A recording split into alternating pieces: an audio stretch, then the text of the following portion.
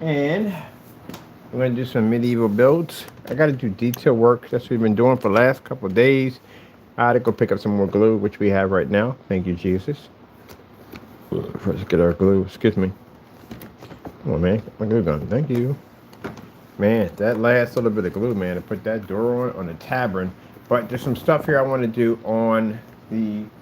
I'm going back to the Tabern, but some stuff here I want to do on the dock house or harbor dock or uh, dockyard or whatever you want to call it, or dock house. Let me see if I get my to run from here. Let's see what's going from there.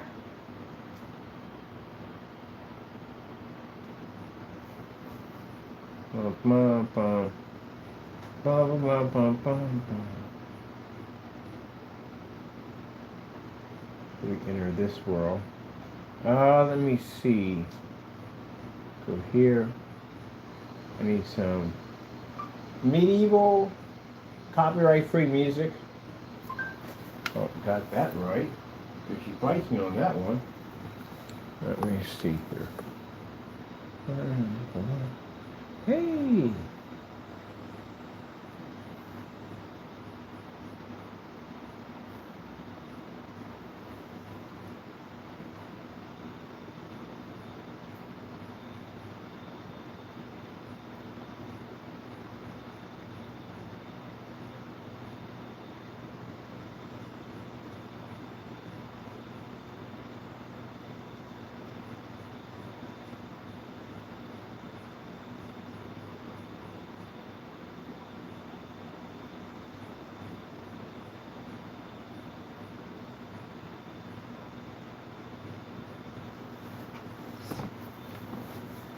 I'm looking at some new spots to do some demonstrations for our new website.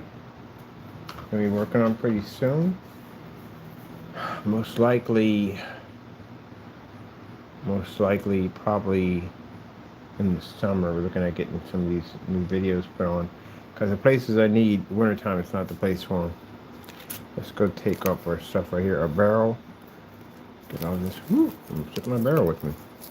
And my freaking dog house with me. Alright. Some music in here. Should be a little louder than that. Okay.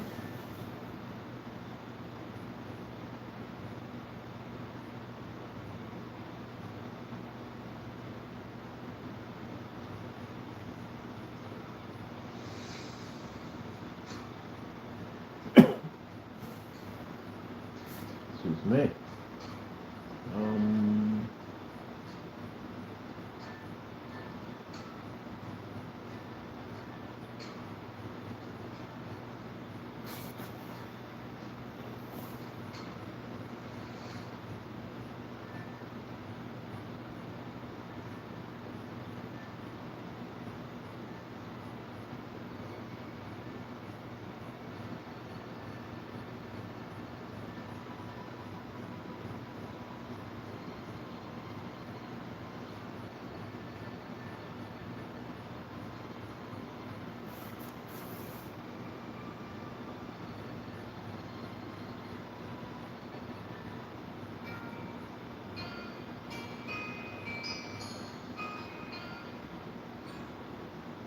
Actually, it's pretty good, but if you're not copyright free, you're in trouble. What is your copyright free? Non-copyright. Alright, there we go. And you should have started with that one first. Non-copyright, we're not trying to get in trouble here. Alright, I'm gonna work on my house here. So I'm taking this off. Did we glue this on here correctly? We did glue this on here correctly. How does it look?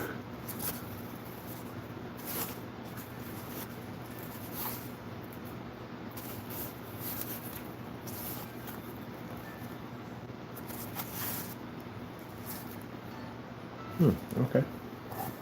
I'll take that. So I'm going to have to do the trim on here. Definitely need to trim on this on. Scissors.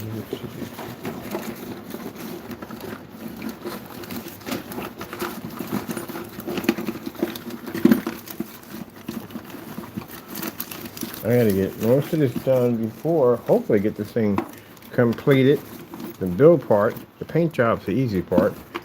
The build part before my stuff gets here to start working on my Cyberpunk PC, because then I have to switch over and get that thing finished. I need that thing built for something. It's more than just a gaming PC or something else is being built for. It's built for the tracking system we need. Alright, scissors bird. Please tell me we put these in. Ooh, I need this. Gotta finish that other PC out. Alright, here we go. We're here. Get my process, some my music.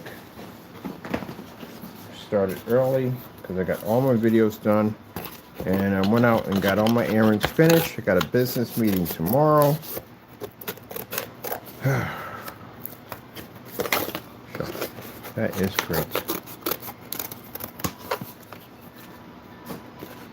I'm going to live and trim for this.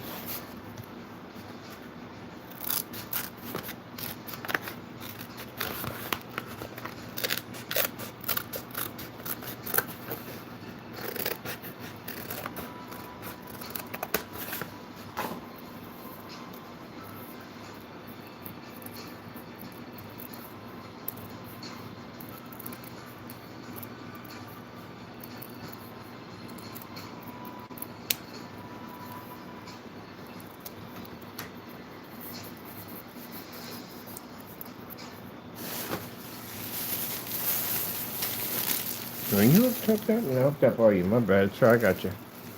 Let me see. There you go. There's your Mr. Bean. I'm like, where's my bean at there? I got you. Right there.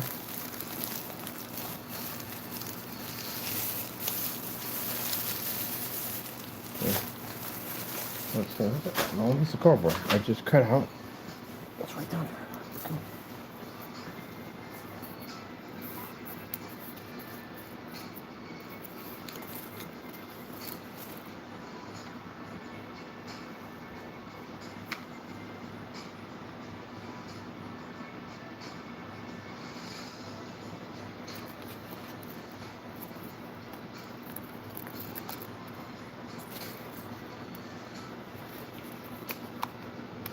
Well, a little bit nice bird.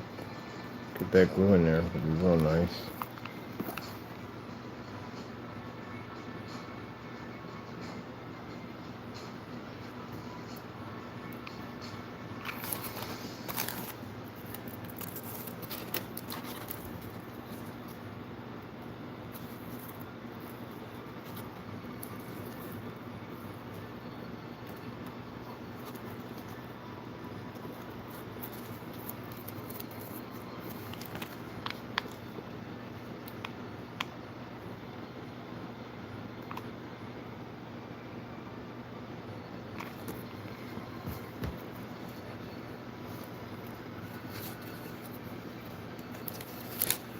Let me get you right now out of the way.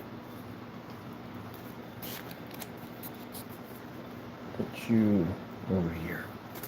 I gotta get back to you in a few minutes too, also too, to finish your detail.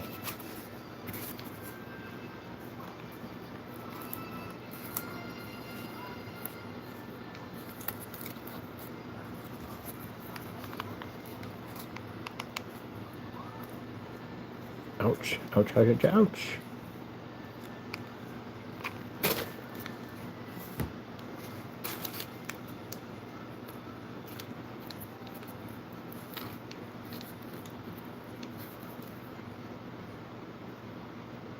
Now, just like how we built our bomb for our Fallout PC we're working on, I saw these really cool retro 1950s style robots.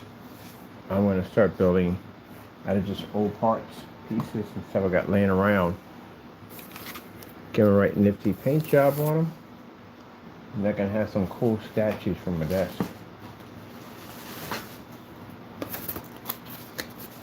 Build me some real cool scenery. Some LED lights that activate around them. Just some everyday stuff just laying around. Like we did the other robot. Get a nice detail. We might just do our own stickers for our numbers and stuff like that.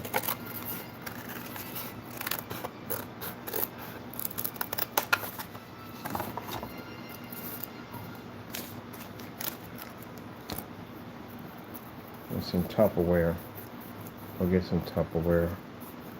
We can build our machines with.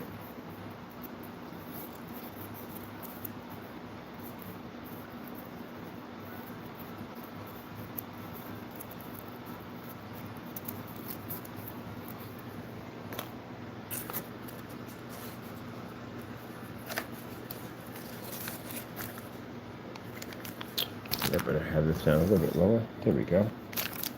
Can't see anything. Go. My Lord has told me to ignore the evil one.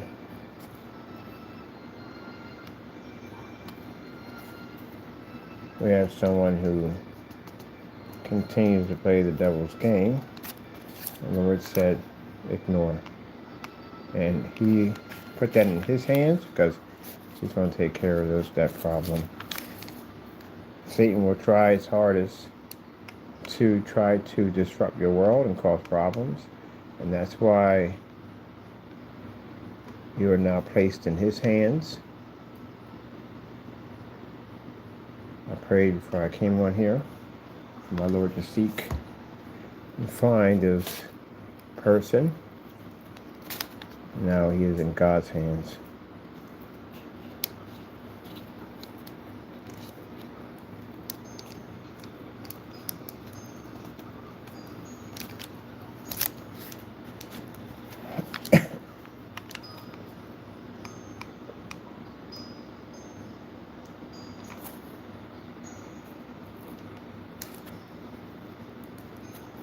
This demon wants to play games. Now you are in God's hands. And anyone I put in God's hands, the Lord has seen it through. Seen it through every single time He justified. Yep. That's why He's our protector. Deals with those at the end of the day, especially those we cannot see. He sees you.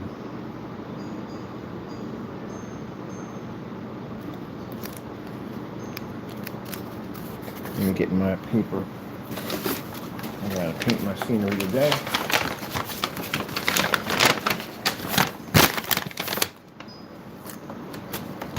I don't want to mess up my scenery here. I'll start bringing that to life. You, I keep popping you. I'm gonna remove you. Put you over here. Some of my units out of the way. There we go. Taking care of. Let's see, this side is done. I wonder if there is a cyberpunk world that's like, I want a retro one. That's what I want. I don't want the new one. I want something retro. Let's see.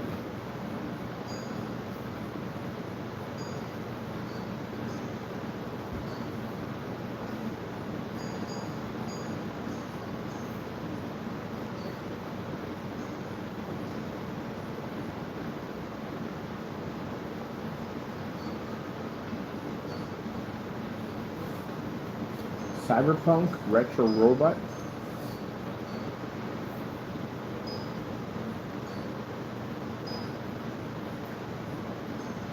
Oh, they do make them. They do have them. Already making my own. I'm making my own. Oh, look at this little guy. I want a wide body on mine. I want a big wide body.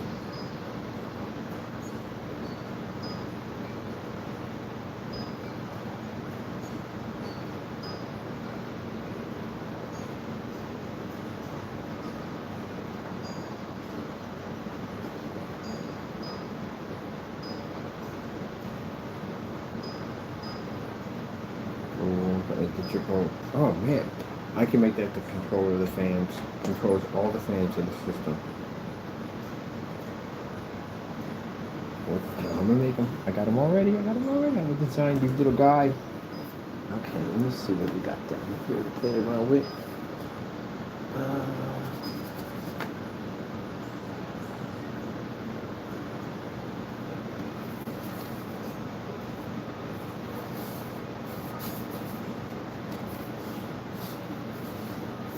I'm not doing my junk drawer. What stuff I'm gonna make it.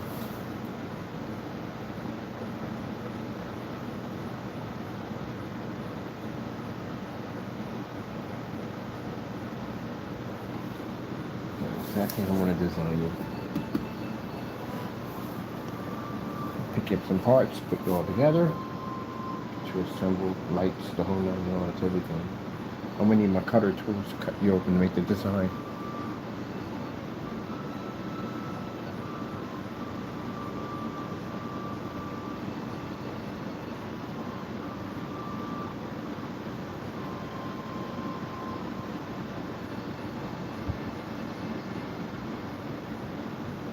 Alright, cool.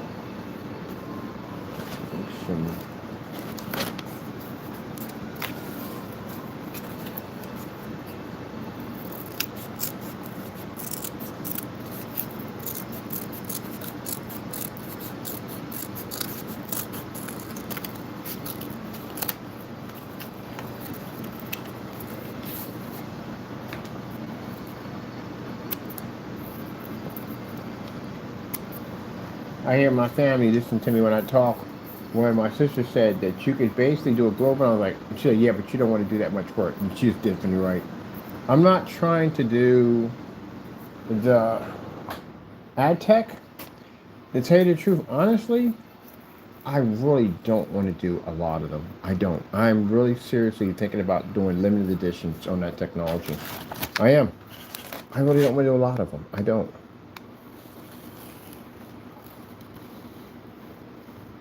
I definitely want to do a limited edition setup. And I'm thinking about it because that's less work I got to do at the end of the day. Less responsibilities. Well, you got to keep responsibility on the places you're opening up. You open up a big warehouse and all that stuff, and that's a lot of responsibility. And quite frankly, I don't want to do it. Now, are we going to have distributors for it? No. The only place that you can get ad tech from is going to be from the website only. That's where we're setting it up. Because I don't want anyone else to be able to have it except for us. So we're not going to make it so that you can go to the any place else and get it, because you can't. You'll have to go through us to get it. So other places won't have it, only us. Let me see how you want to sit up there. So you're going this way, right? This is how you're planting down. But you don't look like you're planting on there and there. I'm about to build a base for you. Definitely a wide base for you. Get you to fit a little snugger.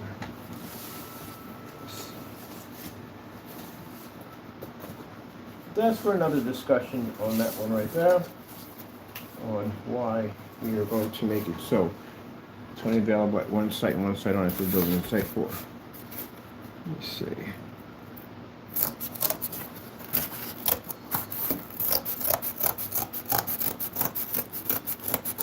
I'm gonna build me a fence too. Once I get everything clean, I'll start building my fences.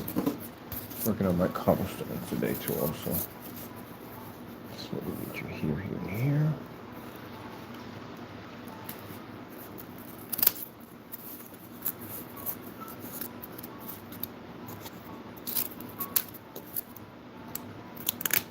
Does this take away from the... Make sure it doesn't go out too far, because if it goes out too far, it's going to definitely slam into my tower there. Alright, it's perfect. It'll work. It's perfect. It'll miss the tower. My crane. Alright. And I'm definitely going to be going to... Actually, I talked to several people. I'm going to be renting out a couple spots. Even though ad tech was where I wanted to go, I wanted to be in some really nice settings. So I got 4 rooftop decks I'm going to be renting out to the city to advertise that technology, show it in the daytime, on a rooftop, which I think would be the greatest place to have it at. And that's what I'm going to do. And I'm going to be renting out a few backyards. So I found some places we can go rent some backyards out. Show right in another backyard, daytime. And interesting thing about it, the person who rents out the backyard is interesting in getting the ad tech, because he does show his parties and barbecues in his background. He would love to have one of those screens, because that means now, instead of him running that projector at night, he can run it all day. And that's going to bring a lot of revenue to his setup over there. So he's interested in getting one of those screens. And so is the rooftop deck now, because they do parties and banquets and all kinds of stuff up there, and then slideshows, you know, him and her, whatever they have up there. And they want one up there, because they can't put a screen up there. Only at nighttime, it will disappear. So I told you, ad tech will start selling itself pretty soon. Every place we go and we show that screen off, they want it. All right, I'm going to put you here, here, and here. And there. All right. I was talking to over at this other place, they do projection screens. And he was like, well, you know, we got a white projection screen. I know, I've seen it. I was up there, I saw the screen. It's a big white screen. And I was up there when they did their movie time, and that screen was gone. It wasn't even there. It was gone. And, you know, that's the way it is. You just work with what you have. You know, they wait till nighttime. They pick up something, you know, a little bit here and there. But from my point of view, what I'm used to seeing, it wasn't even there. So the guy was like saying, well, we put the screen in. If we put the screen in, the paint, they want to paint the screen. If we paint the screen, can we bring it back to the original state? I'm like, why would you? Do you have any idea what the difference between our product looks like? And I'm going to send the video up. The difference between what we do to a white screen. White screen doesn't even exist next to our stuff. Like, why would you even want to go back? So we're going to do a demonstration for them and show them why. That's sad that people are brainwashed to believe that these white screens actually do work outside. I mean, if they have a horrible time working outside, how the freak are you going to get that thing to work outside? So we got to go up there and show a demonstration. It's skeptical because it's a black screen. That's why. People never seen them before. So, you know, there you so a white screen's going to work. That's a white screen. We just deal with the washed out and discoloration and all that nonsense. And for what they're using for a projector, that's a cakewalk for us. We're used to being on stuff way lower. Way lower. So that's easy.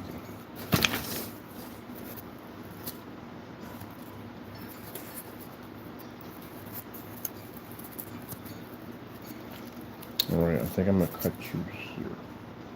I got to do this over here because I want to make sure we get this right, because I don't want this thing slammed into my tower and reckon it would be too long for the tower and the tower be off balance. Gotta make sure this thing's in here right.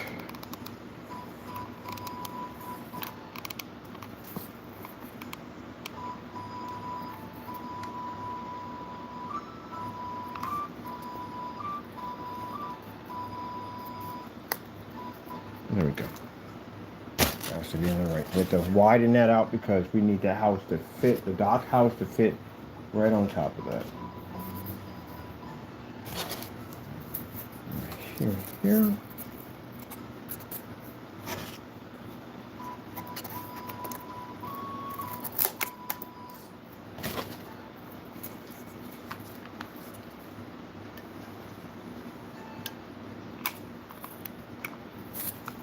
Okay.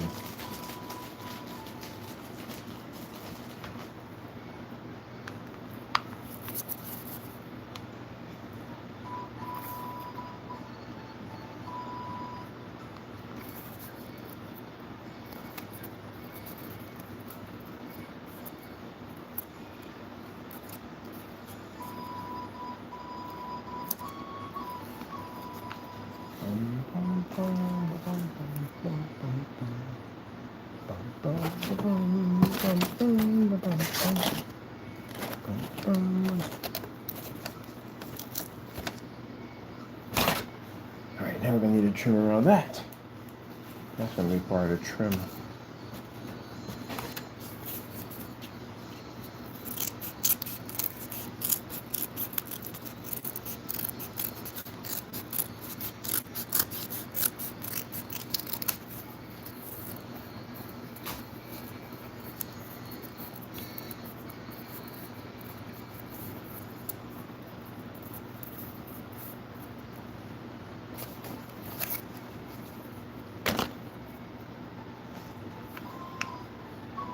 I think when we do the rooftop, I want to do the 235.1s up there because, again, it's a 235.1.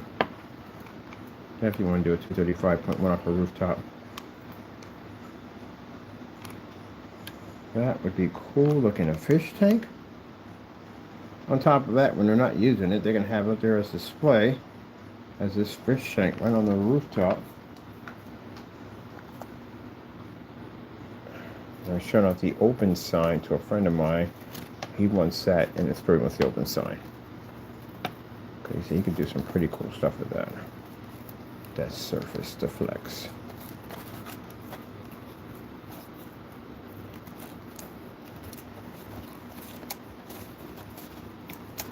All right, then. No?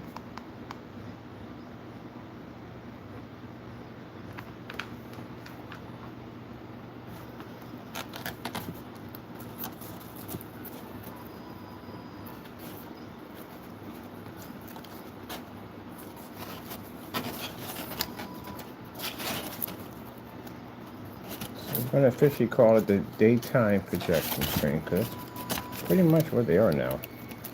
Daytime projection screens. So we're going to market them.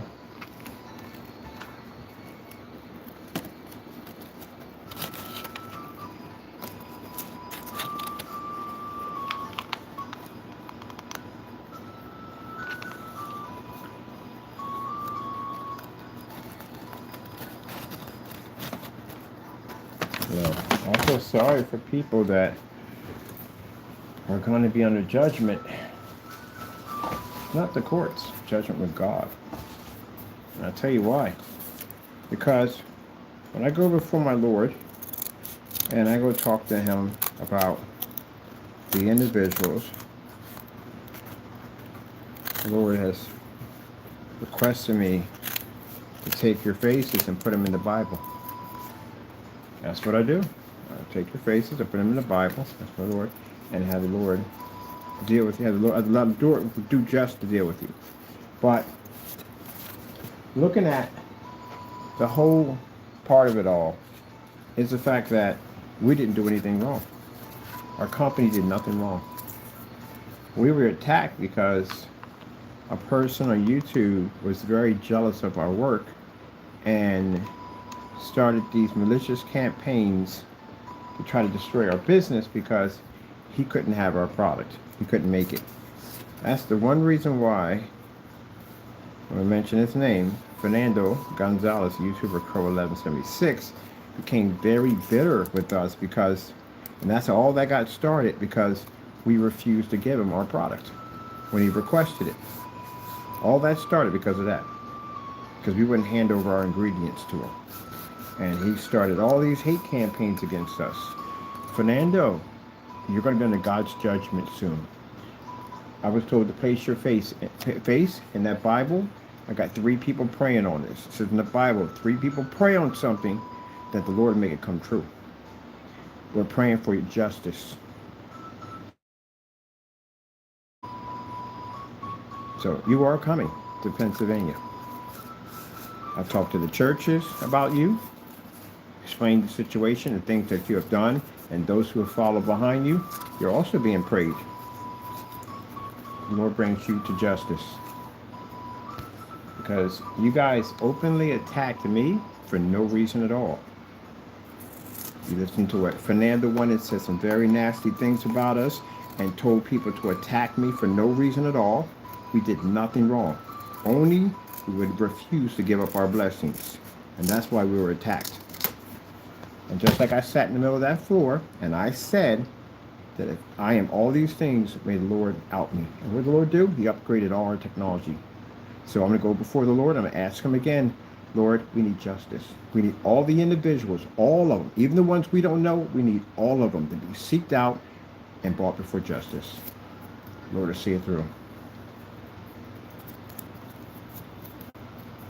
So I was told to take their faces, Williams, McAfee, Rogers, these are the main ones, and Jamie, and put them in the Bible. I'm going to go before 3 Christians. We're going to pray and ask the Lord to bring you to justice. Go before the church and get prayer and ask to bring you before justice. And I guarantee you, my Lord will bring you through. He will seek and bring you through. Because when you think about that, all that went on, all that stuff that went on was because somebody was upset because we would not give them our blessings.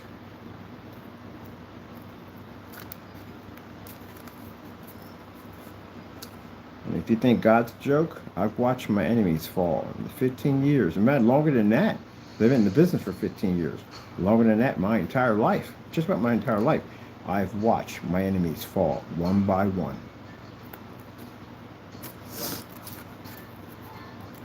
Can't get past God. And it doesn't work that way. Can't get around them, no way to get past them.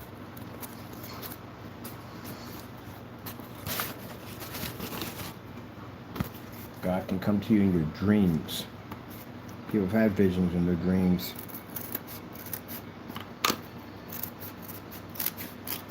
And if you happen to, your time comes, and your time is to leave this earth, and you have not picked up your cross, God's judgment will be thought through. Whether you're here on this earth or whether you're in the next life, it will still go through. No way around this. There's no way around this. Those who are not saved, you're under judgment anyway. So you know that. You're under judgment anyway.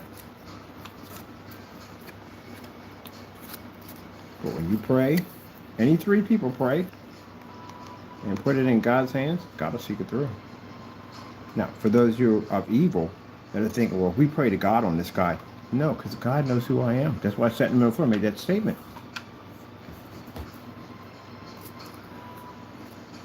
That's why I sat there and put it in God's hands and made that statement, because I knew the Lord, if I was that person, God would let me be known. He would put me out there for everybody to see it. That didn't happen, did it? Nope. We ended up one of the most powerful screens we've ever owned. A screen that actually can operate in direct sunlight and outside in daytime hours. That's what He blessed us with. And beyond that, we have technology way beyond that. Every time I turn around, the Lord's blessing me with something like this. This is for you today, this is for you today. Every day, the Lord gives me a blessing. So when I go before my Lord, I say, Lord, I've done nothing wrong to these people. I have not attacked these people in any way whatsoever. All we did was defend ourselves. As in, we exposed Fernando for what he is. We defended ourselves. That's what we did. We exposed him for who he is. He's a thief. He's a liar. He robs and steals from people. And he repeated his actions by going out and stealing from companies. He exposed himself again. The thief. Mr. Williams called himself a minister of God. He contacted our company multiple times, calling us demons and devils, and said that God's going to see it through and we're going to be punished. What happened to Mr. Williams? Mr. Williams outed that he's not even a minister. He's been ripping people off for goodness knows how long on these fake scam accounts. And on top of that, he's a very unstable human being. He sent half-naked pictures of himself and cursed in emails and all kinds of stuff. That is not a Christian man. And he's playing a very dangerous game with God, where he calls himself leading people to find Christ. You can't even lead yourself right now. How are you going to lead other people? That's very dangerous. It's in the Bible. It's a very dangerous sin. Leading people down the wrong path is a very dangerous sin. Yep. Rogers, which I've got a strange feeling about him, and it's not a good one either. Rogers' health is going to decline. I've got a strange feeling about this. I'm not saying to be mean or anything. It's just a weird, strange feeling that his health is going to start declining.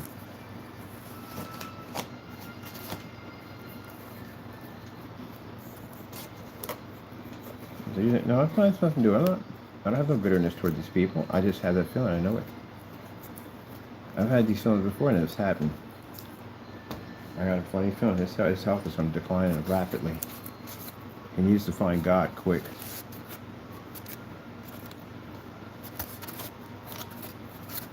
So, you have attacked the Christian. That's what you did.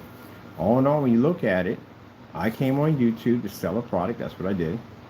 And you guys openly attacked a Christian for no reason at all. Now, we don't know Williams. We don't know Rogers. We don't know McAfee. We don't know any of those people. The only person we know is Fernando, because Fernando came on our channel and started carrying on because we wouldn't give him our blessing. And you guys openly attacked me. You never called me and said, hey, you know, this guy's over here on YouTube saying some crazy stuff about you. You know, I want to hear what you got to say about it. If you had talked to me, I'd have told you the whole story, but you didn't. You attacked me for no reason at all. You said very nasty things about me for no reason at all. Took my face and altered my face, made me look a different way, and threw me all over YouTube and said all kinds of nasty stuff. So now I go before my Lord and I ask for my justice. And my Lord will seek it through. Now, you can go before God and say, we can pray. God will deny your prayers. And the reason why? Because God knows you attacked one of his Christians. That's what you did.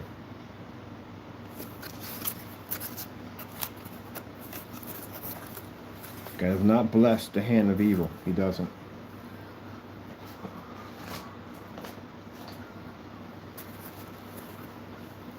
I sat down and said, Lord, I've done nothing wrong to these people. Why are these people attacking me for no reason at all? Like, I won't give my blessings up. They're mine. They belong to me. Because what people don't know is that video that shows him making that product for free, yeah, that's when he wants to disappear. That video links everything together. Because I told you, at one point, he gave away products for free. That's why that video exists. There's a bunch of them. There's a lot of them. They all went missing. But we were able to get that one video before it went missing. And when he was giving the products away for free, he was on YouTube collecting other people's ideas and saying, hey, look, let's work together to make free screen paints for everybody. Now, some people denied it because they're making money off of it. Some people went along with it. And then he started this whole campaign about, you know, why we should not be selling our products. We should be giving them away for free. I said, buddy, what's wrong with you? I said, this is my business of the day. I'm not giving away my products for free. God blessed us to have this to make for our business. We were going to give it away for free. God would have gave it to us that way, but he didn't. He just went on and on and on. Oh, yeah, I give my products away for free. I don't sell my products. I don't act this guy's a scammer. He's a rip-off artist because he's charging people too much money when I can make it for free. That's how all that got started, Fernando. You know darn well. That's why you started that whole campaign to where we can make his stuff and just give it away for you. Yeah, you're going to make a Christian's blessings and give them away. This is why you're in a state of decay right now that you're about to go through. That's why all your secrets came out. That's why we know a lot of things about you now that you wanted to keep secret. We know these secrets now.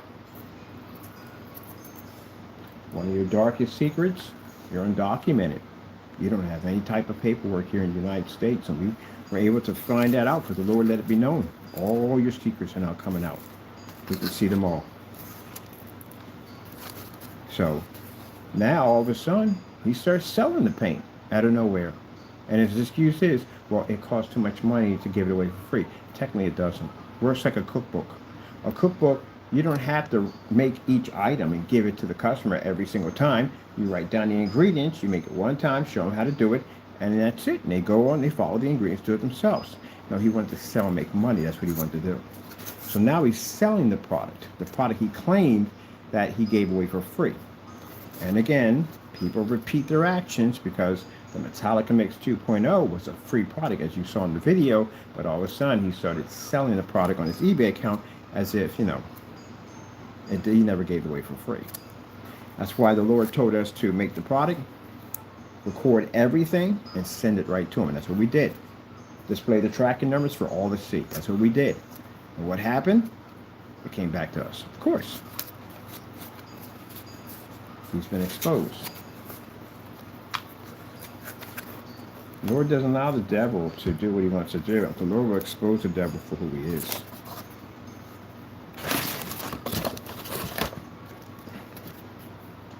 No true Christian will follow with Satan. No true Christian at all. That's why all the people who have been following him are those who play with demons. They play what they call influencers. And the Crowcast, we saw them. We saw demons in Crowcast. The smiling and grinning and all that, that's Satan right there. So you guys were conspiring against a Christian. That's what you were doing. And you were basically calling on something called an influencer. It's a demonic spirit.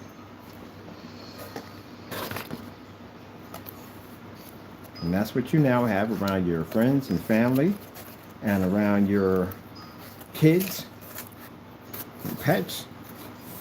demonic spirits. That's what you have around you. And the only way you can get rid of those is you have to pray and do right by God. So you can't basically have evil in your heart and then go to God and says, "Oh, I've done nothing wrong, Lord. I have done nothing wrong. I need these evil spirits to leave me be." And the Lord says, "Yes, you do have evil in your heart. You attacked a Christian. You attacked one of my people. You have to make peace with him. You're going to have to make peace with me in order for that to go away." Now, if Rogers comes to me and begs for forgiveness, and I go, "Well, you're not forgiven. I don't want to forgive you. I'm dangerous now. I'm in danger of being attacked by one of these demons because I have to forgive him." But I still, gentlemen, have to follow through on what the Lord tells me to do. I am going to follow the lawsuits and everything the Lord directed me to do because that's the way he told me to do it. That's what I got to go do. Now, whatever happens between you and that time, that's between you and God to figure out. You can continue to follow the devil. In that world, at the end of the day, the prison system, you really don't want to be following the devil in there because it's easy, very easy to lose your life in that place. You have no idea how brutal that place can be. It can be very, very brutal. And mistakes can happen very easily. It can place you in places by accident where you may not survive very long in there. You have no idea. That is not the place you want to be at. But I don't think Rogers, at the end of the day, and I hate to say it, I have a strange feeling that he may end up getting sick. Now, do I wish this on you, Rogers? No, I don't. I wish anybody be sick, but I got a strange feeling about you.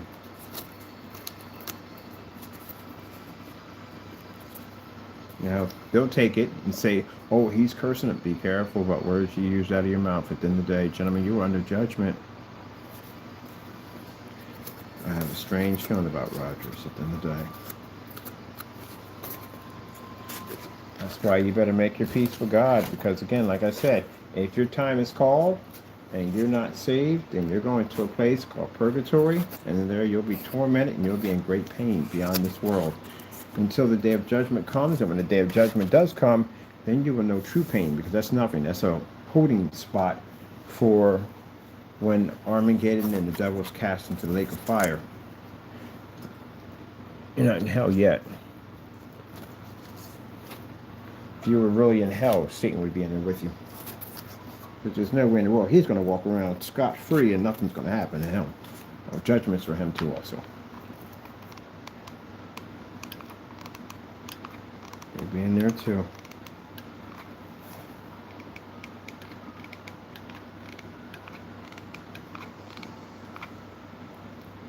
I see people go out and put the mark of the beast next to their name. I don't know why y'all do that. No idea why people, I don't know, they do it like, I see gamers do it. Take the mark of the beast and put it next to, they think it makes them look tough. You have no idea what the kind of stuff you invite into your home. You do that. It's an invitation. You know that, right? If you had any idea close to what you have invited into your home, I guarantee you that you would run before the Lord crying and screaming, "Lord, save me." If you had any idea what you are talking to or communicating with.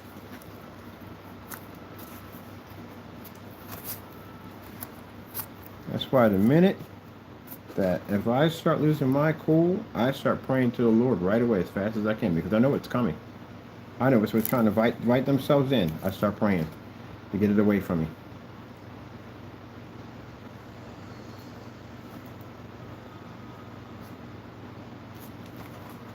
No, I'm about to say, did we get this right? We did get it right. We did it right. It's right here. Yeah, because this is this way. Yeah, because it would not fit if it was that way. Yep, I pray the Lord as fast as I can. Because that opportunity will take it quick.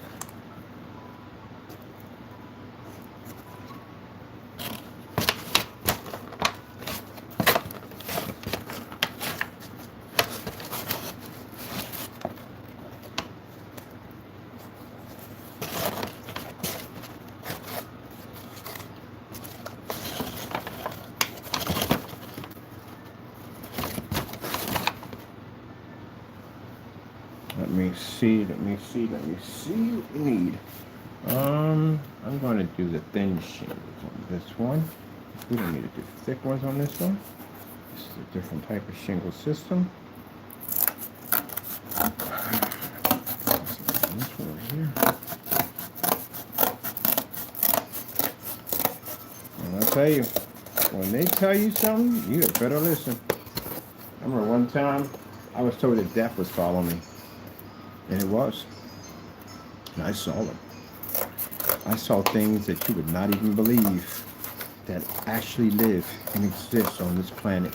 Things that you couldn't even begin to even explain. Nothing out of any type of movie could ever mimic what the things that I was able to see. And Lord allowed me to see them. I guess a warning to never listen to those things ever again, to what I was really looking at. I never saw the true form, but enough to see a form that I never want to see again as long as I live. And I'm seeing them even walk up to me in broad daylight and have conversations with me. And they knew exactly who I was. And you talk to these things and invite these things in. The minute you get upset, the first minute you get upset, they're already there that quick. So that's an opportunity for them. I've seen them. I've seen them. I've heard them. But I never forget that time. Christian man, still a little hard-headed. And the woman from the church said that for me not to go outside. To stay inside because death was following me. And I did stay inside for a while. But I'm used to doing my night walks. I go out, wear my hoodie and all black on. I go take my night walk, put my music in, and take my little night walks. So that night I decided to take a night walk. And sure enough, something happened. Because where I was crossing over where the football field is at, it's dark. It's light on my side where I'm at. When you look across the football field, it goes dark because of the field, and then it gets light. And I saw something that I couldn't explain. I saw a tall, thin, black figure. It wouldn't have a shape to it. It's like somebody took a pole like this, and it was just black. And I'm looking at it, I'm trying to think, is that the utility pole casting a shadow? But it moved. It moved to the left, it moved to the right. That's not a utility pole. That was something. That was a demon. Didn't have wings or none of that. It was just a straight pole. That's what it was. So when I moved, it moved. And I'm like, that's something's wrong there.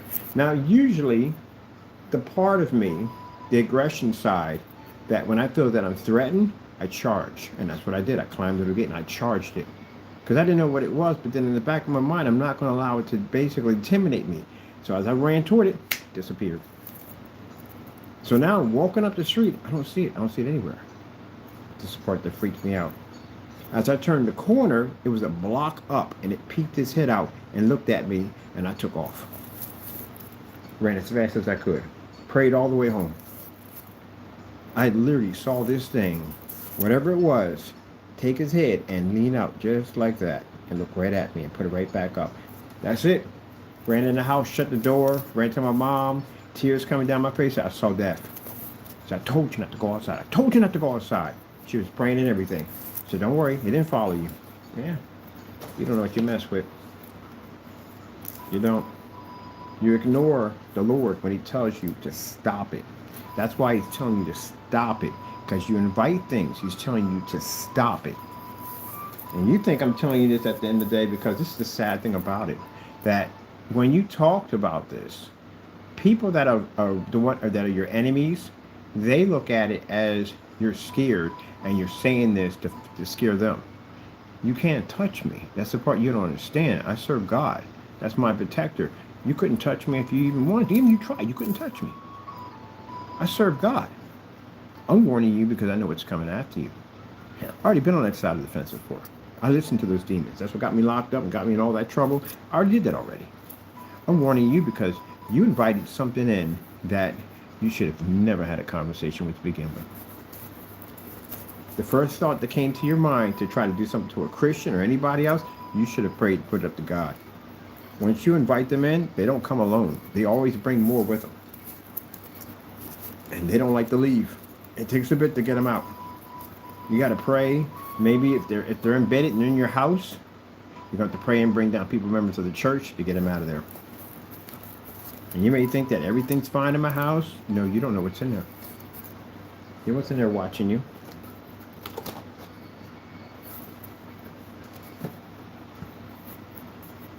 You don't know that. So, like I said, at the end of the day, you have no idea what you entertain.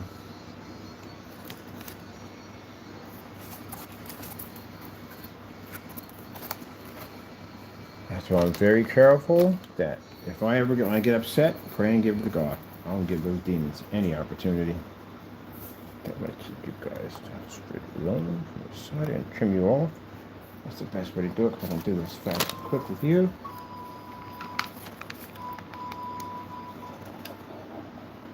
And people sit there and say, I had a ghost. It's not a ghost. There's no such thing as ghosts. Ghosts don't exist. You have something in your house that shouldn't be in there. You need to pray. Get somebody from the church and get them out of it. Get it out of there.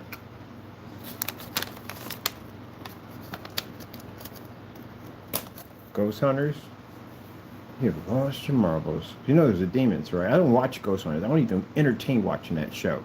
Those are demons. Anything you hear creep in the background, that's a demon. There is no ghost. Your soul belongs to God. When you die, your soul goes back to Him. So what is that running around down there? They said the devil can take a form of an angel. He can fool the very elect. Come down in the form of an angel. So he can come down in the form of one of your loved ones too.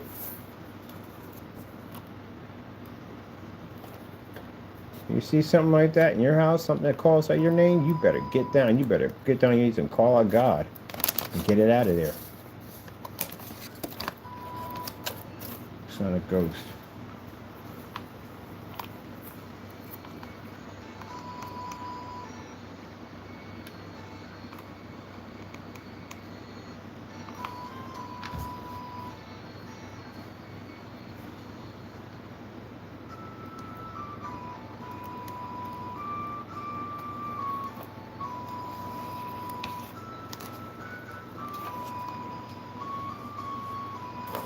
And one person saying that she had little angels all over her house. Protect her. That won't help you. Devil will walk through that. It won't protect you. You need God.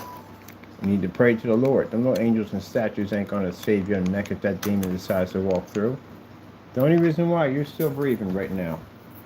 The only reason why you're still alive right now, because God is watching over you. The only reason why. Because you don't know how dangerous the demon is. You don't. If that demon had the opportunity, if he had the opportunity, if God sat there and said, okay, I'll give you one day, you'd be surprised how many people would die on this planet.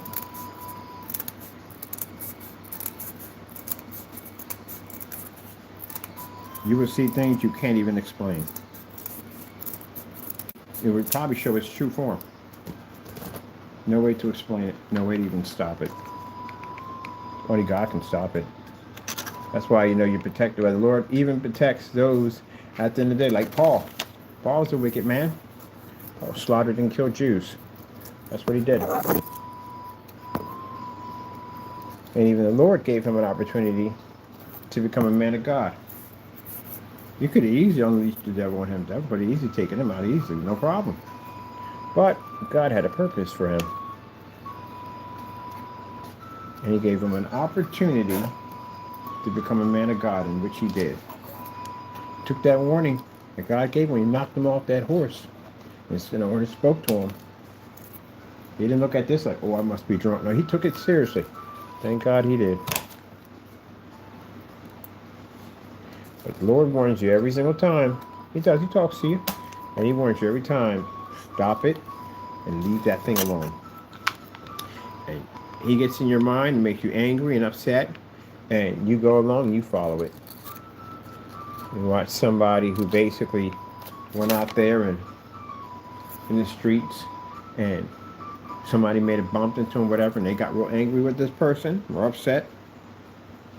And the Lord will tell you, leave it alone. Don't bother with it. Go in a different direction. Just move away from it. But the devil will come in there and say, you can't let them get away with that. You're going to have to go over there and handle that. Take care of that. And the Lord will say, leave it alone. Don't listen to it. There's nothing but trouble. But you'll listen to it. And then you'll go over and have a conversation with that person, and the devil will pop in his body too and say, you can't let him talk to you like that. You got to go handle your business. And the Lord will say, no, walk away from him. Walk away from him. And you don't listen. And now you got two guys that they're angry, and the devil's influencing them, messing with them. Other demons are coming, and they're listening. They're messing with them. And the Lord's saying, back away, back away, back away. You're not listening. And one of them pulls a gun out, and you get killed. You've never been saved. You didn't pick up your cross, so you go to hell. Or purgatory, a place of suffering. And you will meet the demon and had a tall conversation with you. And you will scream and scream, because I could imagine how hideous that thing must look. But you can't go anywhere and you can't do anything. You're stuck there for eternity. And the other person, well, he's going to jail. Now they're going to finish him off next. Because when he hits the prison system, there's plenty of people in there to get rid of him. And they can easily talk to somebody like, hey, go in there and test him out. Go take something off him. Go mess with him. Go steal from him. Go rape him. Now you're facing a bad situation. Now, the Lord can come to you and talk to you and say, I can protect you from all of this. All you have to do is listen to me. Don't listen to it. And you may get upset and go listen to it and may lose your life. So now he's got two of them now. He's got both of you. Imagine if you did listen, and when the Lord came to you and said, leave it alone, don't bother with it. And you go, you know what, I'm not going to bother with it. I'm going to walk away. Put in God's hand, pray, and the devil will see that and go, oh, no, lost that one. We still got this one over here. Let's go mess with him and see if we can get him to start a fight with somebody, or maybe get something started. And he may start praying too and say, you know what? I give this to my Father, Son, Holy Spirit. I'm walking away from this. And now the devil lost both of you. Now you sit there, you got nothing now. See? That's why what we saw in Crowcast, we saw demons. You were in there just chattering and talking. They were moving your mouths, and you can just see the evilness in your eyes and everything. Yep. And then you continued on with it. Because it told you to do episode after episode after episode, and you were exposing this guy, and deep down inside, Fernando knew he was lying about the whole thing. I'm just going to make trouble for this guy as much as I possibly can, because I want him to lose everything. The Lord heard every single word you spoke. Every single one. And everything you said was written in the book of judgment. All of you. So, if you're not saved, and your time comes, you pass off this earth, the sins you committed against me, you will be judged against in the day of Armageddon and the day of Revelations. You will have to stand before God, and you'll be judged on the sins that you have committed. No way out of it. If you die, you'll be risen from the grave to face judgment. Even death can't save you. There's no way out of it. That's what people don't understand. There's no way you can escape anything from this earth. The earth is judgment. You can't escape anything. Anything you do on this planet is written for the next life. So say there's a person out there, so to speak, that we don't even know. And this person did said some very nasty things about me, stuff like that, and said all these cruel things about me. We don't even know this person. But God knows you. And everything you start saying, God starts writing in the book. It's written in the book. You're going to be judged on it. It's on judgment. Let's say, God forbid, you don't wake up the next day. It's your time. And you die. You never picked up your cross. You prosecuted me as a Christian man. I don't even know who you are at the end of the day. But God knows who you are. So that means that when the time comes, that when Jesus comes back on that cloud, and everyone from the dead is risen up for judgment day, you will be there standing among those many, and what you've done will be called out, because it was written in the book of judgment about what you've done. There's no way to escape it. So even in death, you can't escape God's judgment. I said that one time. I was talking to my sister about it. I said, what if you die? She said, you can't escape God's judgment. You will face it. Everyone has to face it. Everyone has to face God's judgment.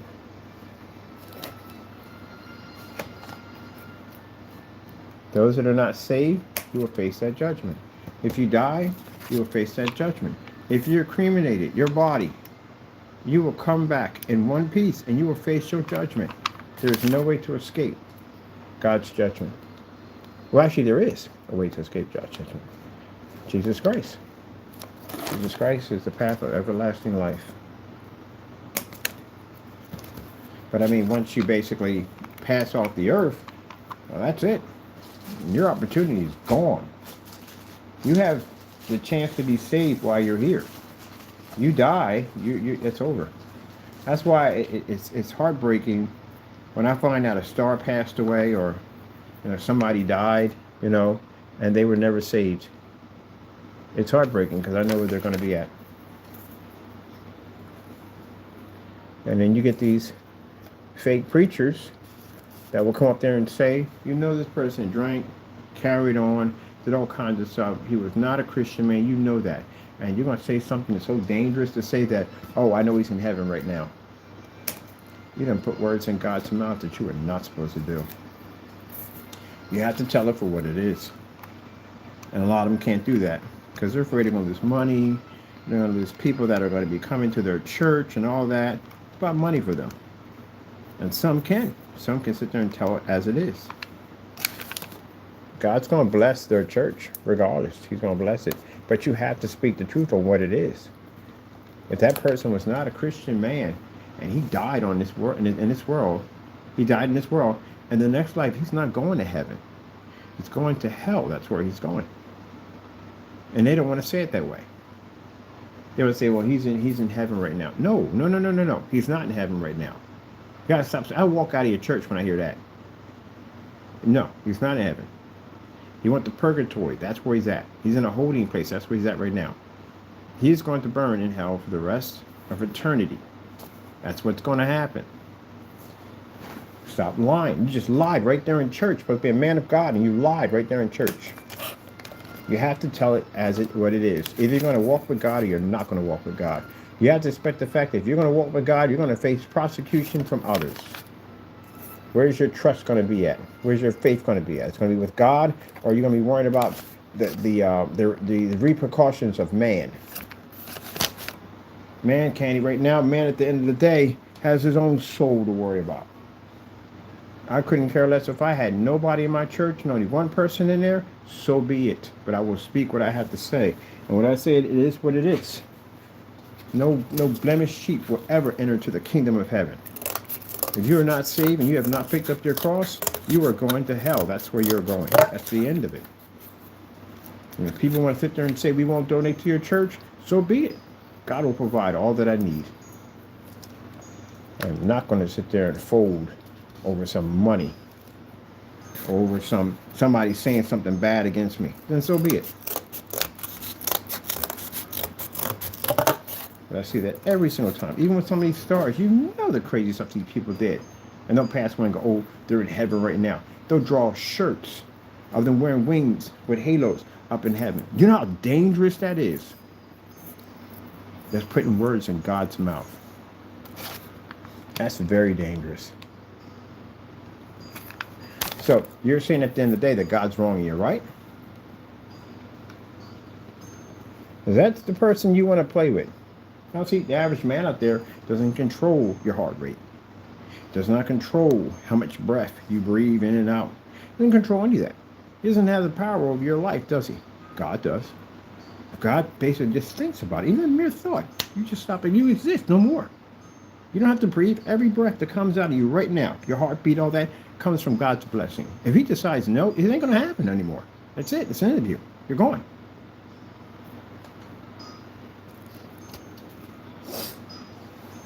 Thank goodness he's a patient and merciful God. Thank goodness. I learned that, how patient and merciful God is, because he could have got rid of me a long time ago when I was out there carrying on and doing all that dirt and everything. He could have got rid of me a long time ago. Yep, he could have. But he didn't. He had a purpose for me, that's why. He had a purpose for me. He had something he needed me to do. He didn't need me to do it at the end of the day, because he don't need me at all, period. Period. But he blessed me to give me that opportunity to serve him. And God don't. People say, "Oh, God needs me." People get in that habit. God gotta have. God. Somebody said something stupid like that. They said, "No, it's the other way around. God needs us. How does He need us? He made us. We didn't make God. How does that even work?" So no, we need God. Oh, I like that design, Jesus. Hooking it up. God be hooking it up. We're going to do it this way and do it that way. That's how we're going to hook it up. You're hooking it up. I didn't think about doing it this way. I was going to leave the big ones on there, but the little ones are actually much, much better. I like these better.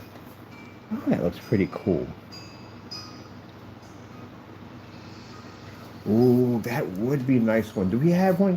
We do the, I wonder. We should do the tavern that way. No, the tavern's got shingles on it. This is the only one that has lines on it right here. Oh, we got to do that one right here. We have to do this roof over here. We'll do that over there. I wonder what that would look like. This is the dockyard.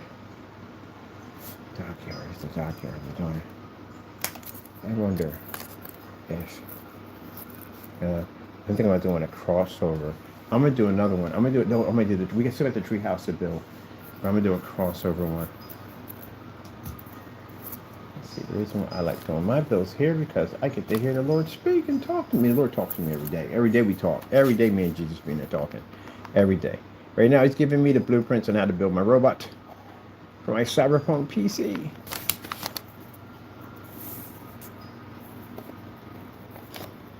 Yeah. People say, "Oh, you say this." I don't say it's to scare you. Oh, yeah, I definitely do say it to scare you because you should be scared. You should be terrified. You should be really terrified.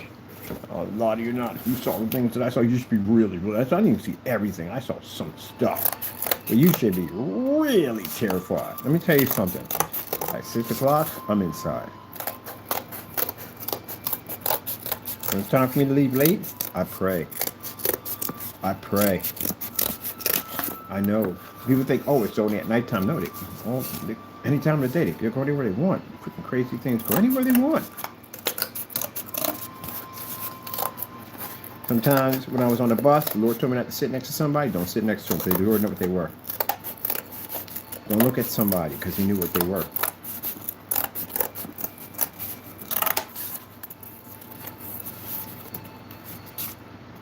Demon definitely said demons your way. They look just like people. That start fights and arguments with you. Put you in a situation that maybe you'll kill one of them. You won't kill them. You just kill the body it's in. And then, whatever happens to you, God forbid it doesn't, and you do pass to the next life, you'll see what you were talking the argument with. But you won't be throwing hands at that thing.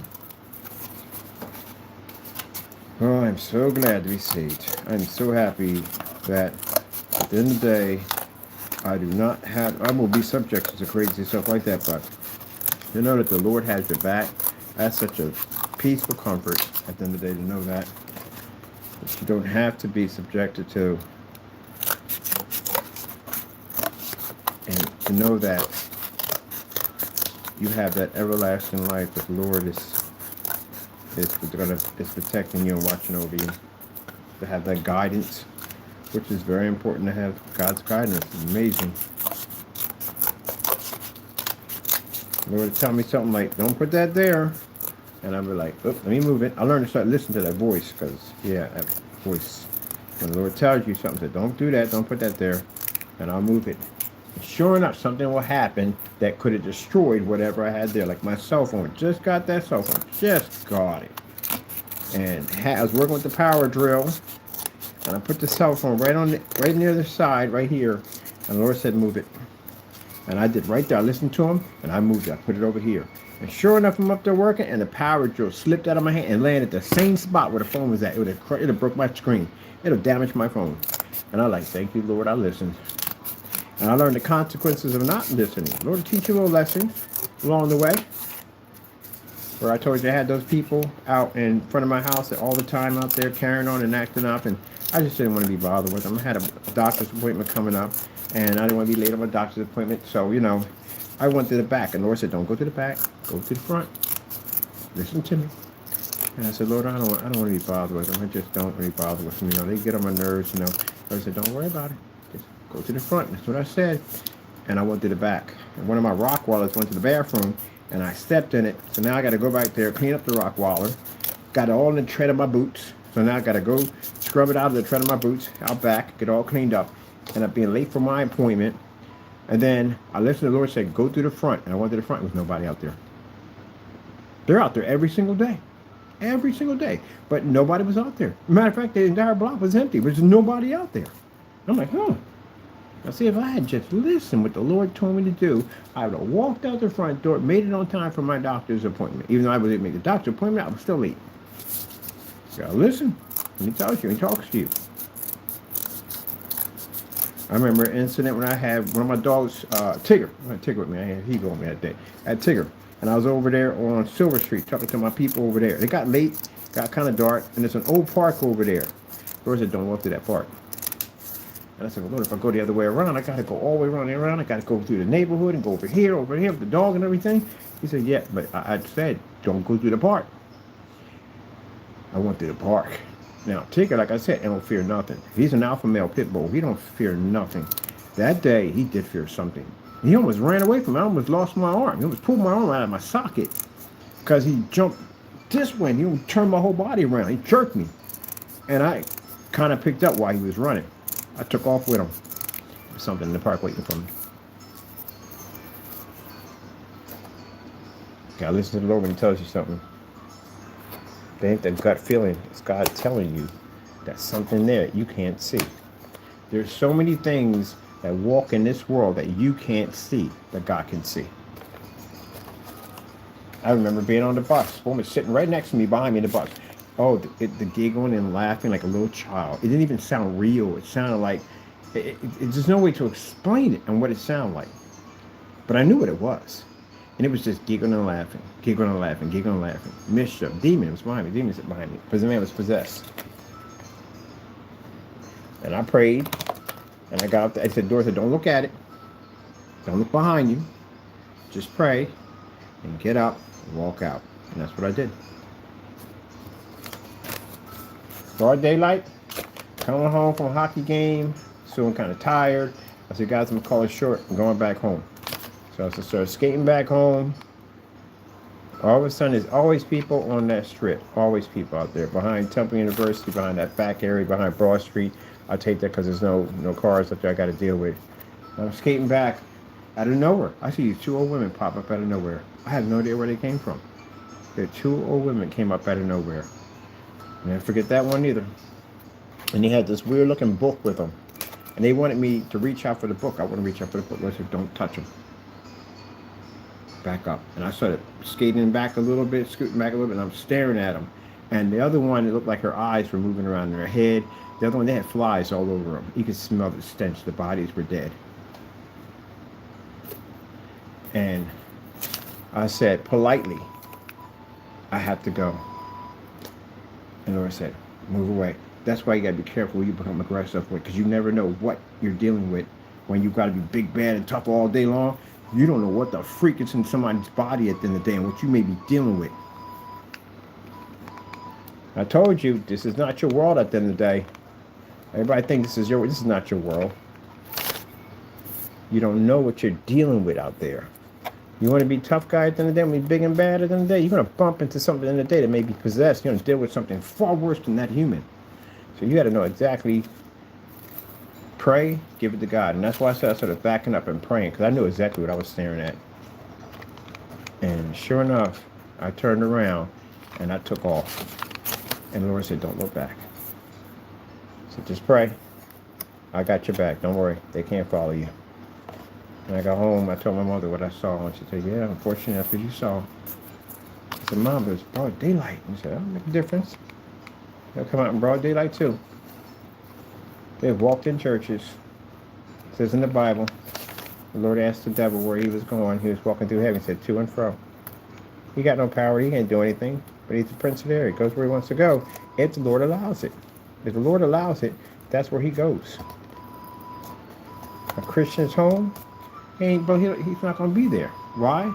Because that's God's world. That's God's protected by God's angels. God's not going to put his Christians at harm. He's going to allow the devil to come into their home and and do this and that. But you have to be careful about what you have in your home, what you may invite in.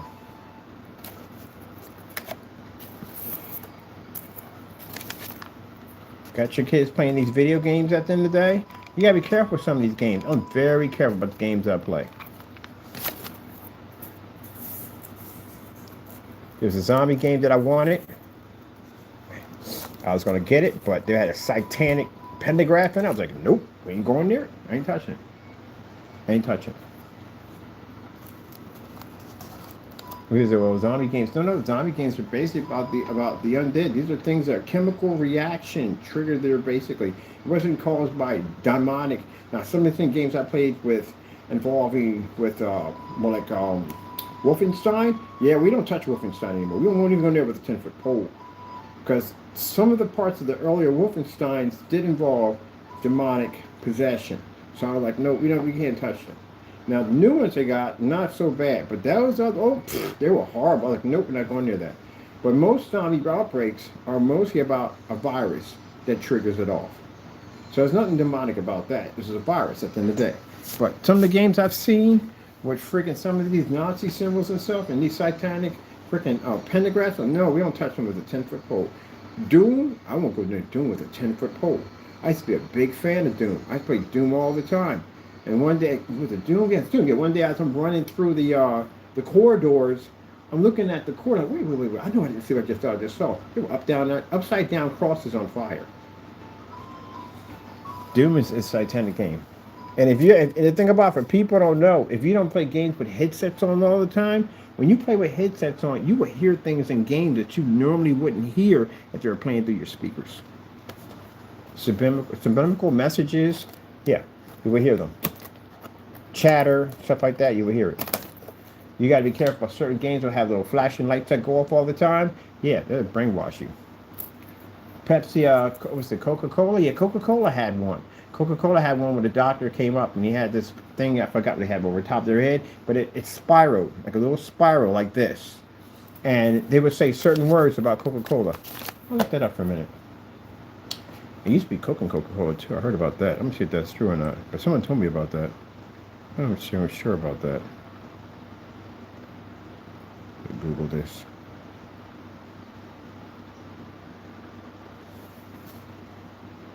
Was there ever cocaine in Coca-Cola?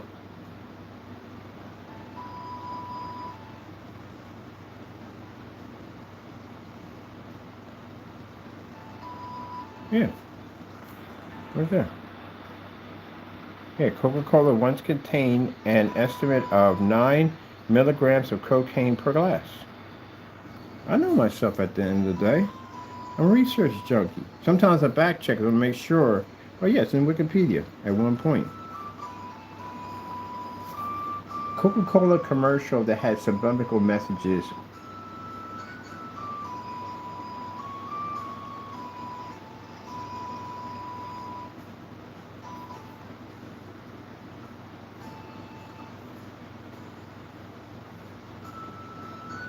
Let me see if I find it. The doctor. Coca-Cola commercial retro with doctor with subliminal messages.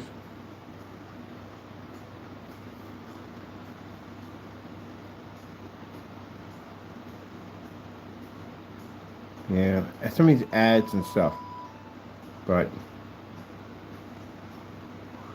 there's a whole documentary on all this for Coca-Cola. Coca-Cola has an interesting history. It does. It has an interesting history on it. Yep.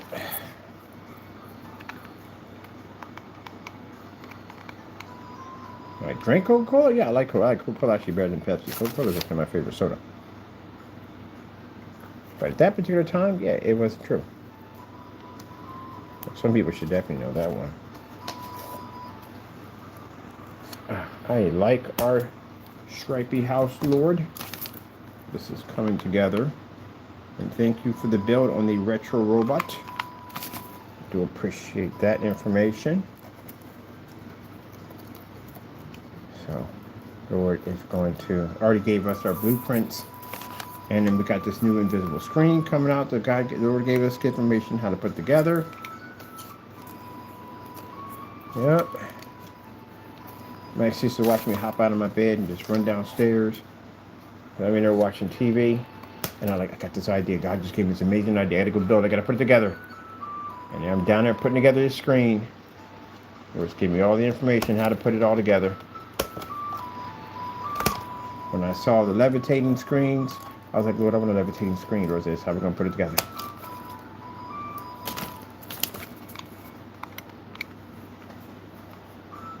A 250-inch screen. So I want to put a 250-inch screen. This is how we're going to put it together. Customized Pac-Man motorized projection screen. This is how we're going to put it together.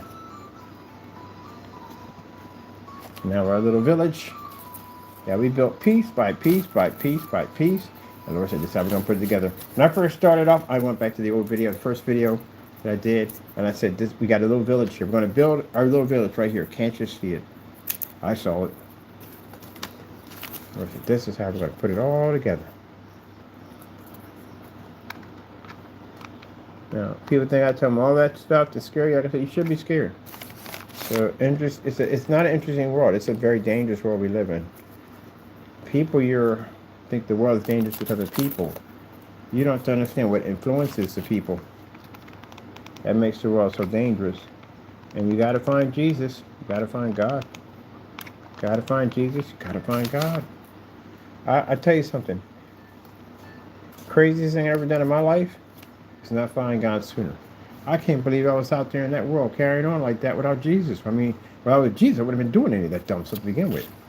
But anyway, that's the most crazy thing I could ever think of that I could have done in my life was walk without the Lord. I'm so happy to have Him. Thank you, Jesus.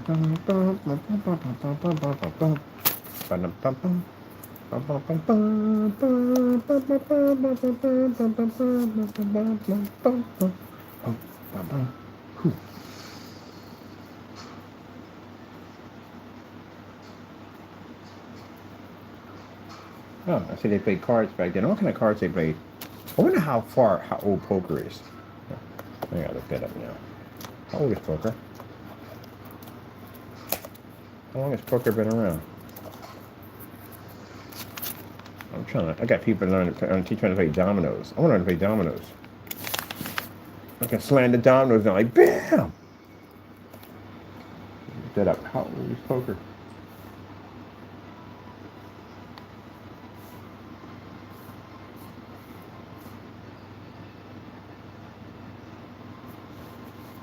How old is the game poker?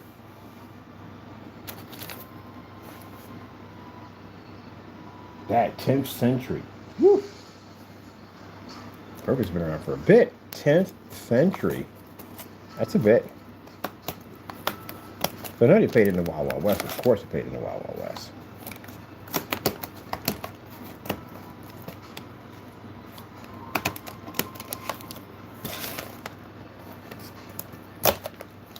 It's funny how I be around my family. I don't play spades.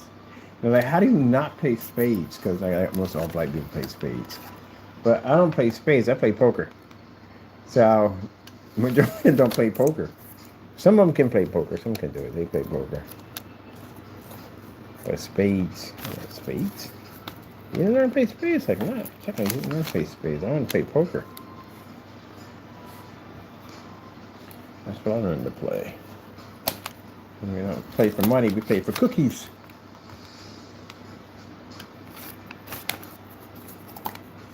So get together and get some cookies together. Go to the store. Go buy a couple bags of cookies. And we play for cookies. I raise you too. Gotta wear gloves, by the way, because I don't want my fingers touching my cookies. I raise you too. That's a little too rich for my blood. Calling your bluff. I'm calling your bluff. I don't think you got it. I don't think you got it. Really? You want to play that game with me today? You want to eat your cookies? And we got the candy cigars, because I don't smoke. Neither none of them smoke. Oh, I do like that. That came out really nice. I like that. All right, now we're going to do our top area right there. Top right there. And now the whatchamacallit has to go back to the tavern, but right now he's working on this job today. They had their eight pints, and a free Cornish hen, because they were able to put the door on yesterday. Where's the door? We got the door on every day over there. Oh snap! We gotta take the door off. Move the door on backwards. It's supposed to be the other way around. I gotta go back and put the door back on. Door's backwards. Definitely backwards. We gotta put it back on. So I'm looking at the schematics for the Cyberpunk retro machine. I am going to do, of course, I'm going to do a wide body, like a fat body for it. And my eyes are going to light up. Put a digital display on it in the front.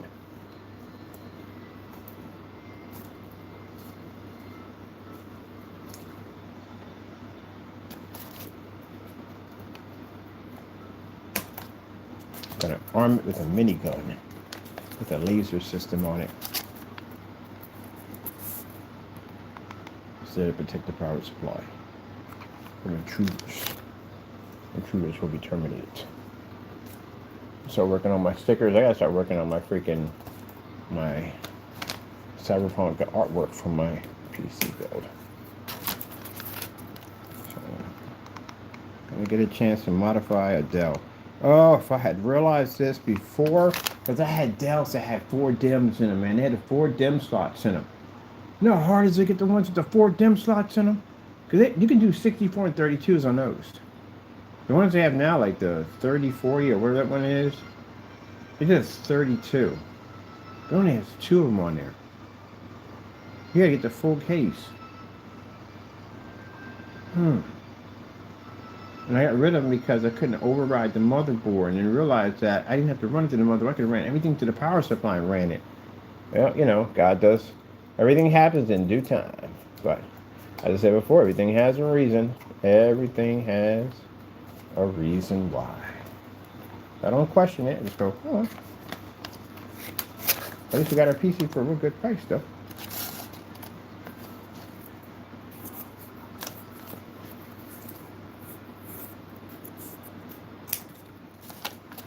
Do the whole modification online. So the modification parts are easy. All we have to do is go pick up a power supply, a 8-pin to 24 pin, and we have to go pick up 16 more gigabytes of RAM because I want 32. The RTX 3050 is all I need for that, because that port runs a 3.0 and 3.0 run off that, no problem. The Express, PCI Express.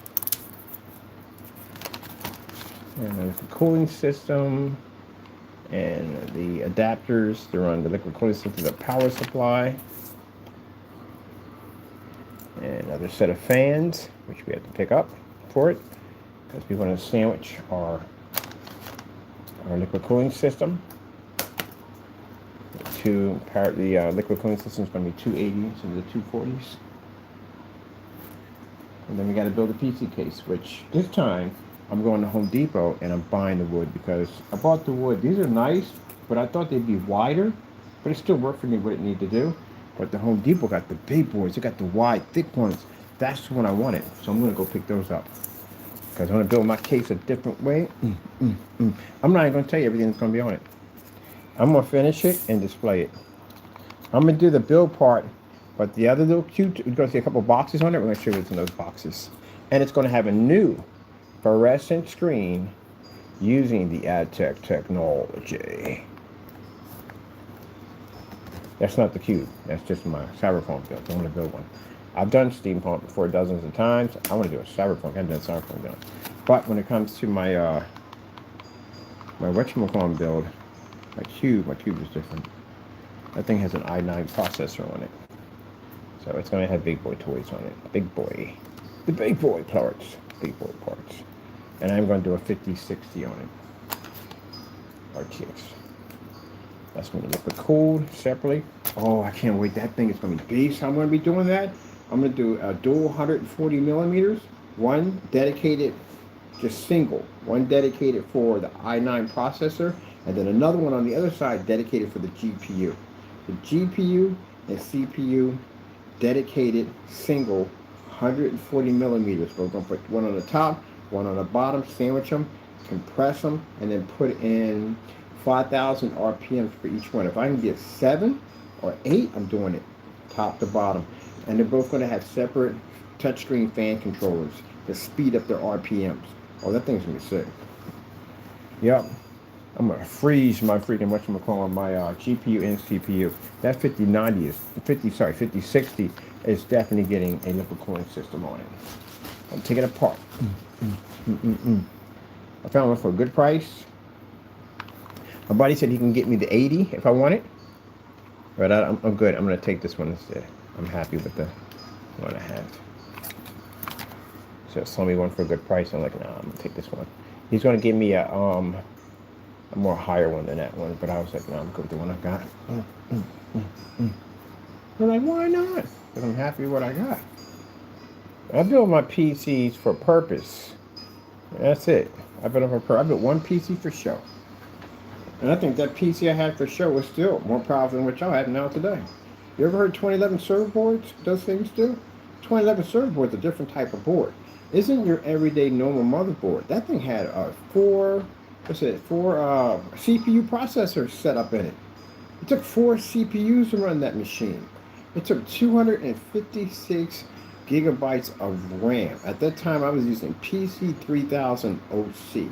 That's if it was a high-end sophisticated RAM at that particular time. A 12-core processor system. That thing was amazing. Yeah. It had the nickname GOD. That's what they gave it. That thing there, when I told people it was in it, they were like, man, what are you launching? Rockets over there? Yeah, because who the frick's using 256 gigs of RAM? But now I'm looking at it, and I might do one with a terabyte of RAM. Because I saw those boards, and I was like, phew, terabyte of RAM. I should tell you the truth. Maybe we should put that in the box. Can you imagine the bragging rights for a terabyte of RAM? Like, who the freak uses a terabyte of RAM? That's impressive. You're never going to, I don't even know what you would be. You're gaming. Why would you need a terabyte of RAM? But still, it's just crazy. I wonder how much that board would cost. Motherboard with a terabyte of RAM.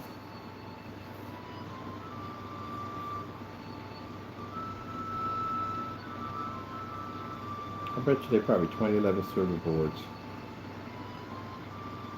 This is what you're looking for. If you're talking about a terabyte of RAM, a machine that connects and hosts that much, that's what the motherboard's going to cost you alone. I have ultimate power. Power? That's for bragging rights. That's literally bragging rights. 400. Are your specs true? It's an 851. ATX and RGA.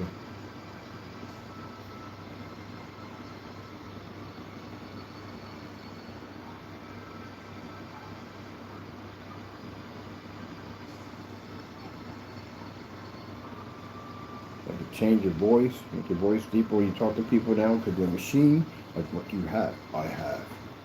Terabyte of RAM. Why? Why not? You're going to have to definitely hit that with a 5090. If you're talking about a max out machine, you definitely need a 5090 for that. You're being there talking like freaking Warhammer. For the Emperor!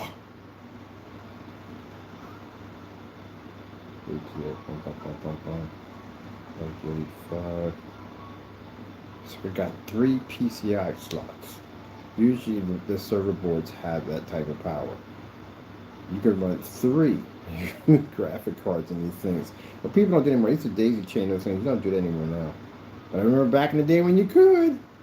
You basically you can daisy chain them suckers together. 2 graphic cards in there. No, they don't need to.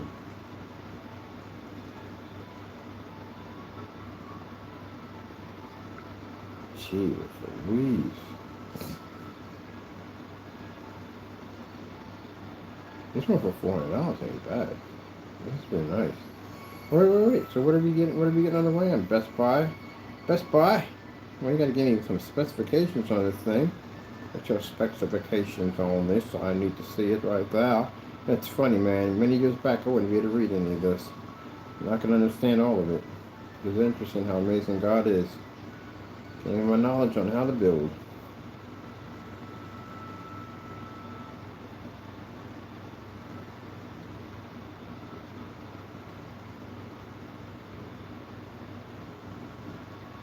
Times 4. Oh, so this base supports 192 gigabytes of DDR5.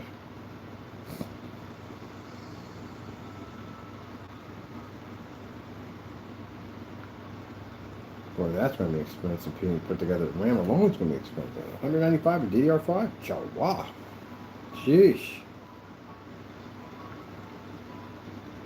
This one over here. What do we want for this one? They want like almost $1,000 for this guy. What do you got going on with you? Let me see. I know you gotta have freaking $1,000. You gotta be running freaking a terabyte of RAM.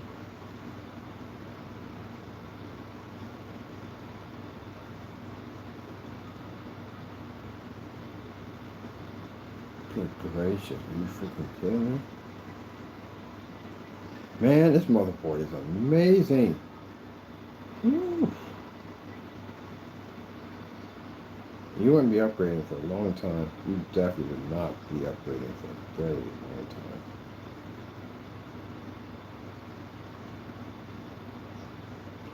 Oh, okay. I see you. I see where you're coming from.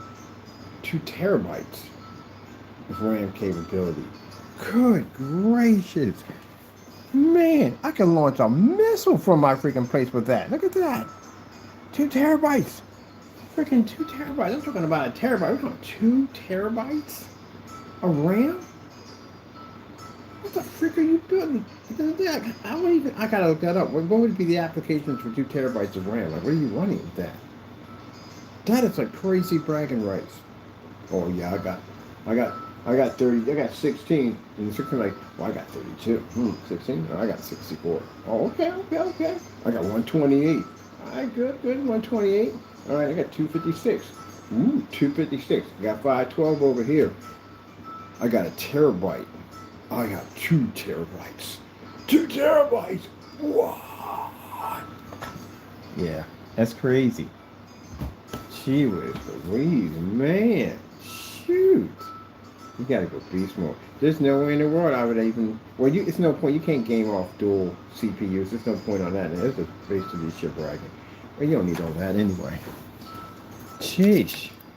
I had when I built my Steam PC at the time, the i7 was the big chip, the one that cost the most money. Chip CHIP was the big chip that cost the most money. I paid $800 for that microchip when that thing first came out. And man, I had my system was basically maxed out so well that when I went on Steam, when Steam had to check a category checklist would come through to see if your system could comply to most of the games, I could run everything on Steam with that system. That's where I built it. So like I said the other day, when people say, oh, you got these old machines, I build my machines to what I need. That's what they're designed to do. That's the benefit of build at the end of the day. Console, you're a different world at the end of the day. You have what they give you. PC is different. We build for what we need. If we need a high-powered machine, we build a high-powered machine. If we don't need it, we build this, we build that. We have multiple options to build whatever we want. That's the whole beautiful thing about the PC world. Where a console, if you have that hard drive, you just have that hard drive. But now you have the option to change out your hard drive, which is cool. But you can only go to a certain, you have a maximum limit. But with PC, we got so much parts, so much stuff. We have multiple options. So it's like, you got a puzzle, you got 10 pieces. We got 60,000. And we have more options. So we build our PCs to what we need. If we want a high-end gaming PC, we build a high-end gaming PC. If we want basically something when we're using for basic retro games, we build that. We got multiple options. Doesn't mean because you build PCs, you're going to have the most expensive PC in the world. No. And there are some people you don't even need all that power to game. I literally made that statement multiple times when that PS5 came, oh, you gotta have this whole powerful blah blah blah blah blah. And your games transferred over to Steam. Guess what? God of War runs off the 20 series. You don't need all that power. If you did your homework and you got a Steam account, which is free, by the way, and you go in there and you look at the specifications, if you can read the specifications, because I got some people can't read the specifications. I mean, you should learn. Trust me, you should learn, because pretty soon, like I said, these machines get more and more like, they want to be like PC hybrid machines. You're going to have to know how to read your parts and what they stand for. You have to know how to do that. So, you know, that comes in handy, because they say they got two different forms of machines, right? One's a lower model, one's a higher model. You might not even need the higher model. The lower model may work perfectly fine for you. But don't tell you something like, oh, you really need so and so and so. But if you know your stuff, they're like, no, I don't need all that. I know exactly what all that stuff stands for. You're going to have to know parts. You're going to have to learn this stuff. The more and more they start making these now PC gaming hybrids, console PC hybrids, you're going to have to know parts. Well, isn't that interesting? It's funny because y'all want to do Rise and be in the same category as PC, right? That's what you wanted, right? Y'all talked about, oh, we want to be PC, we want to be PC. Well, welcome to the world of PC. Where at the end of the day, sooner or later, you will become tech support. All of tech support. So you better learn your parts. You better learn how to open up your machines, clean your machines, maintenance your machines, all that stuff. You better learn it yourself. But that's what it's going to come to sooner or later. It's going to be easier for them at the end of the day, because that's less stuff that they got to deal with now. That means let them handle all that. You take all that responsibility, maintenance in your own machine at the end of the day. That's what it's going to come down to pretty soon. So you're going to have to know your stuff, man.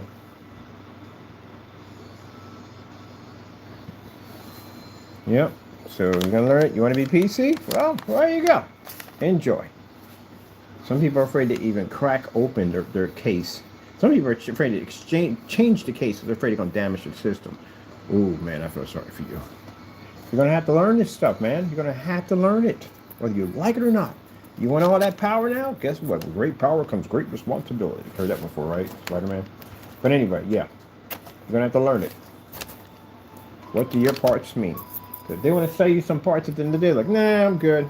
Like when I had the hard drives for freaking the Xbox 360, and some people didn't even know the difference between the two different hard drives. And they sell you a low drive at the end of the day. That ain't really worth jack at the end of the day. Ain't really no power on that thing at the end of the day at 128. I'm going to do it to 128. You give me 256 instead of 128.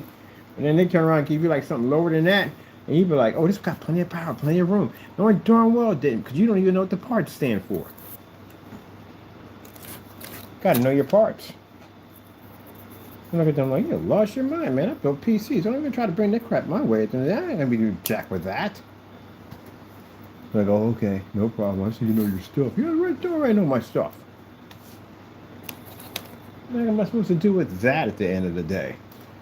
That's a freaking, oh, it's a calculator watch from freaking 1980. But nope. Gotta know your stuff. Sooner or later, you're gonna have to check under the hood. All that stuff. Can you imagine if they start equipping them with liquid cooling systems? Oh my goodness. RGB lighting? That's a whole different type of lighting. Now you gotta fire those things up. They got a separate output for power and a separate output port that control your lights. And even when you do connect them, they just flash the same color lights. You gotta change the colors of them. You gotta have freaking switches on them things to do that. You gotta put a switch in there to control them. Now you can do it manual, you do it remote control. I do the ones manual because the ones with the remote controls interfere with my lights all the time. Every time I press one of them, it freaking causes my lights to change colors. I used to hate that crap, man. I have all the lights set just right. And then bink, the arts, which one? ViewSonics used to do that. This interfere with the lights. Change the lights, have them flashing, like, gotta go to this stuff. So sometimes they'll mess with the interference with the lights. So I actually do them all manually. Right now it's time to change my lights on in here because I have the lights running, I change them out to a different color. I've been looking at that color for a while. But one thing about the RGBs that make them so amazing is that the fact that you get multiple colors with one fan, because it didn't used to be that way. You get one fan that had Molex on it. Most likely the Molex was the ones that gave you color. The ones that had 4 pins and 3 pins just gave you power. But the Molex would give you power and color. So if you wanted red, you just have red. That's it. Just be red. And if you want it green, just be green. It just be green. But the RGBs over here, I can change up the red, blue, green, orange, different colors. I can put multiple rainbow colors. I can make a flash and spin. You can make them dance. Make them dance for you. So I can customize how I want to do my PC. If I want to do this section in blue or this section in green or whatever, or multi whatever, I can do that. Because you know the power of RGBs, which is the coolest thing ever. Freaking love them. I freaking love them. All right, let's put our freaking whatchamacallit in there, Ken, because you're just getting a little bit all hyper about this. Hyper about this. It's so amazing. I got to tell my friend right now that he wants to use, I don't know how the whatchamacallit operates for business. I don't. I know I had I did buy the Index, and the Index is not really business savvy. It's interesting, but it's not. But the Quest system, the Quest 2 is designed as a business setup in there for basically you want to set up virtual business meetings and all that stuff. So that thing is pretty cool. So I got one of them too also. So I do like the Quest because the Quest has applications in there like that virtual museum is freaking off the chain, but it doesn't have full body tracking. Unless they come up with it, full body tracking, but I haven't seen full body tracking on them yet. And one of the things I never forget that when I was in the first version of the Quest, there are people in there, they cross-platform, by the way. You will cross-platform. You will see people using G2s and indexes in there. And they do things that are different than you. You can't do what they do. Because they're on a full-body tracking system. That's why. Like, how the frick are you doing that? Because they make it like they're floating all over the place. They're climbing up and down on stuff wherever they're at. And it's making like they're floating around there, jumping and hopping and stuff like, how the frick are you doing that? And like, oh, you have full-body tracking on. That's why. So I'm like, oh, I want full-body tracking. And then you find out that the Quest doesn't have it. But there's a way to get that easily. The Xbox system, the Xbox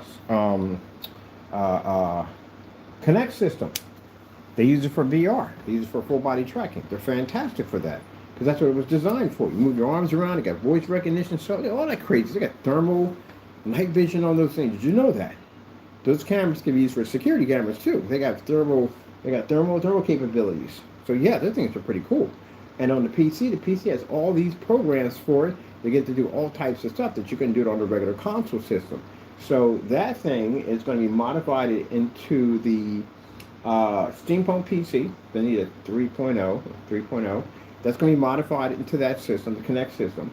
And I'm going to run the Quest 3 system through it. And that will allow me to be able to play in VR and move around because that tracking system. No cables attached to me. They use the AirLink at the end of the day, but still having that. Sometimes when you have like my tracking system I have for the Index, from time to time it needs to be calibrated because sometimes this arm don't work and this leg don't work because the sensors are off. That happens from time to time. But the Kinect system, I would never have that issue. So that's what I'm going to do with the Cyberpunk. It's going to be a VR system. VR and gaming systems and all that stuff that's going to allow me to do tracking and do all that cool stuff with it. And they're like, doggone it, Kenneth Bird. Doggone it. Digarnic? I never heard of Digarnic before. Digarnic? What? Am I not supposed to know this stuff? Am I supposed to know this stuff? All knowledge comes from God. You know that, right? So how would I not? I know this stuff. I never went to school for any of this stuff. That's why I find it interesting. The stuff I talk about, you don't understand. I didn't go to school for it at all, period. I got all that in one day. And the knowledge never stopped. It never stopped. God just kept blessing me and blessing me. Never went to school for it at all. All that knowledge came from God. Never had to pay for it. Never went to school. None of that. Some people were born with it. The ability to do that. Mine came. I was never born with it. I prayed on it. My Lord gave it to me. And it just doesn't stop. It just keeps going and going and going and going and going. Lord constantly updates me all types of information on how to build just about anything I want or anything I need. If I need something to design, God will give me the ability to build it. Whether it be wood, whether it be metal, whatever it may be. The Lord gives me the knowledge to put it together to assemble it. Because you have to realize, that's what I realized when I read Leviticus in the Bible about how all that knowledge comes from God. People block their blessings because they doubt. Need a little faith. You have no faith, well, you block your blessings. I don't block my blessings. I believe all things are possible through God. Nothing he can't do. That gives me the ability to be able to build a mini village out of cardboard, piece by piece. Piece by piece, piece by piece.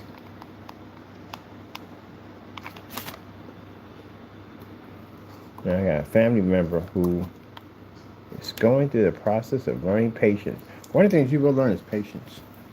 You have to learn patience. Patience, patience. Sometimes you could spend 15 years learning patience. You can learn 5 years learning patience, 10 years learning patience. God will teach you patience. You have to learn that. It's very important that you learn patience. And yelling about a situation when it's not going to fix it. It's not going to help the situation to yell at it. It won't work. Got to have patience. You got to give God and ask the Lord to give you patience to deal with what you're dealing with. And God will give you patience. Sometimes you have to go through that. Not everything as a Christian is going to be peaches and cream. It's not. It's called trials and tribulations. It's boot camp for Christians.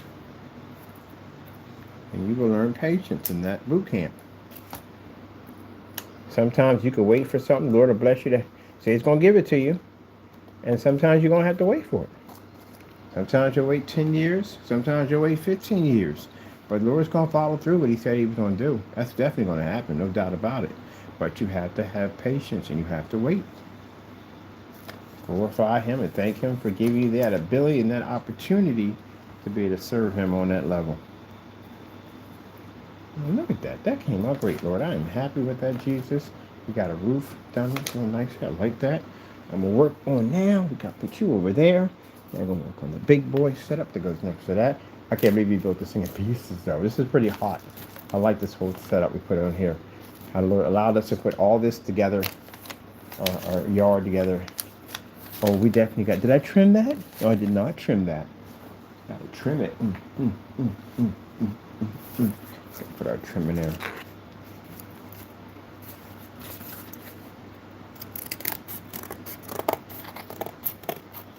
If something don't work out, I don't get mad about it. You know, I remember something that they caused something. They thought they caused something. They got the victory. Devil gets no victory at all, period. And it ended up benefiting us because, like I said, if I had sprayed that Adtech to that glass, we would have been in a lot of trouble. And then with the stuff that was going there already, a lot of grab for power going on in there. And I'm glad that the Lord seen it through. Now, keep in mind that the Lord allowed us to go in there, get all our demonstrations done. We were to use the entire facility in there to what we need to use it for, and still walk out with plenty of videos and demonstrations we can use for our business, which now I can still use today for something I got coming up. But also too, like I said, we're blessed to get everything we needed out of there, including using the front storefront window to test Adtech to see what we're dealing with. And people following the devil was harassing this poor woman. As I said, harassing her. You got to answer for that. That's written in the book of life. So when the time comes, whether you're here, when the judgment day comes, or in the next world you pass on to, you'll have to face that judgment for what you've done when the time comes. So you don't get away with anything at all. I keep explaining that one too many times to count to say it over and over again. Don't get away with that. So on my behalf, the Lord blessed us that we didn't paint that to the window. We would have lost. Now, if you would have never made the phone call, maybe the Lord would have probably came in and stopped it. But we didn't have time to paint it to the window. And when they removed us out of the building, when we had to go and leave, Jamie wrote down on his page, oh, they had to leave because they found out they were scammers. No, Fernando, you was harassing this poor little woman and saying all these evil things to her. But remember, again, everything you've done is written in the book of life for judgment. God is a forgiving God. Yes, he is. If Jamie picks up his cross and gets saved, God forgives him of his sins. Jamie continues on following this demon at the end of the day. Well, demon's either going to take your life. When the time comes, you will leave this world because you will not be here forever like everybody else. Won't be here forever. And you'll have to face that in judgment in the next world. And for us, at the end of the day, we didn't lose anything out of that. We left the building. We got all the videos we needed. I was able to get the videos we needed from the front glass window. We got all the demonstrations. Literally, at one point, we're just going back in there because we didn't want to be at the apartment. That's all. We literally got all the videos done we needed. There's nothing we could do in there. There's nothing else. We had every floor in that building. So the Lord blessed me. Even though this guy was attacking this woman, the Lord allowed us to be able to go in and get everything done. I got all my videos done for every single floor. We got a chance to test out the short throw projector, the long throw projector. We got a chance to paint the screen in the kids' classroom. We got a chance to test AdTech outside multiple times. I even got a chance to do it from start to the day all the way to the end to see how it would work. We got all our information. So when they let us go, we got everything we needed. God made sure we had everything we needed. So you got no victory at all. But you did get written in the book of judgment again. I know you've done other stuff than that. Again, to face judgment. And when people sit there and say, well, I'm not facing judgment now, be careful. You do know who owns the life of, who owns the keys of life and death, right? Be careful about that one. No one says it's not promised for you, like I said, to wake up the next day. Don't think you're privileged. Don't think because nothing happened to you that remind you. Every time you wake up, that's a blessing from God because you don't have to wake up. So be careful about coming off that way. If you're tempting, do not tempt the Lord your God. If you're coming up there saying at the end of the day that God will do nothing and I'll continue to commit wickedness, in the Bible, it speaks about people like that and it did not go well for them. So you don't want to go down that road. Don't tempt God on that level. Don't do stuff like that. You're asking for something, a world of pain you don't want. I got a way of teaching you.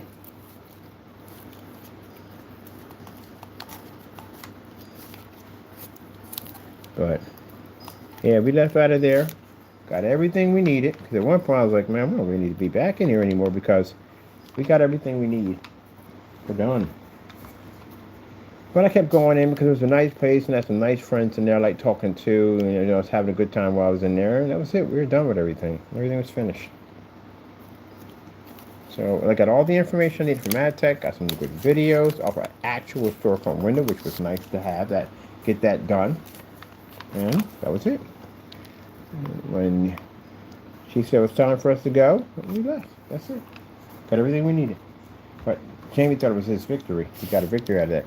And the Lord witnessed all that you did on those days. And now you've put even more in the book of life for your damnation. And the devil, well, he smiles through the whole thing because he knows that you're written in that book. And he's hoping that sooner or later he'll get a chance to meet you. And meanwhile, God keeps telling him to stop entertaining the devil. And he doesn't want to stop entertaining him. So that's the reason why now Fernando is in a very, very difficult situation right now because, again, when those documents hit that desk with that judge, he has to come here. If he fails to show up for court, we're going to be there. And if he fails to show up, they'll put a bench warrant on him. They'll make a call to California and say, look, we got somebody who's supposed to be here, can't come up, and we need him arrested. Go pick him up. And they're going to come right to his house and go get him and put him in jail. And they're going to have to go in, they're going to have to check. They got to do a background check on you. The first thing to do, they ask for your ID, all your information, how it works. And they're going to do a background check on you. And then your file is going to come up because we had a file with Homeland Security and immigration about him, about the stuff he was doing. It's going to pop up. And they're going to contact them, and they're going to come pick you up. Because they're going to say, you're out of their jurisdiction. They have to handle you. So you have to deal with that when it comes. You can get mad all you want, scream always. He wants to scream, oh, everybody's racist, it's racist. So it's racist that we don't allow you to rip off companies and sell their merchandise, which is considered to be stealing. By the way, that's racist, right? Racist is Fernando, but you don't understand because Karen's got to have the blowing that one way out of proportion. Racist is if you aren't doing anything and you're outside just mowing your lawn and an agent came up and started chasing you. And they chased you simply for the fact that you were Mexican to arrest you and basically cart you off. That'd be racist right there. And you haven't done nothing wrong. You could be a citizen for all they know, but they don't care because you're Mexican. That's all that matters to them. That's racism. But you, on the other hand, committed crimes in the United States, which means any one of us would have done that, we'd be in jail. Any one of us go try to rip Calvin Klein off or Nike or anybody, we're going to jail. So what makes you different than anybody else? Commit perjury on government documents, you'd be in jail. Yep. Stuff you did at the end of the day, terrorism threats, all that stuff, doxing addresses, we'll all be in jail. So are you saying that you have special privilege? Is that what you're saying? And the minute anyone accuses you of anything, all of a sudden they're racist? All right. When we get to court, because that's one of the things I did file against you, that you did go on social media, and you did try to make threats to my life by saying that was racist and this, that, and the other. If you do make it to court, if you can get past that airport, we'll see you. And we can all discuss that in court. And you explain to the judge how we're racist at the end of the day. I would like to see your point of view on that. So, that day is coming. And I'm going to have to go down and file for another one. I'm filing for one tomorrow, too. You have 31 accounts in that charge that he has. Each one of them is a court case. Each one of them. So I had to go back in again, go file again. And keep in mind, Fernando, when we actually file these cases against you, we didn't just make these off the top of our head. I had evidence scanned into the system to show that you actually did this stuff. Pictures and stuff I took on your site, my picture, put it on a Dead or Alive, a poster. That's considered to be a terroristic threat. It's a threat toward me, to my life. Doxing my sister's address, doxing my address, and I got you on a voice recording stating that that's where my business was running to come down and see me. Now, somebody would have came down, some wackadoo would have came down and say he would have fired a couple of rounds. There's a bunch of kids that play out there. You put a lot of people in danger. So, no, you shouldn't be here at all, period. You're a danger to the United States, you are. You're a counterfeiter. You stole from companies. You're a counterfeiter, straight up. So you shouldn't be here at all. If any one of us is going to jail for that nonsense, how come you're not going to jail for it? So we'll see you over here. If you do make it past the screening process of airport, which she's going to have to go through. If it doesn't make it, well, we know what's going to happen. So I'll never see you again after that.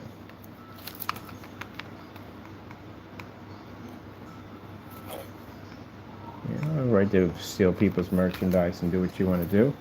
At the end of the day, you feel like you should do whatever you want to do. Now, keep in mind, once they take him, the case doesn't stop. It's still going to continue on, which means now they got to track down every single individual who bought anything from him, and they got to bring them to court now. So it doesn't just end because he got deported. No, they don't stop it there. It's a case. They got to go follow that thing to the end. So how many people bought this merchandise? How long was he doing it? How much stuff was taken? They got to notify all these different companies and stuff. So very well, the people who bought that stuff, whatever you bought in the day, you look at getting a lawsuit by one of these companies. Yeah. They go through all that. They go through the YouTube channels, who was supporting it, who was involved. They're looking for anybody, any type of leads, anyone who left any comments, whatever, what's going on, who made comments. Someone could have been a comment like, hey, how much do you charge? Where you selling at? Yeah, they're going to be looking for you. That's why I saw the guy over there with the machine. He had a beautiful printing machine, and he was printing out the Hulk statues. They're beautiful statues, by the way. But I was like, hey, buddy, don't sell those things, because you don't ever know exactly what's watching you. You know what I mean? End up getting yourself sued. I'm going to tell you something. These companies will sue you for the smallest stuff. They're brutal. I mean, brutal, brutal. There's a woman right now being sued by, I think, Barbie. The color. They're suing her for the color. They're saying the color that she has for her logo is exactly the same color that they use for their logo. So they're suing her for this. That's how crazy it gets. And this guy actually printed out their items and sold it. So you imagine how nuts that's going to get. And they're suing her for a color because they're saying that the color is too close to their color. So technically you're saying you own the rights to that color? That's kind of crazy at the end of the day. Let me see. Yeah, let's see for all kinds of stuff. Similarity lawsuits. If you come too close to what they look like, they can get you on that one. It's a whole bunch of stuff. So when you get your copyrights and trademarks and all that, you get these booklets and read through that stuff, like the kind of stuff that can go wrong, something wrong. Yeah, you better read through that stuff. Similarity lawsuit.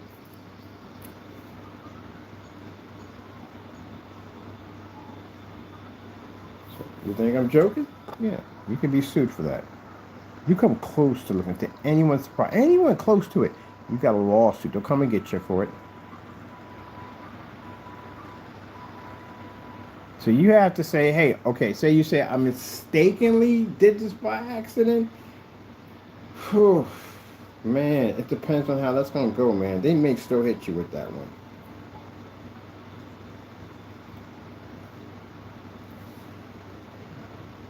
What is the consequences if you lose a case for a similarity lawsuit?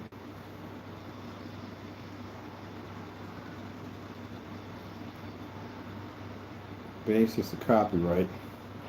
They're going to sue you for damages, which that's kind of. And if you only showed it off one time and they get you on that one, impact, money, judgment, all that stuff's going to come out. Understanding the consequences. See, they got YouTube videos right here to show you. Lawyers will tell you the consequences of understanding these similarity lawsuits. And this guy went out and printed entire units and sold it. Look, trademarks, infringements. These are cases where people got hit with 3D printing machines. I watched a couple of those trials. She was, I feel sorry for those poor souls. Well, not really. They knew what they were doing, but it was bad. I mean, it was real bad. They got sued for, and their lawyers were right there. You gotta watch this thing. This thing is fascinating. But yeah, I was curious what goes on in there.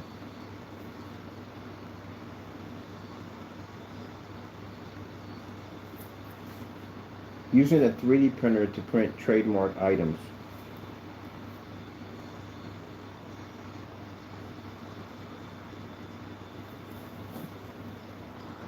You should know that. You've been on this earth long enough.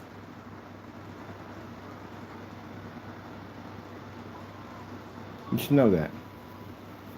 So what's going to happen is sooner or later, the people who use the machines the right way, you better make sure that you get something started, because what's going to happen, if enough stuff is being, if enough of these big companies are going to court and says, look, we need these machines regulated, because we run the risk of getting our stuff printed out and sold without our permission, and people making money off our merchandise. You need to pass some law at the end of the day, and you know how big business interferes with laws, how that works at the end of the day. Politicians, big business, and laws, they work hand in hand. We need you to pass a law to make sure that only select companies can have these machines, which means the everyday Joe that may just be using it, to make his own stuff. Now he got to go through a whole bunch of crazy paperwork at the end of the day, some nightmare nonsense. And they got to put him through scrutiny and crap at the end of the day. And now he could end up losing his business and his livelihood with some jerk over in another state decided to start printing out trademark merchandise, and now he's got to suffer for his mistake. That's the consequences that can happen. Because it's going to happen sooner or later. These big companies are going to come and say, look, we got a problem with these machines. People can make our stuff way too easy. We need a way to cut this down. We'll make it so only big corporate can have it. So that means you can't have it anymore. Like the drones. No, drones, you can't really have those things anymore. It used to be a point where you could fly drones anywhere you want to. Can't do that anymore now. You got to be registered to a drone now. You don't have that freedom to fly where you want to fly anymore. They cut all that down to nothing. Now big corporations can come and they can use those machines at the end of the day. Because why would they get into the people? Because they ease you into the system. That's why. You can't just have flying machines flying all over the place. Imagine if you're sitting there one day and you never saw a drone before, right? All right, most of us see drones and military drones, right? But just say you saw a civilian drone, right? Like a 911, a police officer drone flying through fully armed. How shocked would you be of that? That would probably freak you out to see that flying around like that. You got to ease it into the system. So that's what they did. They bought a bunch of little toy drones and they put them all over. Kids playing with them. You know, drones are harmless. People fly drones all the time. You know what I mean? And they got to a point where people are abusing them because people are flying in your backyard and recording your sunbathing and doing all kinds of stuff with it and everything. And they just got to a point where they said, you know what? That's what we're going to do. We're going to regulate these things. In order you have a drone, you have to be registered to have this machine. We have to know who owns this machine, who's their name and stuff like that. Because now, you know, they can become dangerous at that. But on top of that, to be able to control them. So now if you want a drone, you're going to have to register your drone. And your drone can only be in certain places. It can't be in parks because there's signs up there marked out here. I can show you where it says you can't have drones out there. You can't have drones in certain airspace. They're not supposed to be there. You can't have them there. So they kind of restrict these things where you can have them at now. But pretty soon, sooner or later, you're going to see one sitting on the corner about the size of a Volkswagen, fully armed. It's going to have a 911 sitting on the side of it. That's why I said that, look, when people see all those people going in and, what do you use the word for? People see all those people going in, like riots and all that stuff going on and all that stuff, you know, it's an excuse to use excessive force. You're saying, well, where the peace? That sometimes, you know, if you ever watch RoboCop, a better way to put it, you ever watch RoboCop? New Detroit, right? He wanted to get rid of the police force. He wanted to bring in military machines. That's what he wanted to bring in, robots. That's what he wanted to control New Detroit. So the best way to get the okay for this was to cause insane chaos. Through chaos, he could get what he wanted. So he hires this gangster, and this gangster, look, you can do what you want. You know what I mean? At the end of the day, we're just going to turn our backs, and you just go buck wild up in here, all right? Do whatever you want. He says, yeah, but you got this metal machine. You guys made this machine at the end of the day. How do I know you're not going to turn it on me? Remember that? And he says, oh, here's the remote control. And if it comes near you, press that, it shuts it down. So that way you're free to do what you want to do.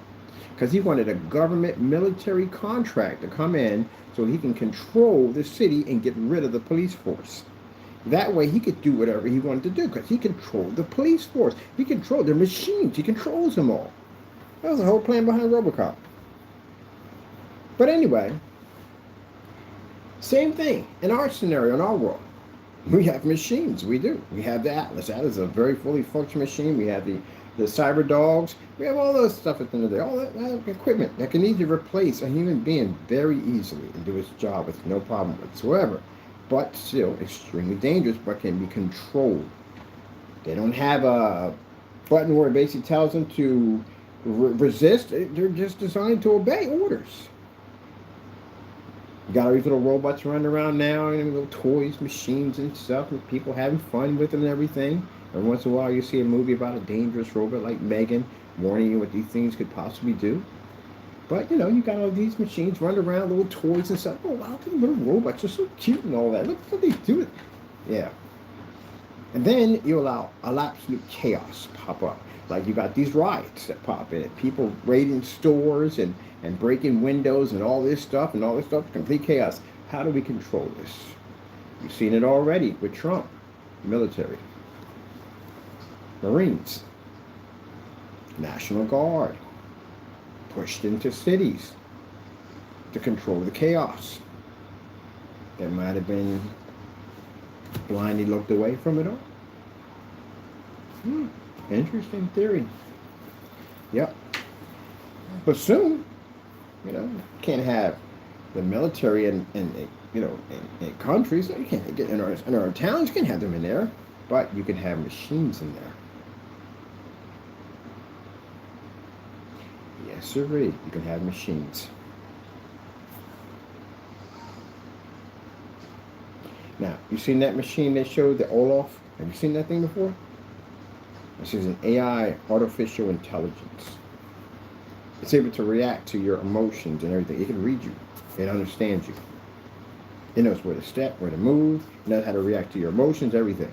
Now imagine if they took that intelligence and they stuck it in Atlas. They stuck it in drones, tanks, planes, all types of machines. But think about it. There's a movie, a TV show that came on right around this time this is about to pop off called Electric State. It was interesting. Where the robots at one point got tired of man and they decided to rebel. I thought the world's not going to be destroyed by machines, as I said before, because it's not written in the Bible so. But I think we're going to come close enough to knowing that rules and regulations have to be put in place to control this. Much like the nuclear bomb. When we first dropped that nuclear bomb, the hydrogen bomb, and we saw the damage that those things could cause, rules and regulations had to be put in place to monitor these weapons so we don't wipe each other out. Same thing like these machines. And it's going to go on record soon, if not later, that a human being is going to be killed by one of them. That's what's going to trigger off the rebellion against the machines, that they take a human life. But if you're going to program to be soldiers, well, they are going to be taking human lives, aren't they? It kind of reminds me of Homefront. I told y'all, I like that game.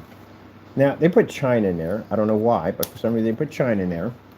And I thought what was so interesting about Homefront was the fact that, our weapons pretty soon are going to be AI. They're going to be AI machines pretty soon. Just about everything now is going to be AI.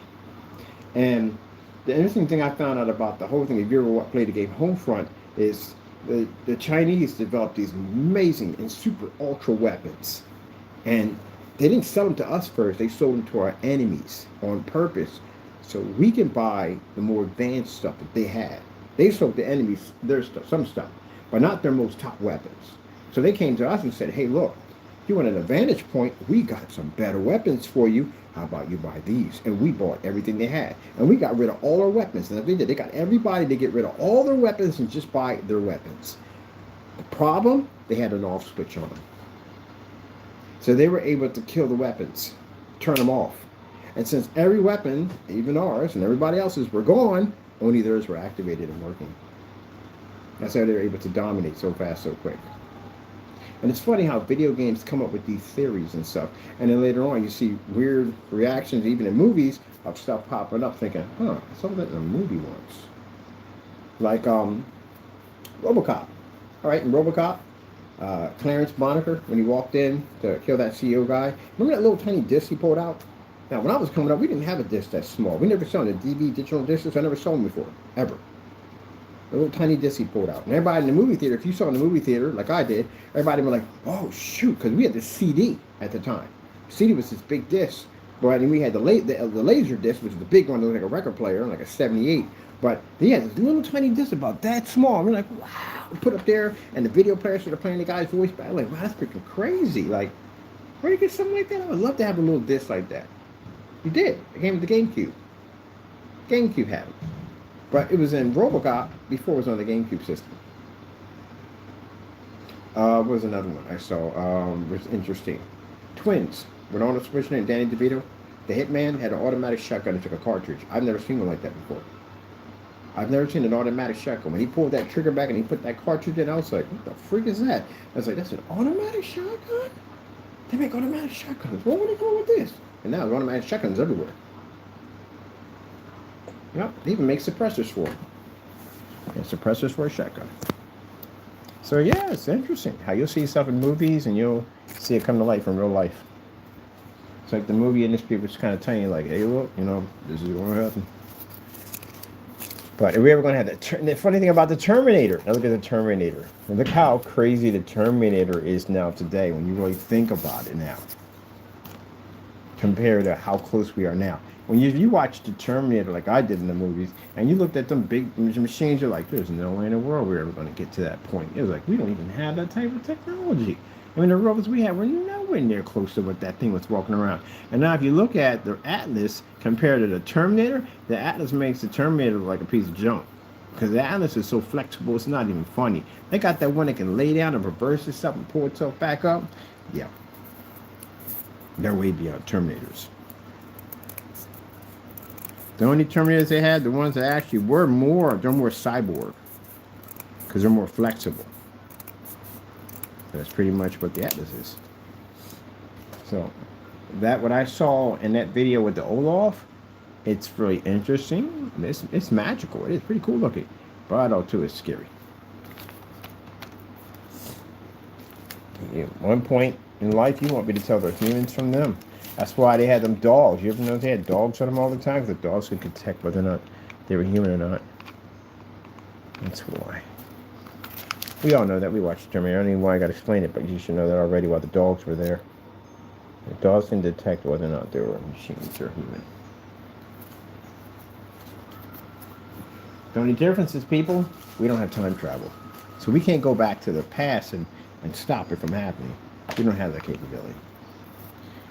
You know what the scary part's going to be? I'll tell you the scary part. When they start building them bigger than buildings. Because, you know, and just imagine, if you're building a building, right? And you need something to build, right? You got something to build a building, right? And it's a shame to put a lot of people out of work, but imagine building a giant robot about 3 stories high that can literally build a building like a Lego system. So imagine if that thing goes rogue. Yep, interesting. Well, thank goodness I won't be around for all that. I'm happy. I'm 57. At least I got a chance to see the technology and what it may become. But I am not going to be around for all whatever's going to become of it. Because, you know, that's what we do as humans. We always screw something up. That's what we do. It's our nature. That's what we do. We're known for this stuff. Everything we build, we turn around and we use it against ourselves to destroy ourselves. That's what we do. Somebody turns into a weapon. Always. It always happens that way, man. Look at the cyber dogs. The cyber dogs. Everybody thought they were cute. They're walking around with their freaking Apple glasses on, thinking they're part of the future. And the other thing is armed with a weapon in the military. Do you know the odds of outrunning that thing? That thing is going to run faster than you. It'll never die. It's not going to run out of breath. It's faster. It's quicker. It'll replace a dog easily.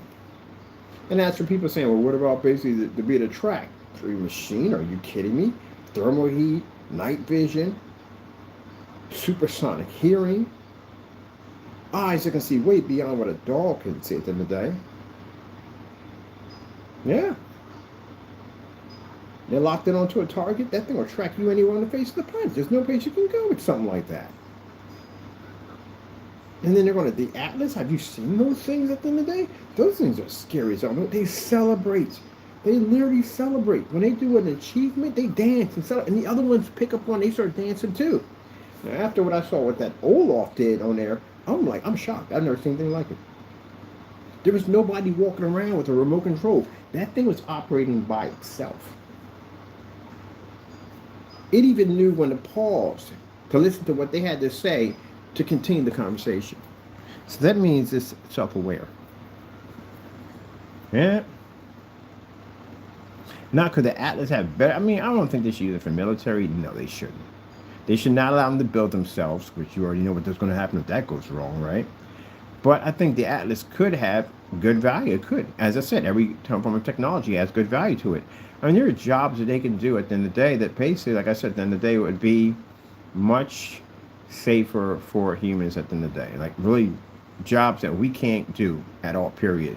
Like, you know, there's sections of the ocean we can't even explore. Well, technically they can't either because they'll get crushed by the pressure. But they could build something maybe to withstand that type of pressure, because there are subs that have gone down very deep areas of the water, but there have to be manned subs. Sometimes they had some probes, but imagine a machine that can go down and explore that area that we can't even see. Now, see, that would be freaking cool. I would love to see something like that. And it wouldn't be, if anything were down there big enough to attack it, really wouldn't, because it doesn't really even have a life source to it. I mean, I don't think it would even pay it any mind.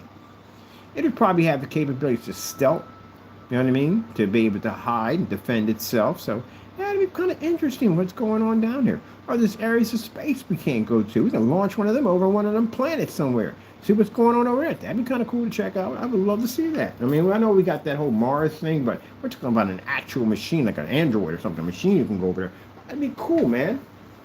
That'd be really cool. They could build things there that we can't build there at the end of the day. So if you're talking about living on another planet, This would be the way to do it, because you could send an army of them over there, and they can literally build over there, because they can survive the atmosphere that we can't. And when everything's built, we can go there, because there's a place for us to go to over there, which would be a pretty cool idea. Or the digital planet, which I've been looking up. They're actually thinking about building a digital planet, which would be really freaking cool, like a giant Death Star without the cannon. So there's a lot of stuff we can do with them. A lot of stuff. Build cities under the ocean. Yeah. A lot of cool stuff we can do with them. I don't want one in my home. Definitely don't want that. No, heck no, I don't want one in there. No. I don't think the Olaf looks too violent. If I did have one, I would keep it as a bunch of little minions. That's basically about it, to help me build stuff, but that's basically about it. But yeah, I think that'd be pretty cool though. But the scary part about it is, what if they start, I don't even know how that would even be possible, because that'd be, man only has the capability.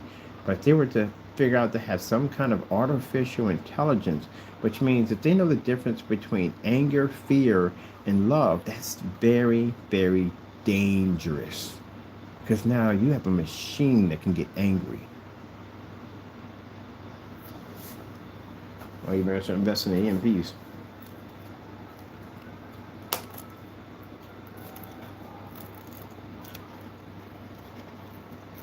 Yeah, I'm going back to my world. Because right now I'm in here and they think I'm drunk. I'm like, you're drunk. There he goes again, babbling about this future stuff again. This future stuff. What are you talking about now, Brother Bird? I'm talking about the future. What future? Those things don't exist. We have dragons in our world and y'all have robots. Ah, man.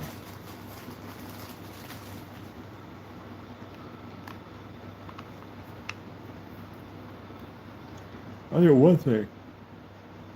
We're having these machines at the end of the day build us a freaking starship. Well, I would love to have one of those. We need one of those badly. I mean, I want to do the whole Star Trek thing. I'm dying to do that. Gobbly Bo, where no man has gone before. Yes, we can explore other worlds. That'd be cool.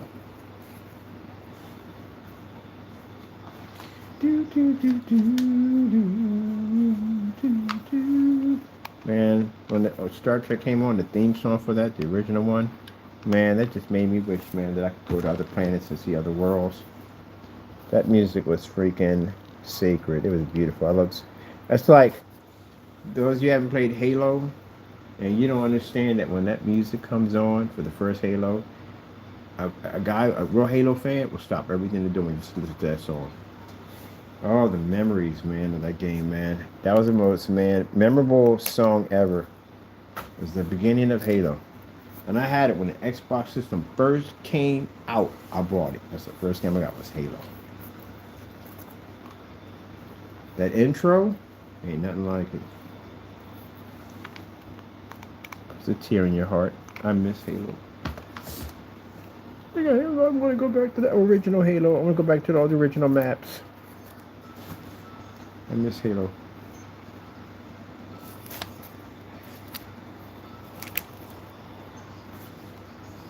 Melee people.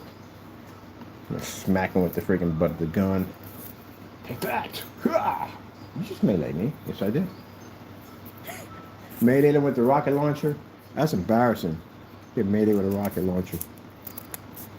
Oh man, I miss Halo. Red team, blue team. Unreal Tournament. Quake. Quake is another game I played too. I like Quake. That was my favorite. Haste. More damage.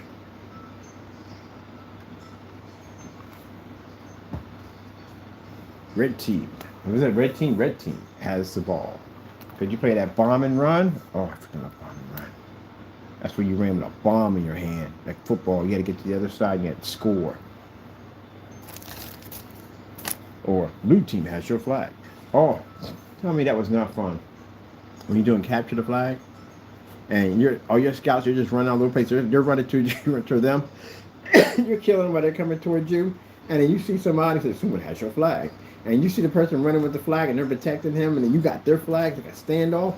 Oh man, tell me that's not freaking sick, not freaking. I miss those days, man. Right now, I'm enjoying that freaking Hawking. That Hawking is beast. I freaking love it. I freaking love it. Playing with some people alone with it.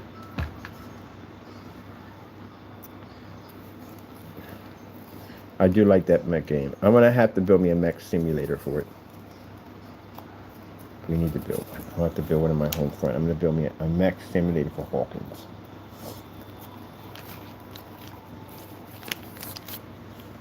So I do know that the Thrustmaster, the flight stick does run with it with the pedals, so I can basically button map it to run through it.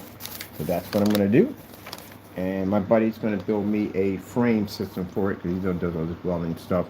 So I can go in and build me a mech simulator because I like that game.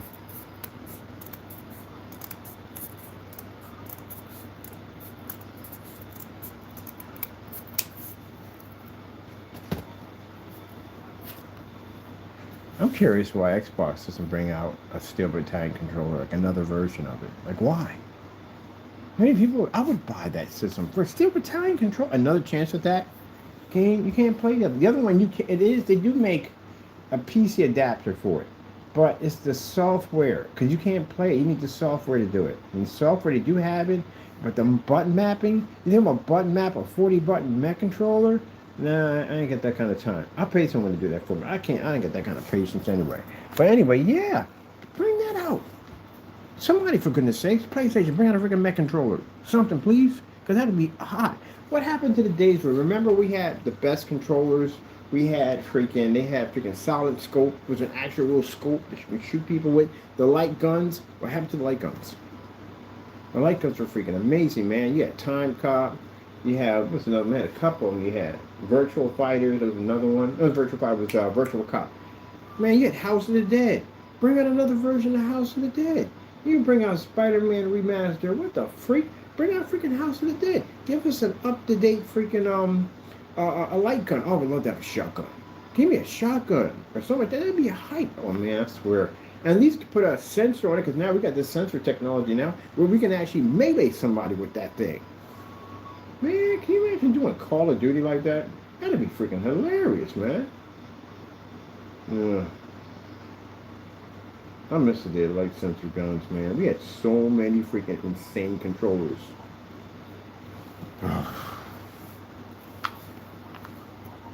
If I'm doing a game where it involves flight, I want a flight stick. That's what I want. And especially, man, if you're doing like, we don't have enough mech games. We need mech games. We need freaking like, oh man, freaking tank battle games. We don't have one game involving submarines. I would love to have a battle game in submarines. See Call of Duty, that'd be nice. Like a kind of a Navy edition would be nice. You know what I mean? Battleships and submarines and all that good stuff. That'd be nice. You always make the games you don't want. Like, if they come with their gaming lineup, you're like, good God. Some people are like, there ain't nothing in there for me to even play. I just have to wait till they see if they come up with something.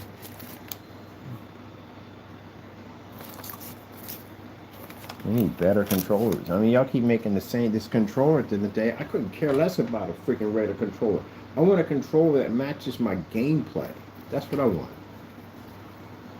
But they bring out like a Call of Duty, and you get a hefty shotgun, something with a little weight to it too on top of that. Man, you mean people would have to be on there lined up with them guns at the end of the day to play? Man, I'm telling you. I mean, they can make them sensor. They put a sensor system in the front of it and all that. That's controlled by the gun, how you shoot, fire, lock, load, all that good stuff. You can use the front of the butt someone in the face with it. Oh, man, I'm telling you, any people be logged on to play that? I'm not even good at Call of Duty, and I would even play that.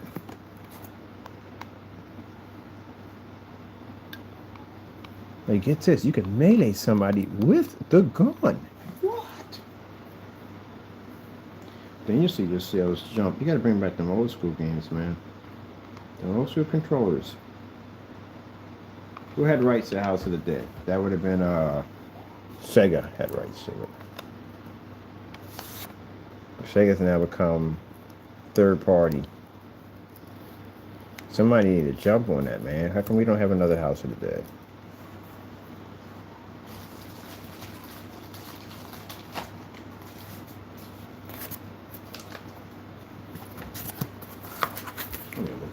So we don't have light guns.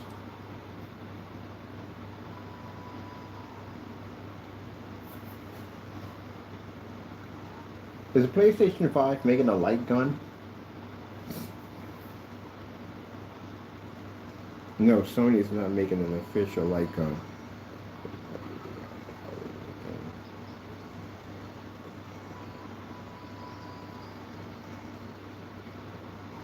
So there is a light gun for made by a third party. What does it look like?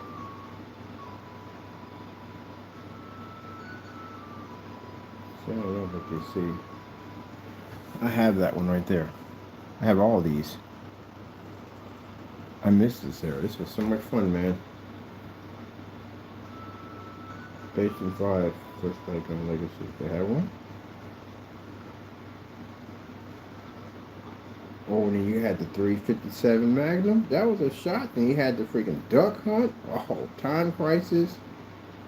Oh, man. I got this one right here. Dreamcast. House of the Dead 2. Yeah, I had that one. Dreamcast. I had the Japanese version. Because when Dreamcast came out, there was a Japanese version first. That's when it came in the orange box. And the one where you got the orange box and you got the white Spyro, and then the American version came out, and then that's when you got the white box with the red Spyro. So I had both of them. And if you wanted to play the import games, which I miss import games so much. Do they have import games now for these systems now? They have imports. The import systems were better. I thought they were better. Because, you know, you got a lot of the craziness that went on in the import games you couldn't get in American games because they were censored. That's why. It had so many censors on them.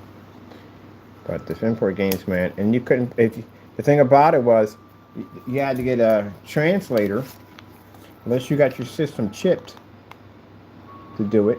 But if not, you can use a Game Shark. Game Shark had a translator on it. A lot of people don't, did you realize that? There's a translator on the Game Shark on how you can play import games on your Dreamcast using the Game Shark.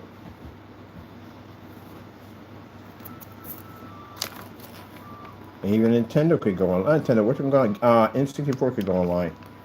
They had a Game Shark that allow you to bring your Nintendo 64, which I didn't even know that at all. At one point, somebody pointed it out to me. I was like, really?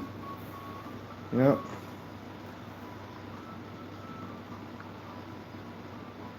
N64 Internet Game Shark.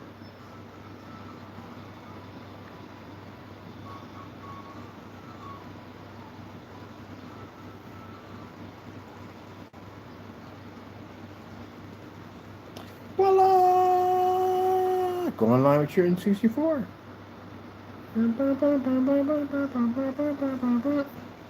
Hook up your keyboard, mouse, all that. Dreamcast had keyboard and mouse and all that too.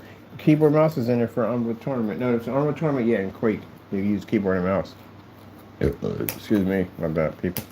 We got a burp. I'm human. I am human. All right, got to do my roof right there. Yeah, yeah, yo, yo, yo, yo, yo. Anyway, yep, missed some days. Is that right, Taco Bird?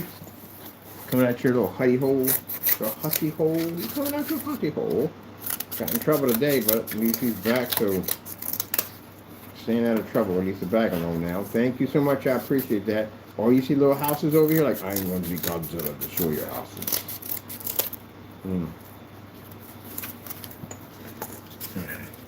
Get this started right here. Let me see. What do we got with this one? This is this, and this. Did we put trim around? We didn't put trim around. Jeez, trim around this thing. Get back to work. Get back to work. So we're having these conversations about this, that, and the other. What's the point? Well, let's get back to our little world here. We got things to build. I got to bring this thing to life.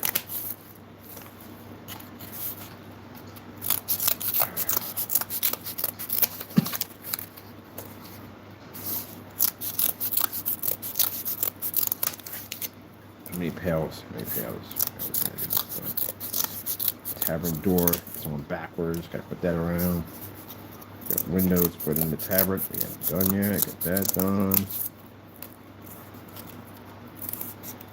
Gotta finish off the detail for the roof. Oh, man.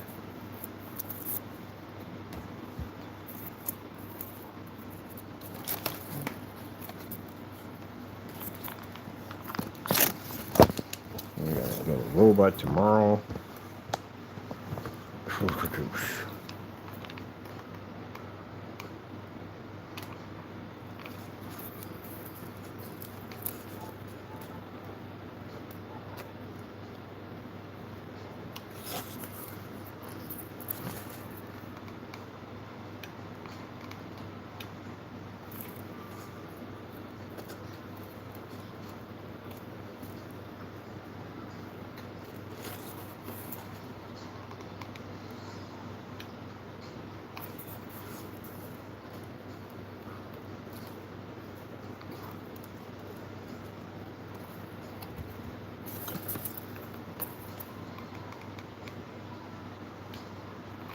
Well, I think if I was in school today and they said, "Welcome to Medieval 101," I'm like, oh, my goodness. I'm not doing this class. I'm out. Now today I get that and I'm like, oh, heck yeah. What did we learn today?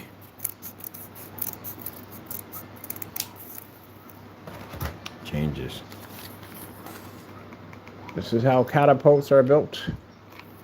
Slingshot catapult and a regular catapult. You have any of the accuracy that these guys are actually getting off on a freaking bow and arrow, spear, and a freaking catapult? They're accurate as I don't know what with them things. You got people today that have to go to the shooting range to hit a target, and these people could cast a stone or an arrow or spear halfway through a battlefield and pierce somebody right in their chest where they wanted it to go. That tells you the skill level of fighting at that particular time. It's more hand-to-hand combat. So you had to know how to use those weapons. Even the Roman Empire, they had to be trained to use those weapons. That shield, all that. Shield can use it as a weapon or a way to basically block your opponent. You have to be skilled.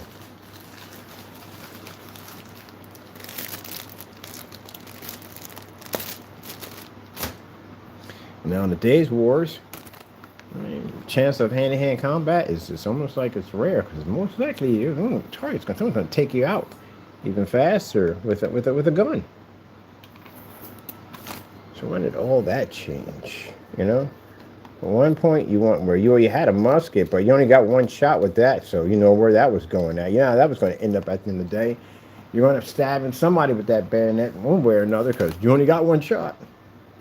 Gonna make that one count. But yeah, that's crazy when you think about it. How things have changed now.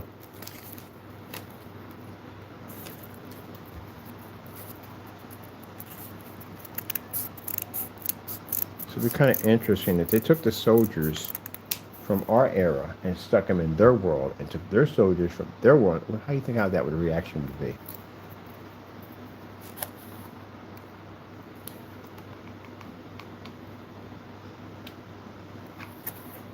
I still believe that. I think they would have extremely hard time here. They would have a very hard time. I think soldiers from our era would be to easily win that war. They're better trained. They're way better trained. So yeah, you take Navy SEALs and put them over there. You know the odds of that Navy SEALs against the British. It's not going to go well for the British. You know, they're a better trained soldier. But over here, you give them. You know, you give them a 50 cal and be like, what's that thing go off? They probably kill a bunch of their own people with that thing because they don't know how to aim or fire or something with that kind of firepower. Majority, you give them a muscle, like, what's that? I'm better off with the knife, which they are going to be far better with that knife.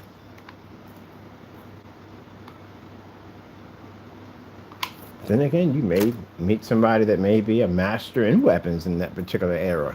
Because some of these people are brutal. If you look at Troy, A different type of fighter too on top of that.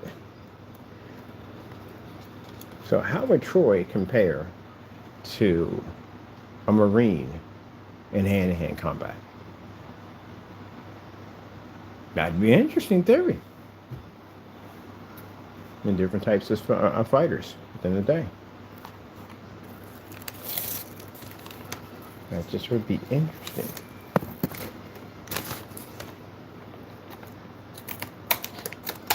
Yeah, I think I got military in my family. And they look at that and go, huh. Some people look at that and they get carried on me. Like, oh my goodness, you're doing too much. Grow up. Seriously. Really. Who keeps removing the rock to let these people out? Please, put it back. Anyway, I got military family. Listen, I've asked these questions before. Like, what if you were back in time and you had to fight? So how do you think that would even go? I'm like, I don't even know. That's pretty interesting to think about that. Because again, at the end of the day, they're taught to fight with spears, shields, you know, and we're not. Yeah, well, I guess we do. Yeah, in a way, yeah, we do have shields. We have shields in this decade in time. But if you look at the way we use shields now compared to what they use shields in the medieval era, they use a shield a completely different way. We use a shield, I guess, for to protect, for cover. They use it as a weapon. Well, I guess use it as a weapon. I'm curious. Look at this real quick. I'm always interested in this kind of stuff. How people fought in medieval with a shield.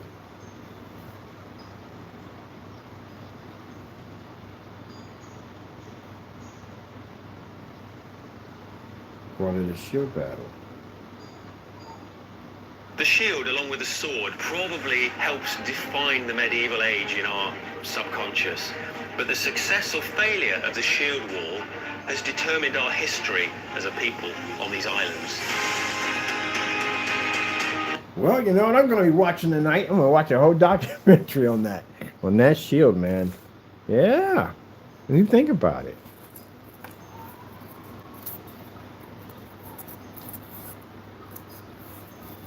That's just interesting right there.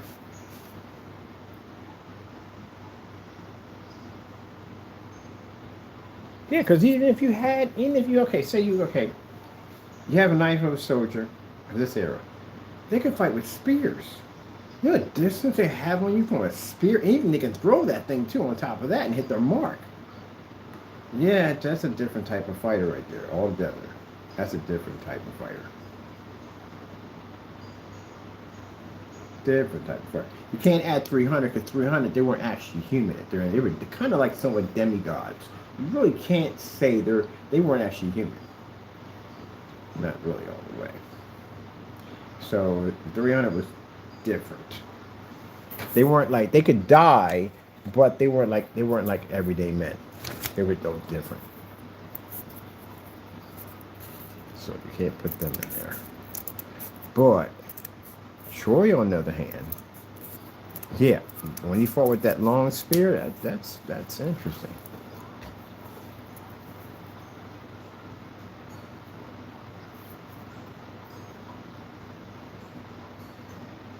Because my family, because it's military, they use knives. That's close combat. But they can use distant combat and far combat depending on what type of weapon they're using. Or if you got somebody who has a mace or a weapon, they're trained to use that weapon. Long ball with a chain on it, they're accurate with that thing. That's got a bit of a heart of a fight to fight somebody. Yeah, they can get you from a distance with it. You would have to get up close to them, and you still would be in danger. Well, I plan on living it. That's when I'm getting medieval with somebody. Wow. Videos of a skilled warrior using a mace.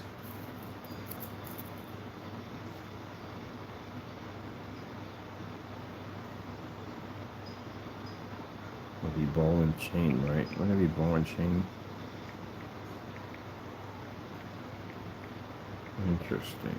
This would be this era from them.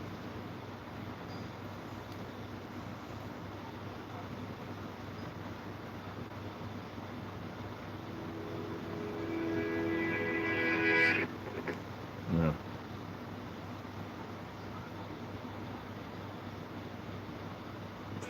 Diagnosed with Crohn's disease and struggling with your symptoms? It's not too soon to talk to your doctor about Entyvio from... Let me take my head off that thing. If this was done at full speed, while you're surprised by the pain in your hands, the chain will be wrapping around your neck. それでね、結構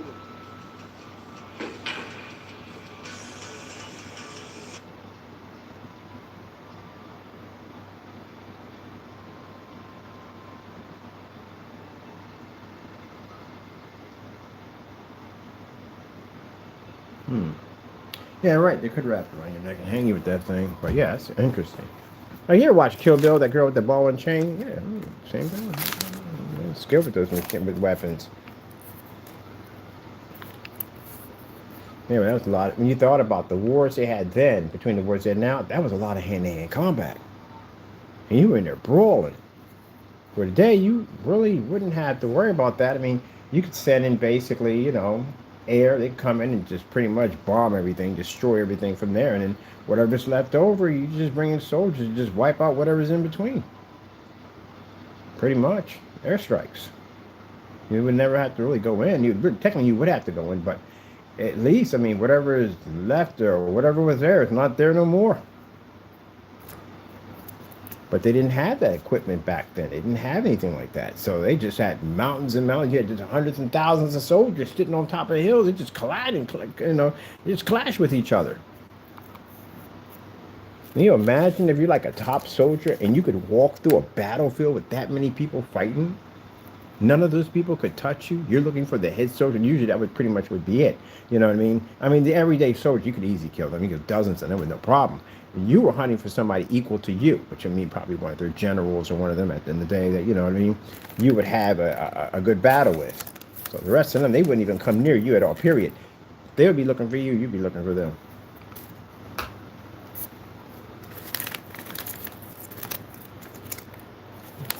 And you just charging into battle. And did in Civil War too. Charging into battle.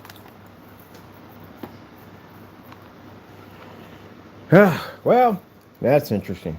Yep, man's been fighting wars forever, right? Pretty soon there'll be machines.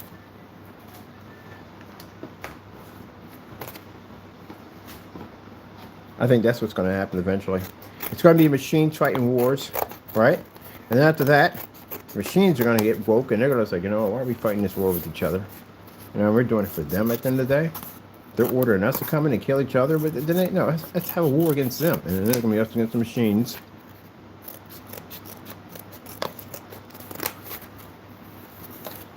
Yeah, whatever.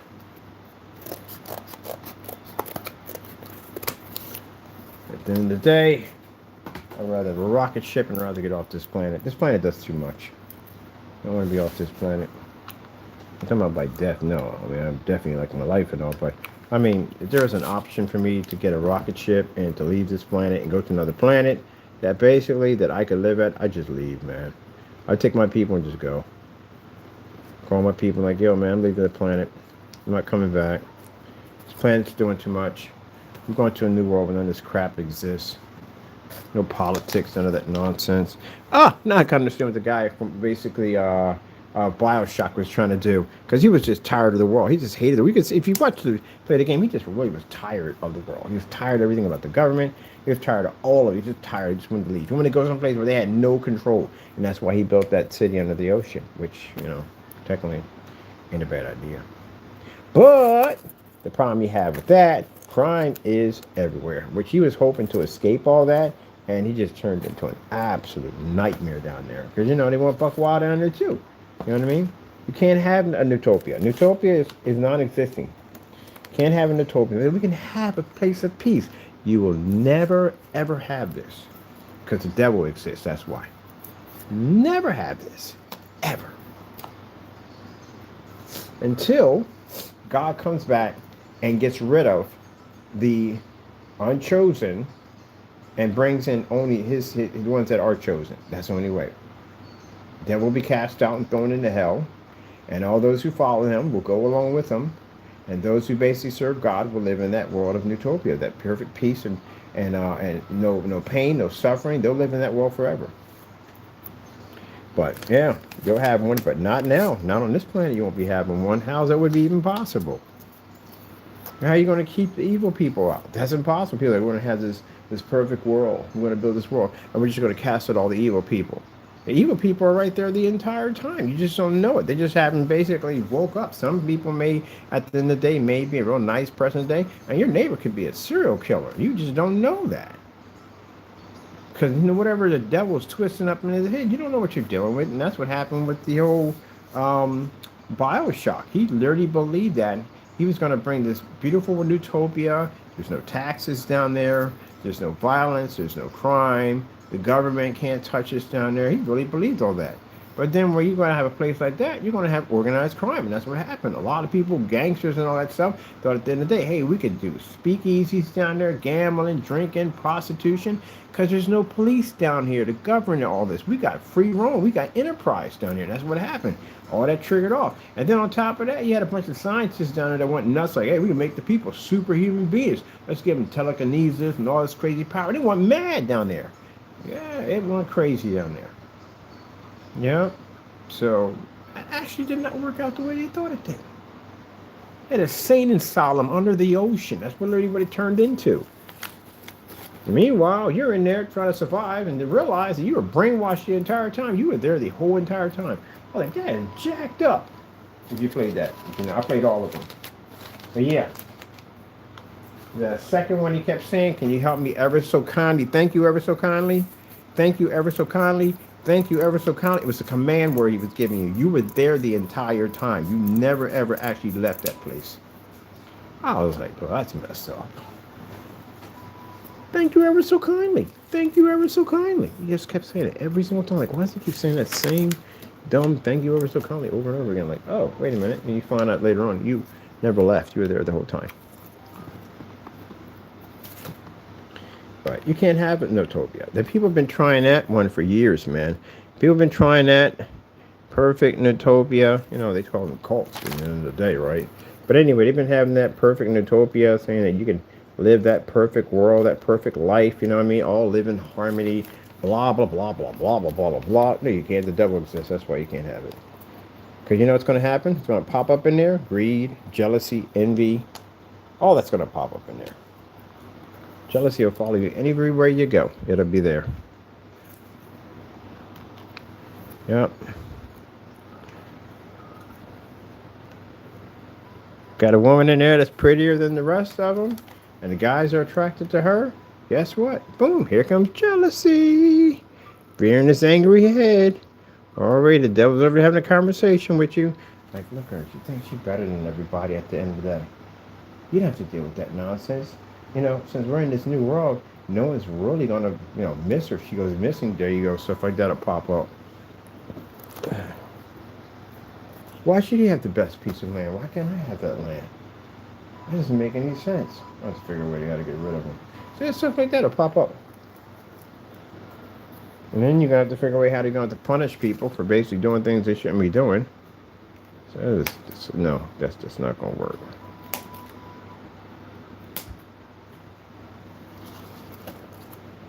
Which is interesting about the Wild Wild West, because in the Wild Wild West, if you have one small town and one sheriff, and you're a professional gunfighter, you could literally run the whole town. There's nothing really can stop you. If your gun skills were better than the person who basically policed the town, you could literally run the whole town. I mean, eventually, if it got worse enough, they could bring the army in, but chances are that's rare. They're always going to pop up. This is a major town or something or whatever.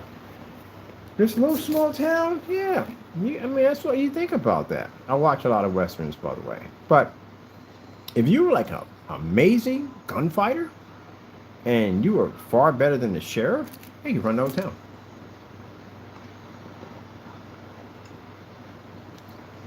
High Plains Drifter. You ever saw that movie? High Plains Drifter. And hopefully this would came back to that town. There's a sheriff at one point. And the whole town left them to die when these guys came in, because there were like 7 or something brothers were all good gunfighters. And they're better than him. And they bull with them. And people did nothing about it.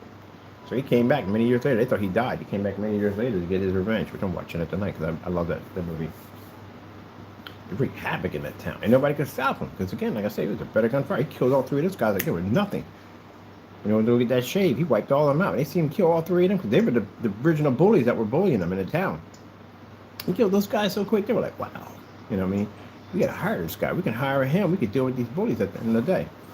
And he wasn't going to deal with that nonsense. He's going to let the bullies come in and do the damage to them for at the end of the day for leaving him to die, and then turn around and wipe out the bullies, kill all of them, which he did. He left the little guy alive, but it was very interesting. I like that one. That was a good one. But anyway, yeah, he thought about that.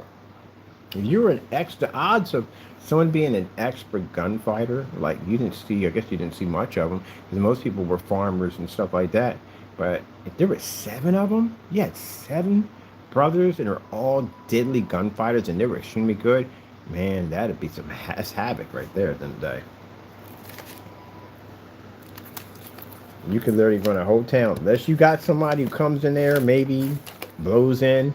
I mean, think about the trouble that gets started so fast down there in the Wild West. You could be like a better gunfighter than all of them. You could just be minding your own business. You just creep into this town and sit down and get something to drink, and these guys are in there because, you know, kill whoever they want, you know what I mean? They ain't afraid of nobody. They don't know who you are. You're a complete stranger. And they come over and start some trouble with you. You kill 2 of them just like that. Gone. Already. Off this earth. And now they go back and they go get their other brothers and take them out too. You kill them too. And now the town wants to make you sheriff of the entire town because, you know, you're an excellent gunfighter. You got rid of the problem. But, you know, interesting thing about it is they can be hiring a bigger problem because then you can go rogue on them. You would have all that power and all that control.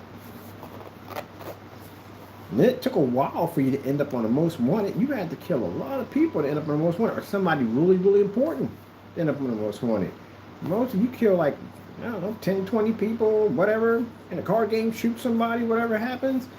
Yeah, you have to do that quite a few times to end up on one of them posters. And then the worst part of that one, you could have a bounty hunter tracking you now, and he could be a better gunfighter than you. You might have an issue with him. That is interesting when you think about it.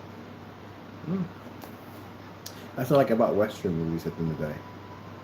Like everybody, no matter how good you are, there's a price on your head. Sooner or later, you're going to meet the bullet. Very few die of old age, but majority of most of them will meet that bullet. But if you kill by that bullet, you will die by that bullet. That's what I find interesting about Westerns. And some of them is just something simple, man. You could be a gunfighter and you could be on your guard 24/7, and then that one day you just decide to chill and relax at a card game. You could be killed by a woman, or anybody could walk up to you, take you out just like that. Either one way or another, you're going to meet the bullet. But very few of them die of old age, on their way, or someone's going to recognize you that may have seen you, might have killed their brother or something. They might be a better gunfighter now than you, because time takes its toll on you. Don't hold the gun like you used to anymore, but they can. They're faster and younger than you, and now it's your turn. You're on the side. That's what I find interesting about the Wild Wild West. Then the whole thing about the claim jumpers, gee whiz, that California gold rush, my goodness, are you kidding me? I watched the whole documentary on that. It was insane. So there were all types of scams that went off on that one. On that California, people made all kinds of rumors. Mind you, by the time these people got to those places, half of that gold had been stripped out already. Those old guys, the 49ers and all them guys have already been through all that land. Majority, most of the times, have made claims they're rich, they're millionaires now. And by the time these people got down there, half of that gold was already stripped out. Yeah, that fool's gold up there, and sometimes maybe you might pan and find something maybe in the river, maybe. But most of those guys have already dug up half that stuff and were gone already. Then you had the scams that popped up. The people were promising people in the big city that you can just go in there and find big giant gold nuggets and become rich. And people were selling all their stuff that lived in the city, and they come up there and get murdered. Take their stuff. Fool's gold, you know what I mean? Old guy come in town talking about, he's been mining and mining. He's tired. He might want to give up his claim.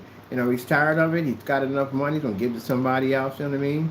And he'll see some unsuspecting guy coming from out of town, you know what I mean? They know who you are. You know, you're not from around there. And he'll take all your stuff, and you'll go up there and it'll be worth nothing at all, period. He got you for all your stuff.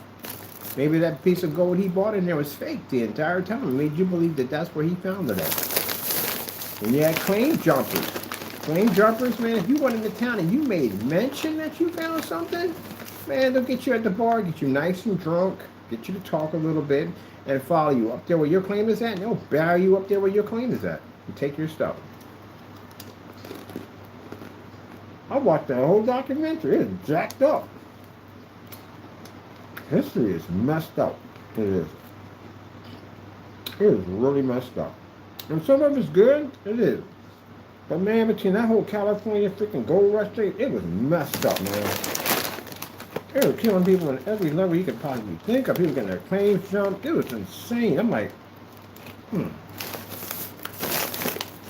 was jacked up about it. Indians have been on this land all this time. You see any of them dig up that gold? No. They tear the earth up? No. Those people came in and tore up the earth, destroyed it, and mining for minerals. Indians never touched it. At all, period. They respected it. That's where it was at. Greed. It's sort of greed in men. Those men that tore up the land for greed. And you wonder why we have the problems we have now. We did have an ozone layer at one point. We did have one. The industrial age destroyed all that. People want to sit back and talk about the cars and all the stuff we have today are destroying. No. The industrial era ripped up that all up. You got these freaking trains running with all this fossil fuel. All these factories manufacturing stuff that ran off coal and fossil fuel. That ripped up the ozone layer. We just pretty much had the last straw for the camel's back to call it the collapse. I'm surprised we haven't disintegrated by now.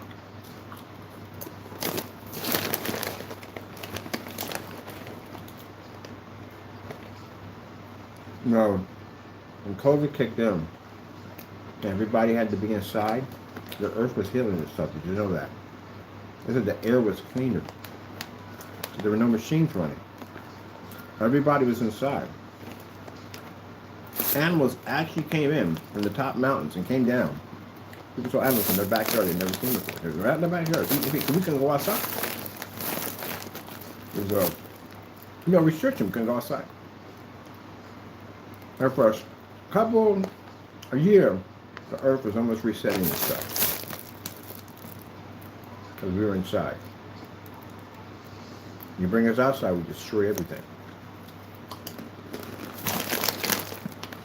So, they dug up that beautiful earth for a rock.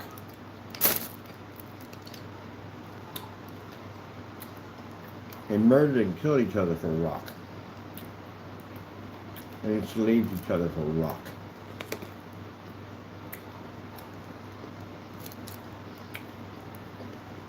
Somebody put value on a rock. That's pretty messed up. Anything like diamonds or anything the earth they call worth money, they'll kill for it or destroy for it or even have worse for it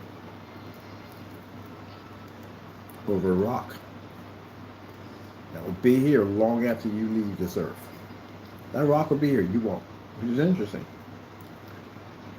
Anyway, I saw something I found fascinating about this cup. I don't know the name of the cup. Anyway, it was a cup. Belonged to a king. And something about that cup, I don't know what it is, about territorial rights, what it was. But they had wars over, great wars over this cup. You had soldiers that were marching into battle. They murdered, they killed, they did what they had to do for this cup. And in the end, now the wars we have for this cup is involving rich people in a room holding up a little pallets and betting money for it. So all that bloodshed, all those lives lost for a cup. At the end of the day, where now you have people that sit in a room and they just raise a paddle and they just basically challenge for money. For a cup. Now we'll be here long before you're gonna you would never ever be to keep it. No one, not any man that basically fell for that cup who died for that cup, they can't keep it. It's still here. They're not here. And the person who spends millions and millions of dollars to own it, they're going to pass off the earth too, and that cup will be here. That cup will have many, many, many owners. Only many, many owners won't be here to basically to achieve it, or not to achieve it, but be able to own it, because it was never yours to begin with.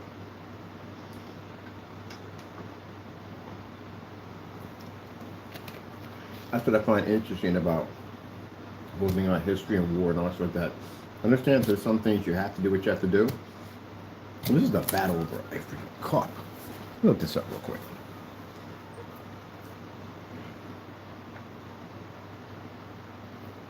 The war against a cup. Let's dig it up. It's not a cup, it's called something else.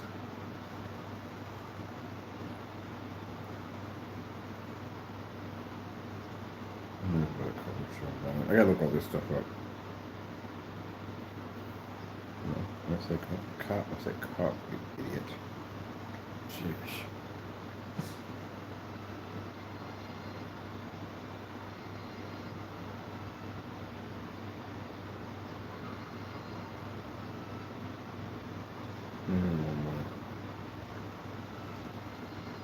What King's Cup and the century triggered off wars?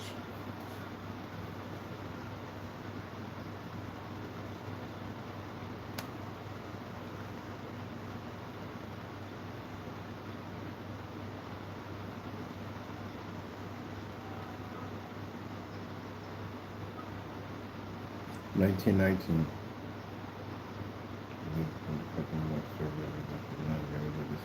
England and the churches by the Queen Elizabeth and fourth president make their suits and the treason. Ooh, I lost it the one with that one. Jeez. And the King's Cup and one with the trophy. Yeah, that's interesting. Wow. Well, again.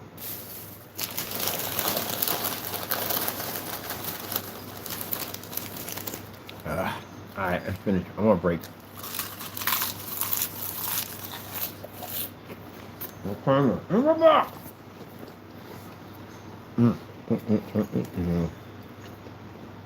We got some boys, man. We gotta have them. I'm gonna stop that crazy nut stop Adolf Hitler. That guy had to go. Yeah, something wrong with that guy to do what he had to do and take over the world. Some dude gotta go.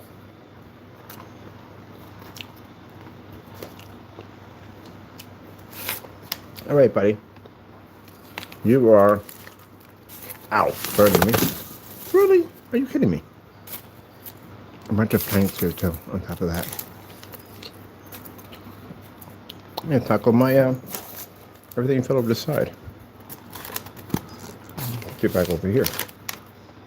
Where's my glue gun? Oh, the side. Of course. All right. Let me see. Was there anything on the pier, docking pier? Let me see. 19th century pier. Let's see. Medieval pier. Look at the pier.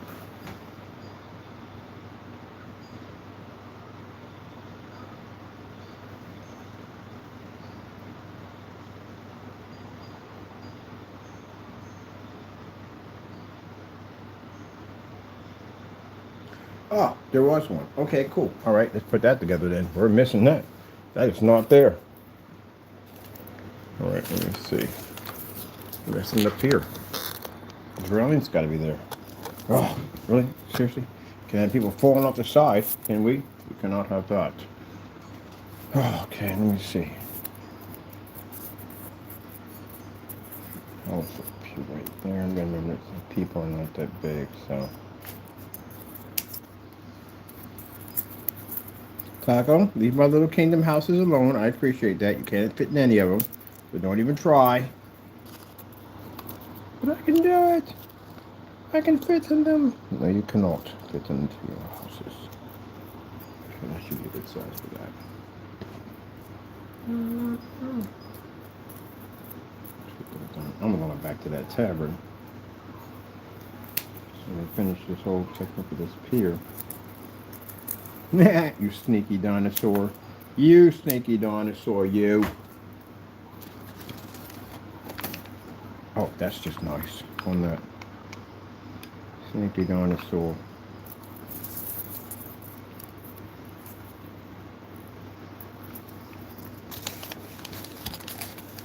All right, let me see.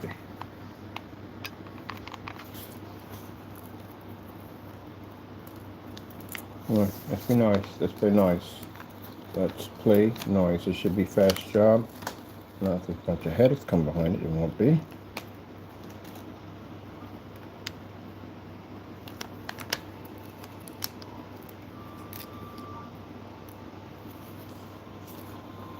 There and here.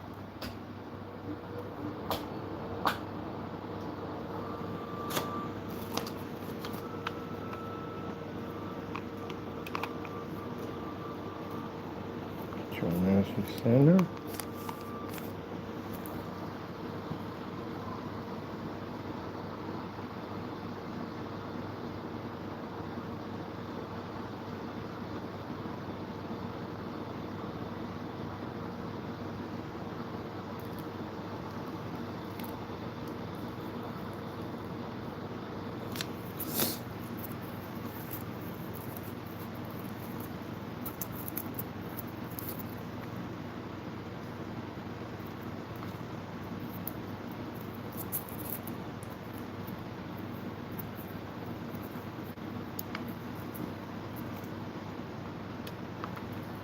Yeah, taco in the box. Taco in the box.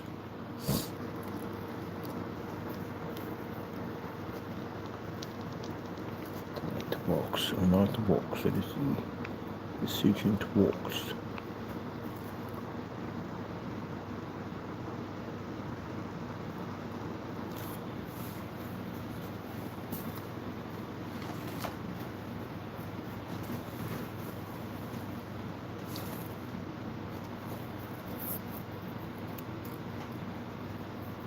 After that, for the sides, for that, taco the box or not the box, and it's a question, right? Is it not the answer?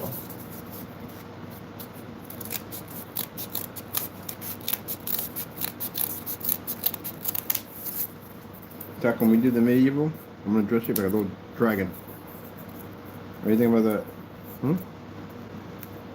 I'm dressed like a dragon. You wanna be a dragon?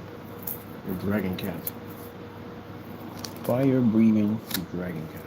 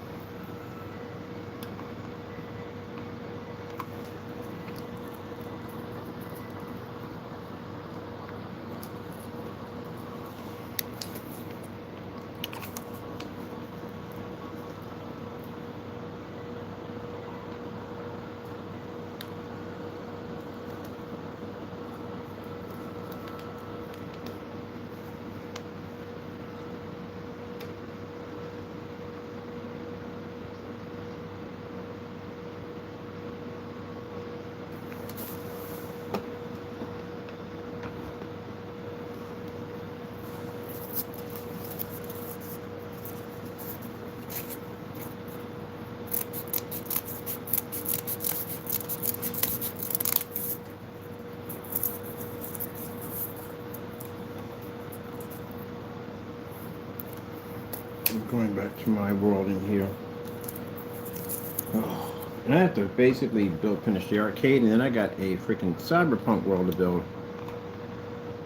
A capsule. I'm building a capsule, like a ship in a bottle, but it's more like one of them cyberpunk apartments in a bottle.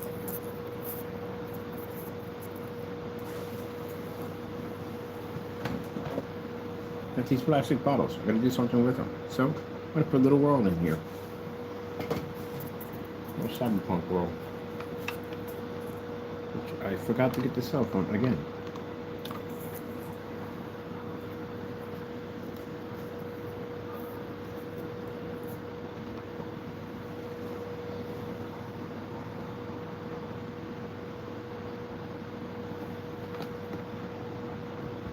Disco, disco jump. Disco, disco jump. Everybody do the disco jump. Oh, wow, way back. Old song back in the day. Oh, watch it, man. You're gonna jack up my freaking desk, man.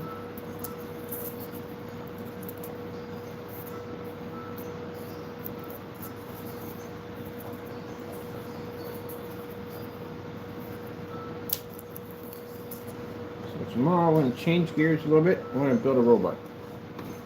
The everyday junk. And build our robots.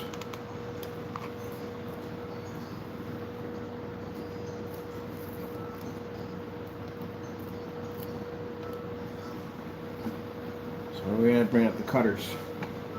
Gonna cut the plates, the chest, and all that stuff. To light it up, knives, and all that stuff.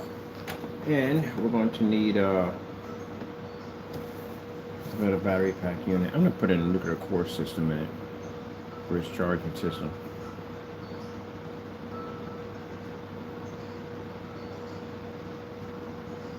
Wouldn't that be cool? Put a nuclear core system that charges up and we can charge in all the components. That would be sick. Call it Cybercharge. Ah, Cybercharge. I like it. Cybercharge. Yeah, I'm gonna build this cool robot for my PC. Little prop in it. The people usually buy and put robots in there. We're gonna build our own. We're gonna build it from everyday parts, just laying around. Build our machine like we did the bomb for the Fallout.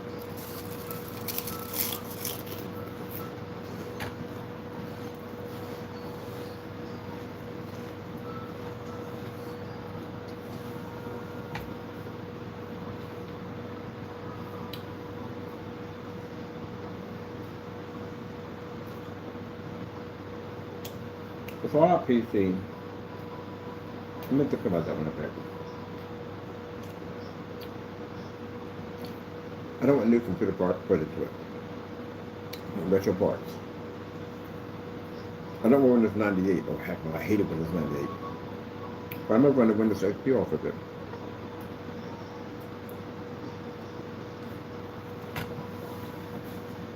I'm gonna run a Windows XP operating system off of it.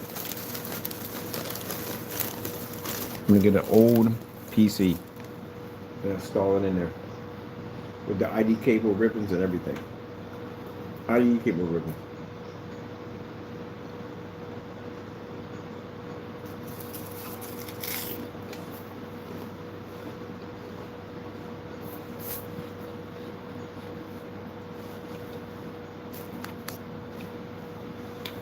I'm gonna go and disable all the updates so I can't automatically update the system.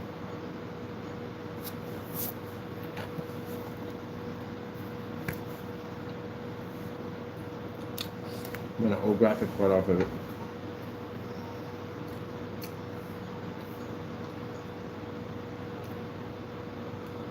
Probably something like 128. 128 on it. 128 like gigabytes or something on it. Something old. I think I got a 20 gigabyte terabyte on the hard drive. I got a 20 gigabyte hard drive in here somewhere.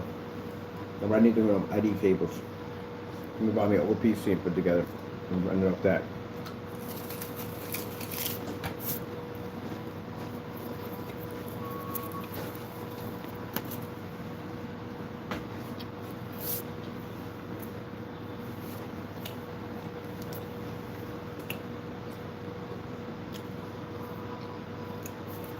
Can you run Steam games off Windows XP?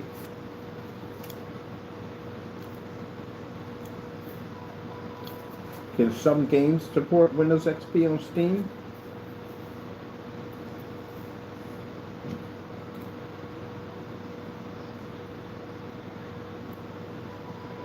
Ah, man, really? It's not supported in 2019. Oh, we can't use it.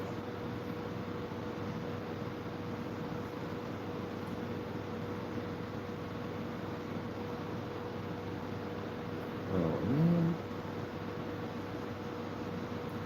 little old school with that.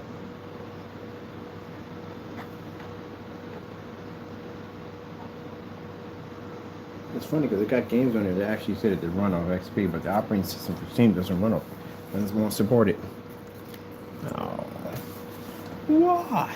I want to do one of the game system set up. What the break?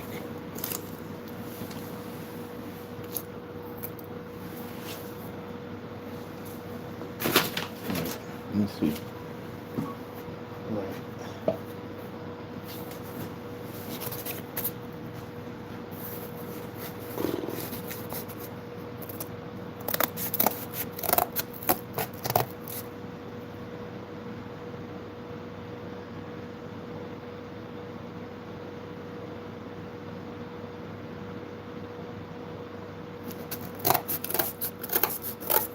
I want to do older system off of it. Does it have to be a PC? Oh, I didn't think about that one. I'm in a different world right now. I'm going with that one. I'm definitely going with that one. Oh man, they got the XP What Humans Do. That was a song right there back in the day. I've heard that song 100,000 times because I had to test that song when I was testing someone's sound card out. And I used to play the song by What Humans Do or something it's called. I remember something back in the day. But now we don't have one anymore. Still gonna put in the Windows XP system.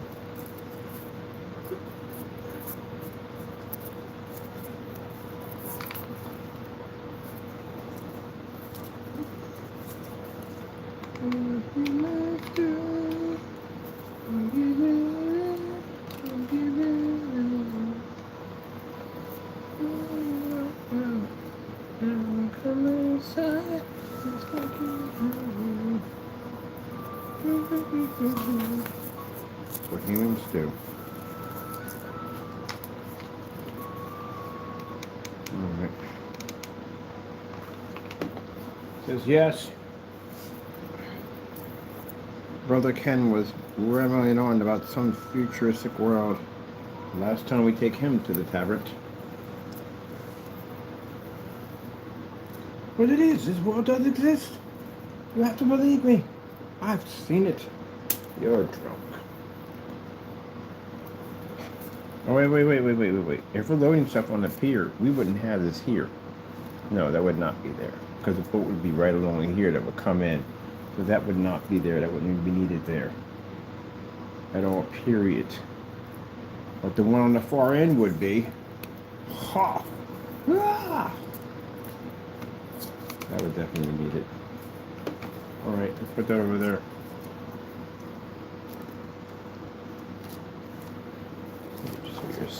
Sorry about that, church. Or no, that's the whatchamacallit house you just bumped. That is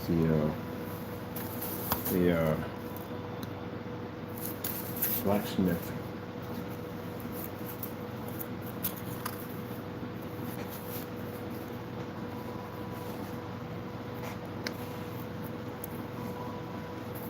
What in the heavenly beds are you doing out there?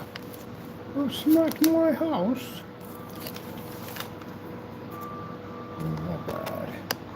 My bad. So we have to put in our little area across there.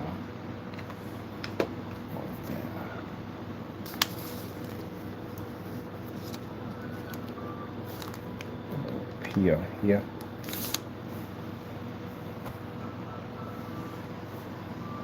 Shop at the Gap. Is the Gap still in business? I think the Gap's still in business.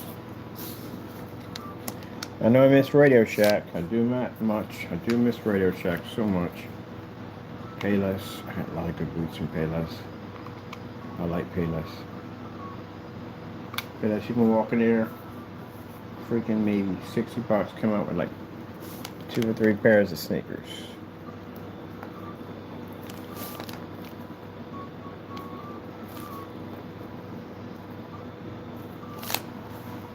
Yep.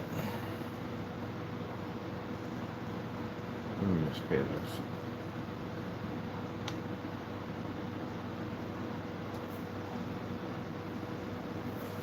Kids sneakers, work boots, casual shoes, dress shoes, everything from Payless.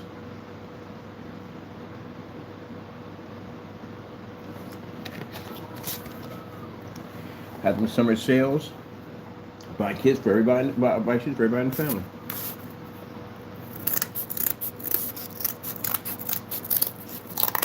It's Toys R Us, KB Toy Store, all the places.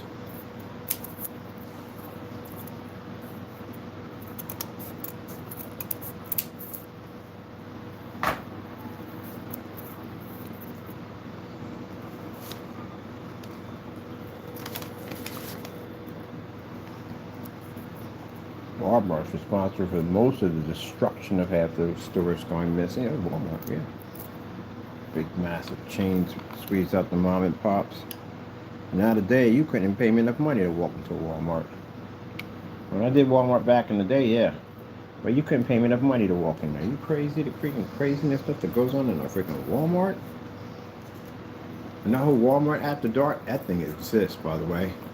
We see people wearing some creepy clothing and all that stuff, and like, hey, where's this Walmart art? Yeah, got to go to the 24-hour ones. 24-hour Walmarts have them.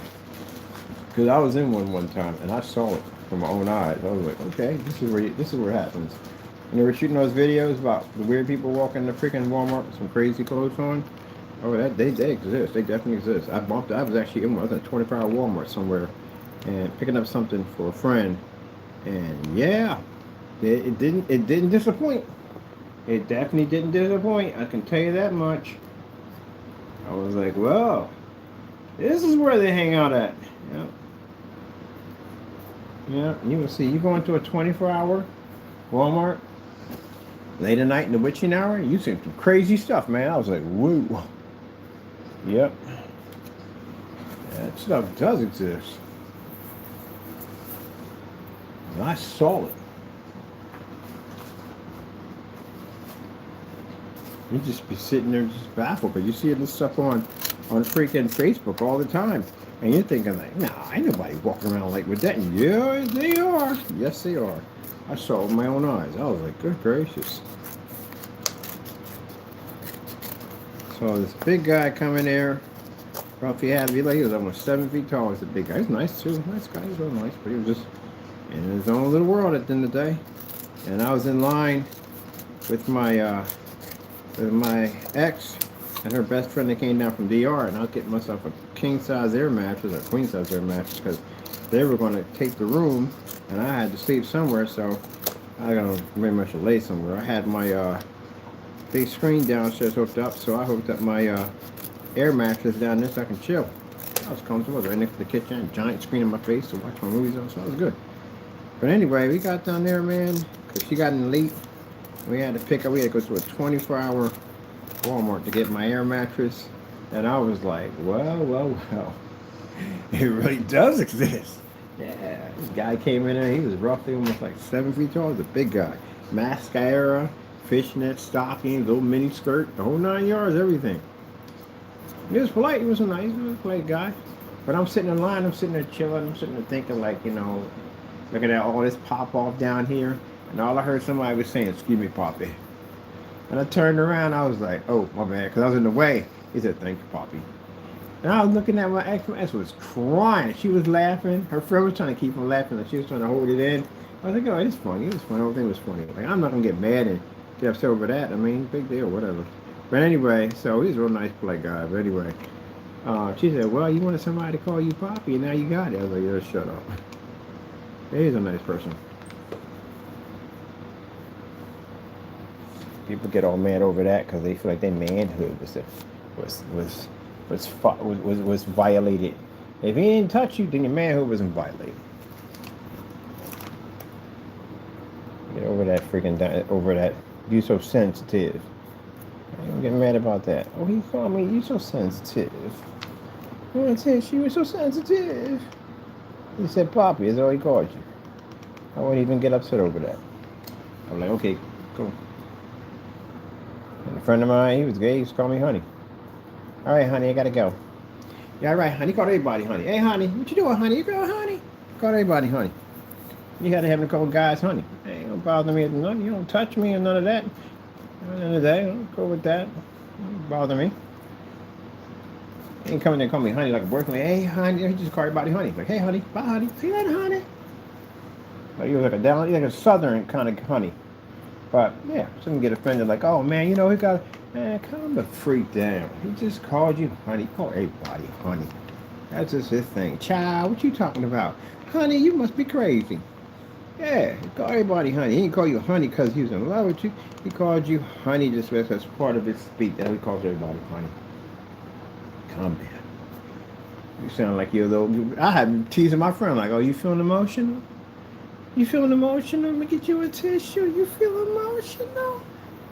Cut that nonsense out. Oh, he called everybody honey. First time he called me honey, I was like, okay, whatever. It didn't bother me none. Yeah, he came and called me honey and tried to kiss me, and we got problems in the day. He called everybody honey. Yeah, southern boy. He called everybody honey. Honey, honey, honey. Child, honey.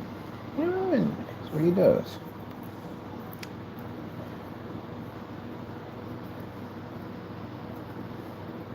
Yeah, but I'm a man. I don't care. You acting like a woman. You're sensitive. Why are you so sensitive? Why you do some tampons? I'll be right back. You're so sensitive. I'm teasing them now. So sensitive. You got all sensitive. You gotta be careful. I can't call you like this sensitive. Grow up.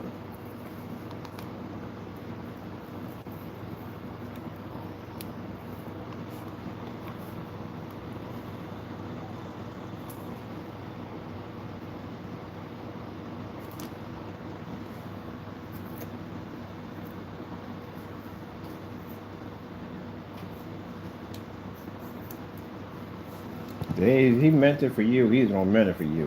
You would have knew that from the door. If he meant it for you. Like I said, I don't approve his lifestyle. I don't approve none of his lifestyle whatsoever. But he's still my friend at the end of the day. And if you put your hands on him, I'm gonna hurt you. Because I hate people who do stuff like that. You ain't got that right. That is not your right to judge someone. That's not your right. You want a judgment as it is. That's what gets some people who like to judge people. I ain't gonna judge somebody. You want to judgment yourself. That's between him and God. That's it. You can tell him his lifestyle isn't right. It's not Christian. You can tell him all that, but you got no right putting your hands on him. And nobody got no right to put hands on him. That's between him and the Lord at the end of the day. You need to take your opinion somewhere else. That's why I draw the line with that nonsense. People want to be bashing them at the end of the day because they're gay. That's between them and God. You ain't got no right to put your hands on them. You can answer yourself.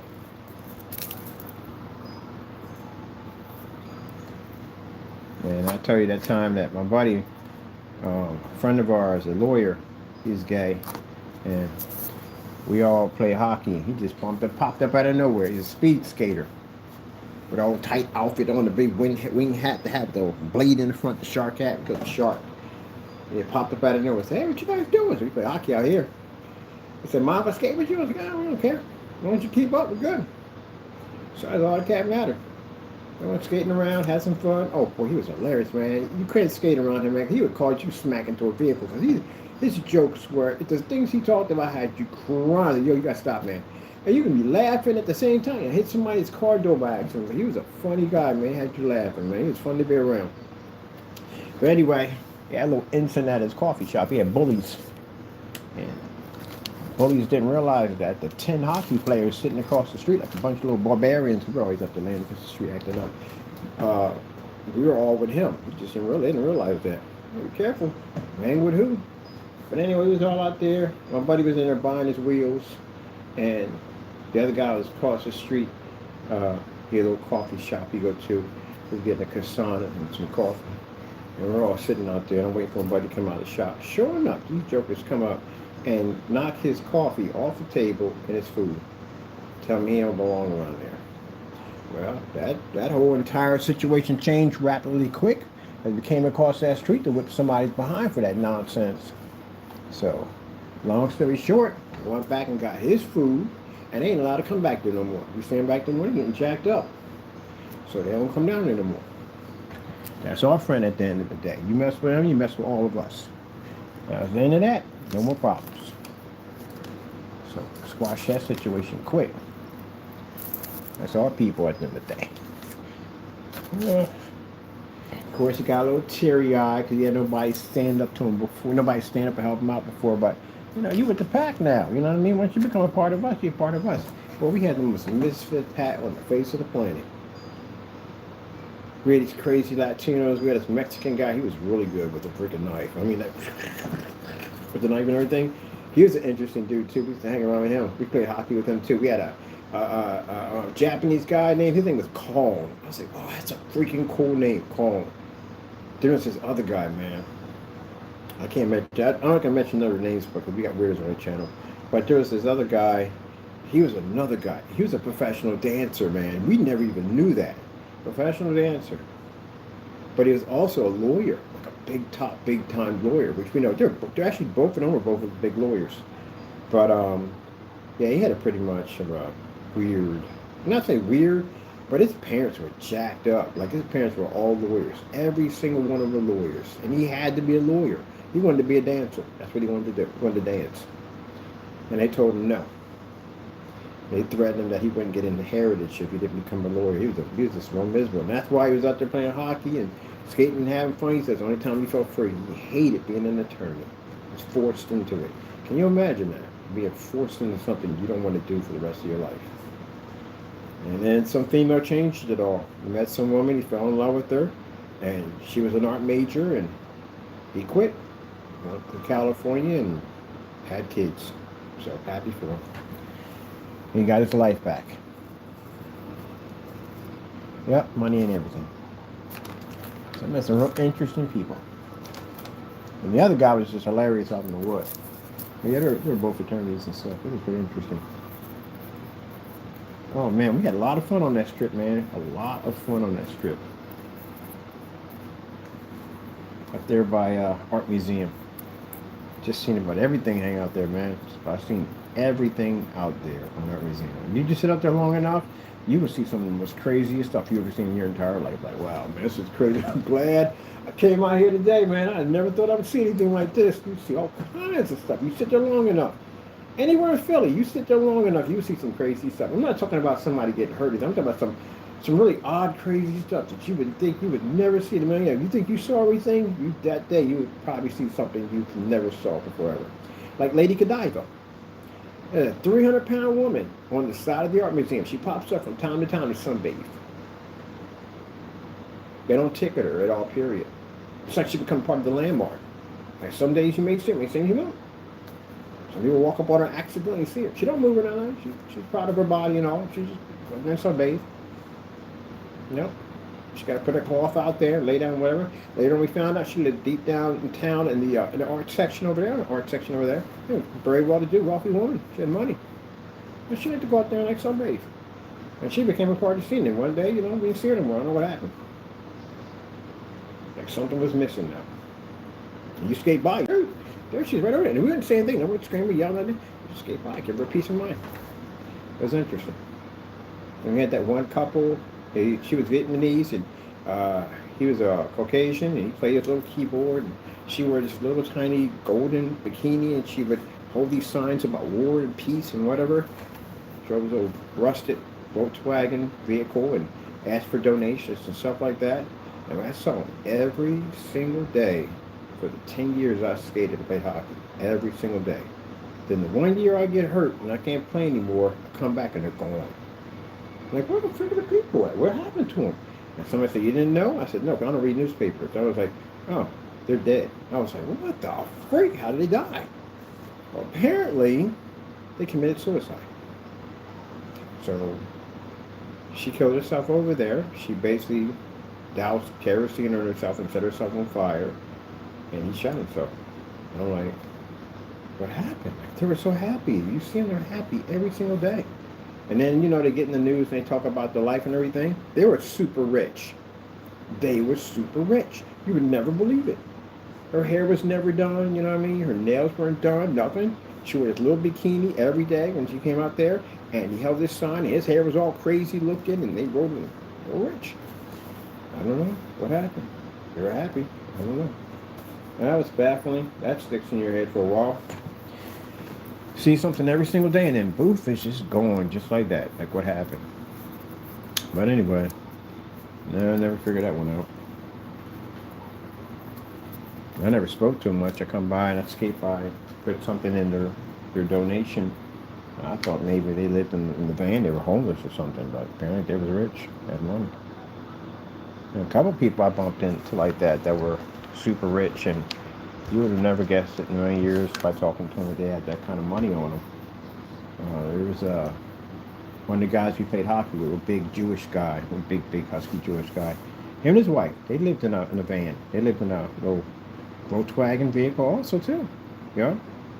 And there were these big socks that came up, the stripes, the old stripes across them, and you know, they lived in this car, and we thought they were homeless. Like the group we all skate were like, are they homeless? They got a place and everything. And one of the guys came and said, "Oh yeah, I know them. I know their family." I said, "They rich." I say rich. I said, "They're rich. They rich. They got politician money." So apparently, eventually, he explained the whole thing to us. So we were all sitting out there one night with our skates on, and everybody just sat out there drinking at the top of the art museum. We were looking at the city scenery, and he just opened up and started talking to us. He said, "Well, you probably think at the end of the day that we were broken." I said, "No." I said, "We got money. We're rich." He said, "I just don't use it." He said, "I feel like my entire family, you know what I mean, hated politicians. They're crooked, they do this, they do that. There's all kinds of sneaky things they do. You got to watch them, they're backstabbers." He said, "My whole family's like that." He said, "Me and I walked out of my parents' house and never went back." He said, "Until this day, I haven't spoken to any of them at all, period, in years." He said, "I'd rather be poor and work my 9-to-5 job and whatever than touch any of their money." So yeah, got respect for that. Gotta have respect for that. At the end of the day, turn down that type of money. Yep. Yeah, absolutely. It's interesting. All my friends I've had at that particular time, how interesting their lives were. Every time we go out there and skate, I never knew exactly what their lives were all about. So one day you get a chance to sit down and talk with them, and then you figure out that, hey, grass sometimes not always green on the other side, and people are people. But you're friends, you joke and laugh and have fun, so that's what makes it important. That's the only thing that's important. Who cares if you're rich or poor, as long as we can all have fun together. Do crazy stuff. Alright, let me see. Put you across here like so. There we go, so nobody falls off the side. Yeah, off the pier. Where you fell off the pier. What pier? That pier. Only one pier we have over here. Oops. I went sideways on that one. There you go.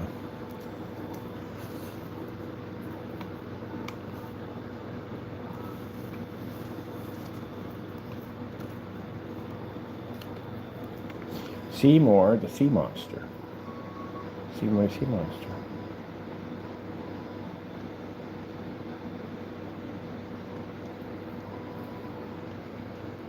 We have to make a Seymour, the sea monster.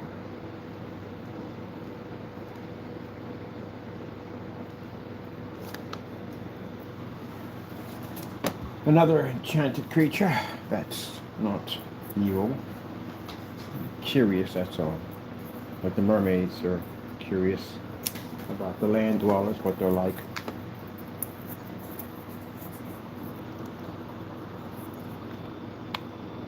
They find them interesting.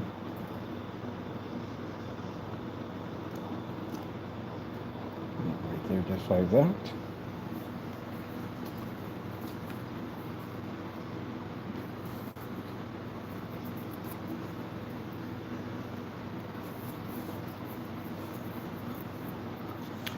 Okay, you are basically took a little time, but we got you all ready to go. I can come in right there.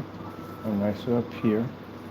So I'm gonna put you over here, and I have to go back to the tavern. They're drinking and carrying on right now. Got to get my hoop here. Yeah.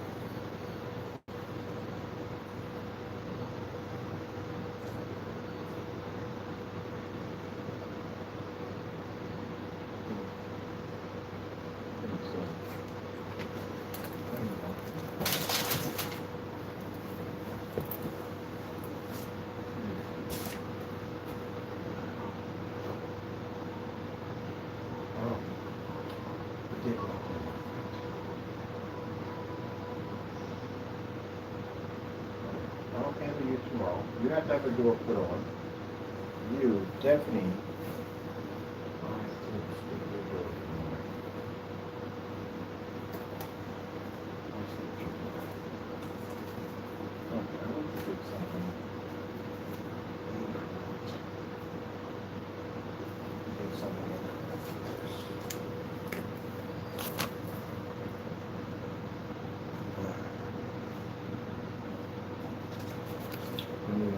Anything. What should we do?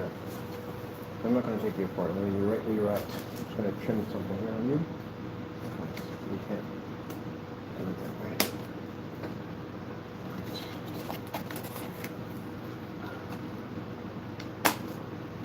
There we go. Now you should fit in there just nicely. But you forgot your door. And he will scream and yell and say, "Where's my door?" This is an easy one to do. It's a sliding door.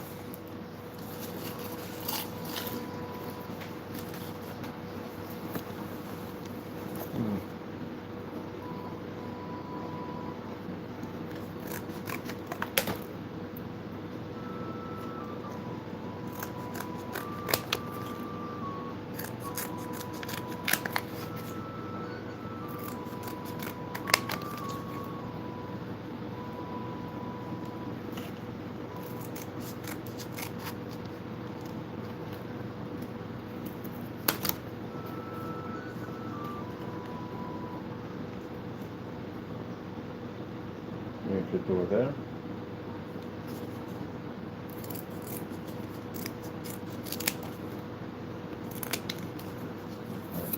That's your door. So you'll be good to go in a few minutes. We'll take you, put you here. Put you over here.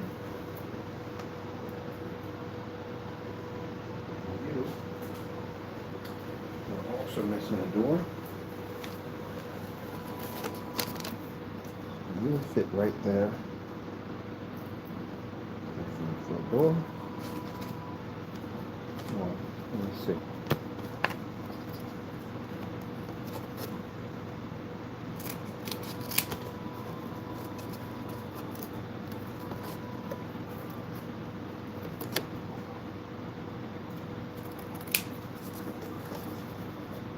Close your doors at the same time.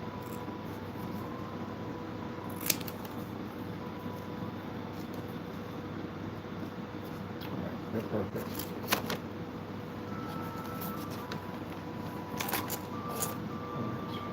You are this door, and you're the other door. Okay, let's get you guys made. Get you fitted in. 2 doors we have to do. This right here is for the dock.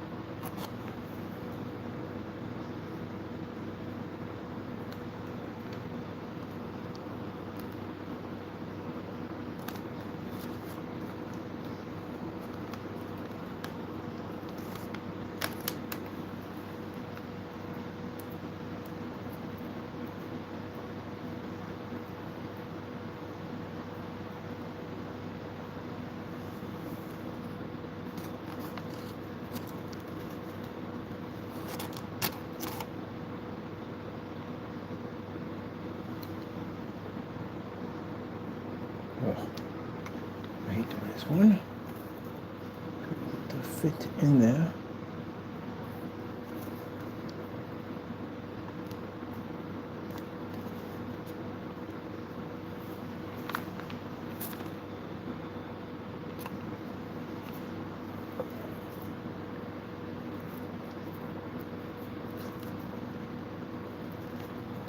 Oh, there's Spider-Man hands. Back on me. There you go. It went with me. Come here. Spider-Man fingers.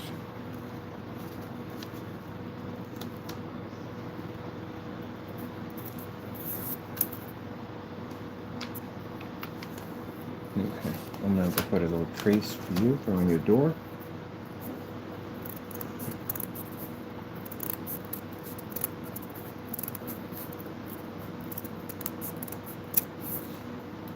Door has to be done a little differently. Get here so we get a better position. Okay.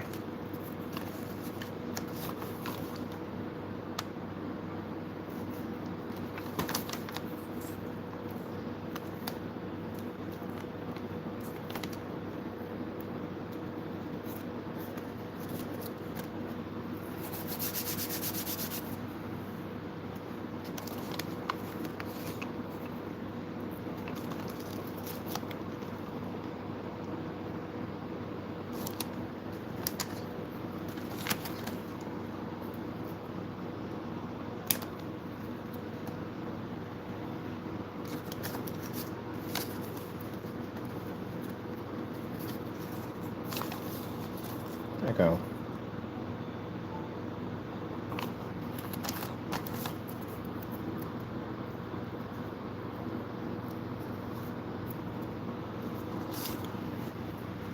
Okey doke, okey doke, okey doke, okey doke. Let me see. We need a thinner piece for that.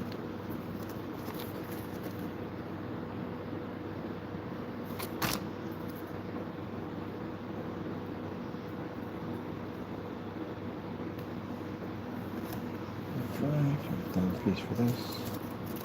Oh, be nice, the off you. See like that.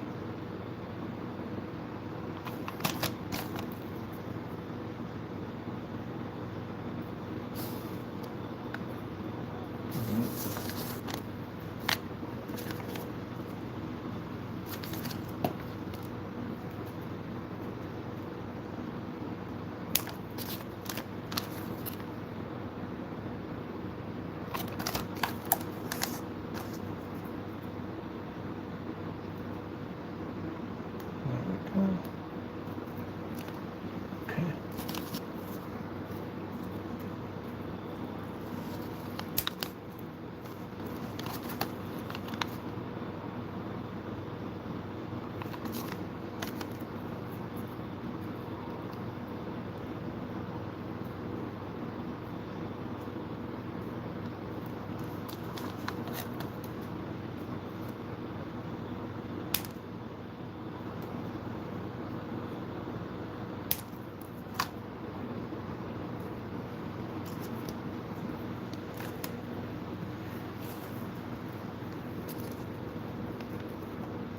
Oh, you just had to push out there, didn't you?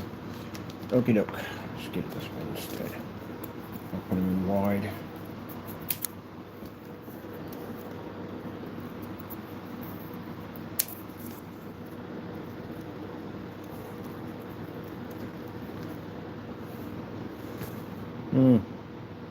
Maybe the other way around. Over there, that's going there, and there, like so. It's going this way.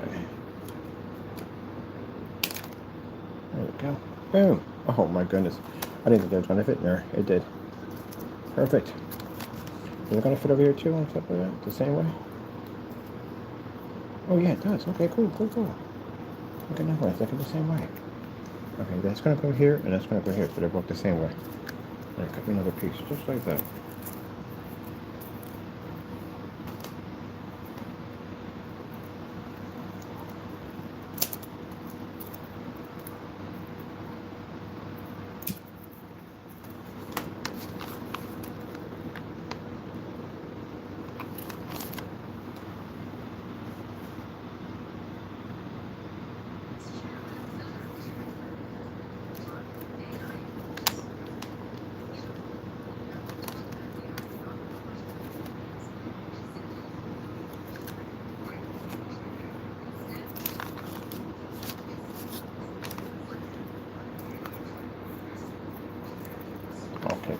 messed up on that. So it's reverse.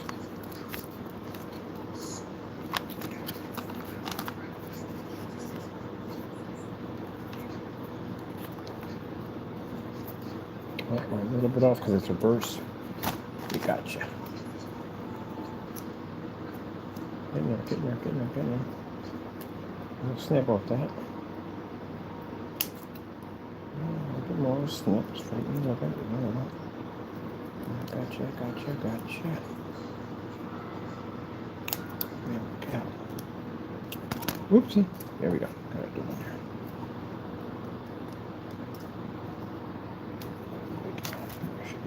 Just like that.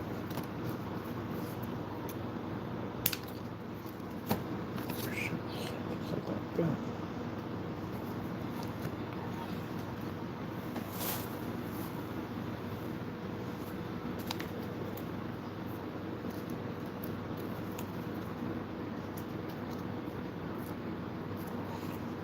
We need to put in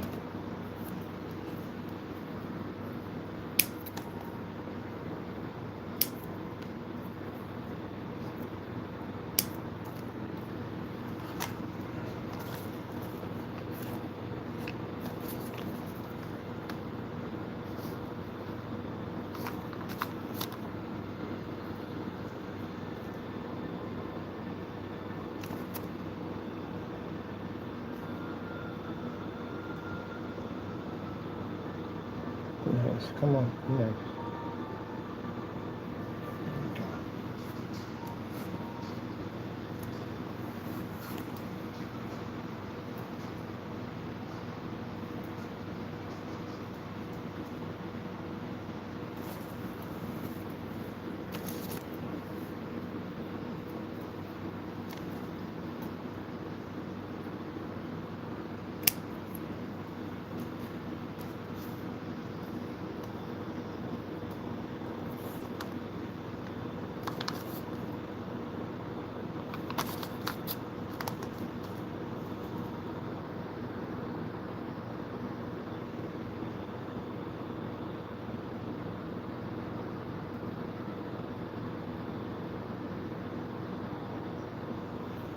Oh, yes.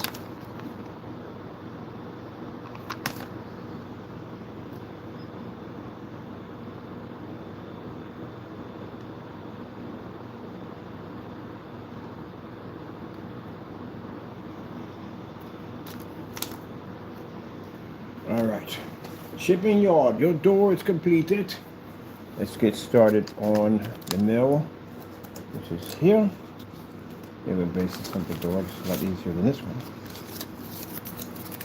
Let's get some of our handle done.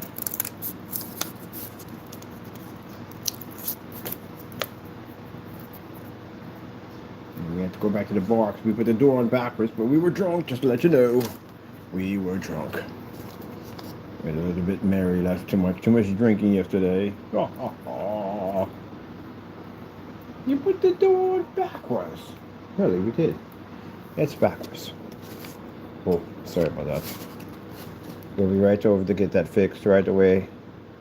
Just a minute. We're right now installing doors in for the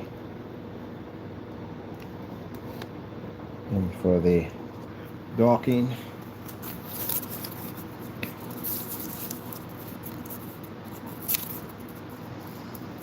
When we get ready to Christmas decorations, we're going to put little wreaths on all the doors. We can make those ourselves. And we'll put a Christmas tree up.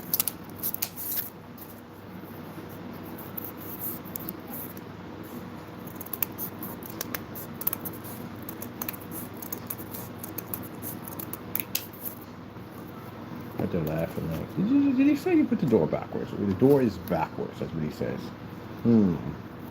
Interesting. Whose fault would that be?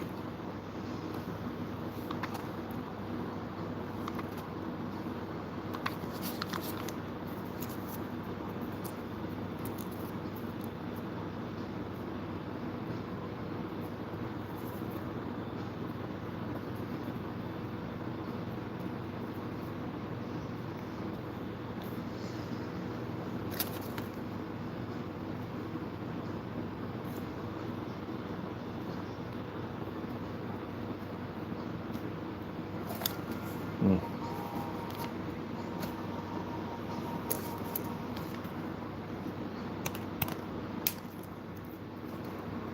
Fastest way to make a door.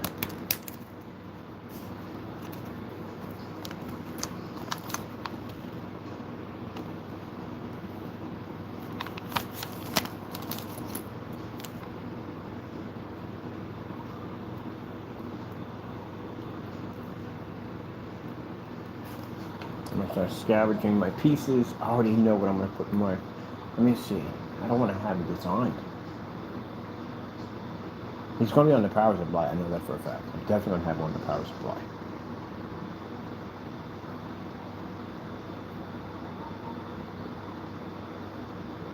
Oh, I should have a fan system on his hands. Be holding the fan. And put the fan. Turn the fan into a generator system, like he's holding it and charging it up.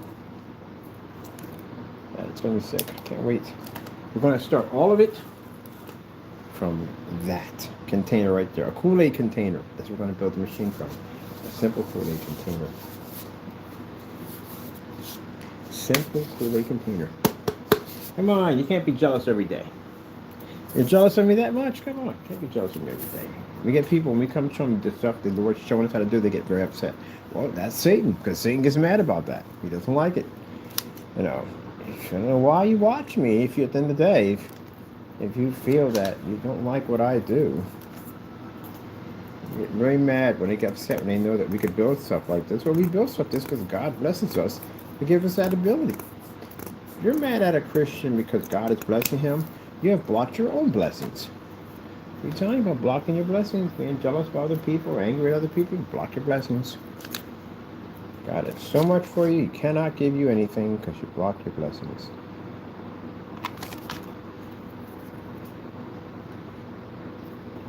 Now, I'm not saying that if you don't watch me, you block your blessings, and that's wrong, because I can get myself in a lot of trouble for that. No.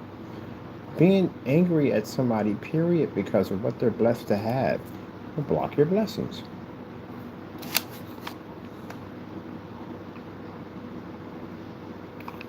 There we go. Down there.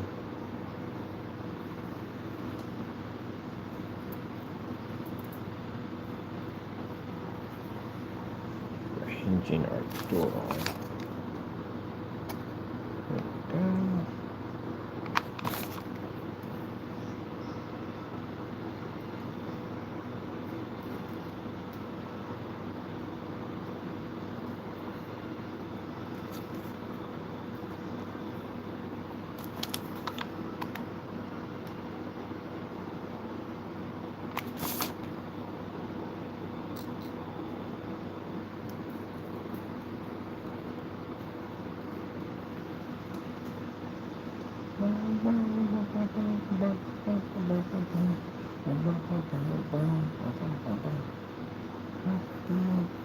go. There we go.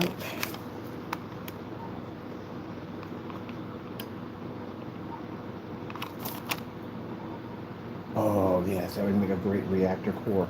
We're going to have one there anyway. We got to rip off anyway. We got to pull it off. I know the heat sinks they have on the Dells. We just want to take that sucker clean off. And we'll use that for something. Oh, we do have fans. We got the two individual fans that come inside it. We can't disconnect. I'll run that right over by the machine. All right, cool. It's got its reactor fans. Just have to color them and make them light up. That's all. It's got its reactor fans. I forgot about those other fans they have inside that we can't disconnect because the system go haywire. I mean, there's a way to get around them, but I am not going through all that. I'm just going to relocate them someplace else. I'm still on the board where I can't have a fit.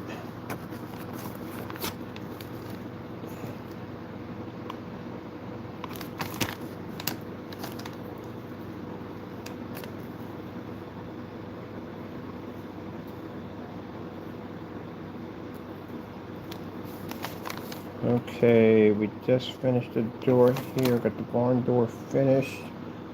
Let the guy know we're done here with this. This door has to dry. Let me trim that off. I'm going to go install my barn door. Where did I put the hinges on for that one too?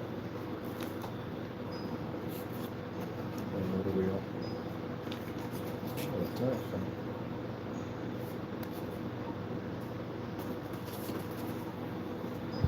Son of a something.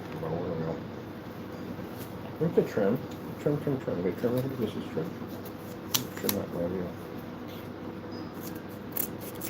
The bottom half, but the top area is to be trimmed a little better than that.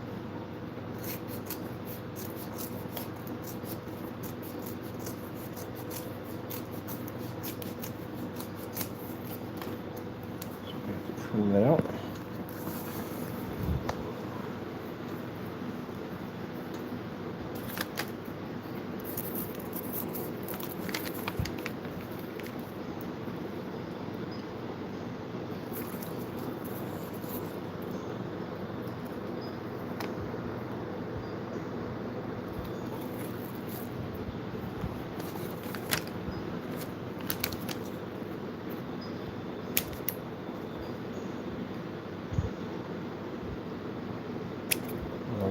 For your two hinges over here.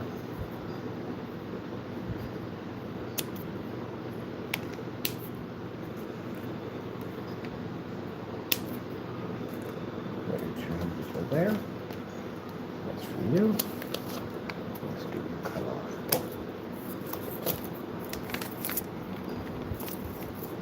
Somebody probably had bedtime too. You never know.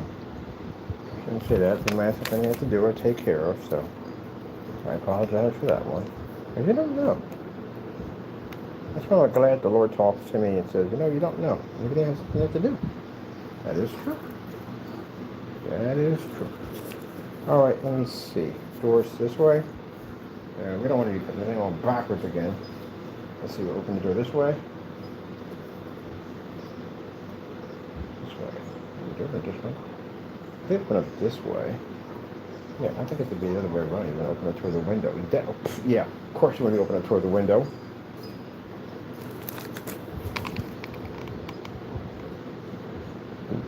Definitely put that on backwards. If we were out drunk. We're celebrating. We finally got the roof put on yesterday. And we had all the glue needed, except for we had this a little bit for the door. And lo and behold, we put the door on backwards. So, he's not too tickle pink about that.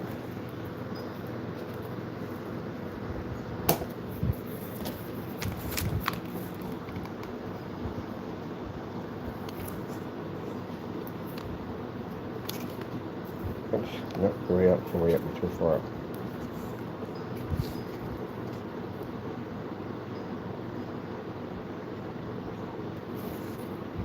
Are you on there? I'm going to get it off for now.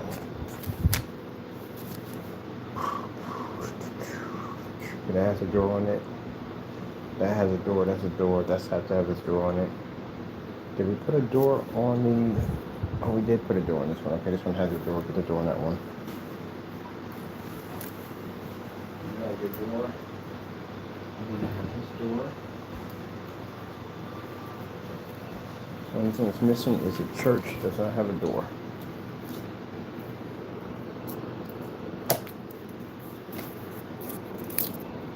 Our detail on the water wheel. Oh, sorry, yeah, it is water wheel. Water mill. Should be a water wheel still. There. Let's see. Oh, that's just peachy. Hey, you got bags of flour down here, dude. Dropping your bags of flour. I need this piece right here. Let's see.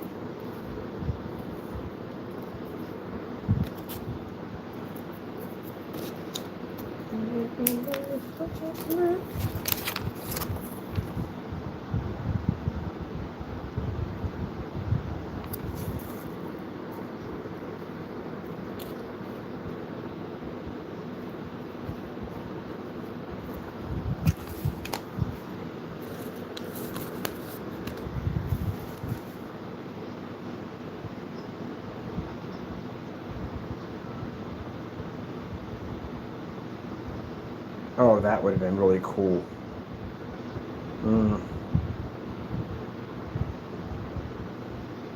Actually, technically, we could build it. That would not be hard to do. It'd be interesting, but it wouldn't be hard to do. All right, mountain section on this one. We have to build it. We want to build a place for the science. So let me see.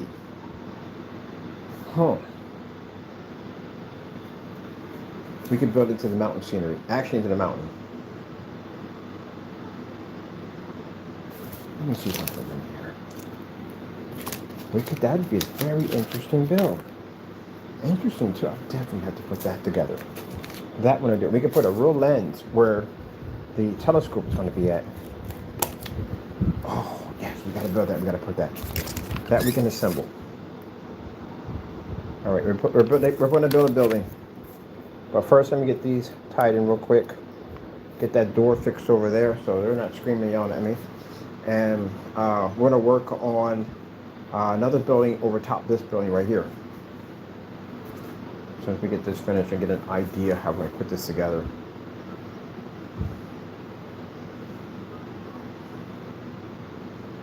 Because I literally could put up a building here with a cliff over top of this one over here and a building right here. Because we have the room for it. A building right here with a lens that comes out. That would be crazy. That would absolutely be crazy. We can make a ladder system that comes down and let me see where we put the ladder system at. Okay, we can put the ladder system that connects to that. Oh yeah, that would be hot. That would be hot. That would be definitely hot. Okay, my Lord's giving me the idea how to do it, how to put it all together. That's going to come out looking pretty cool.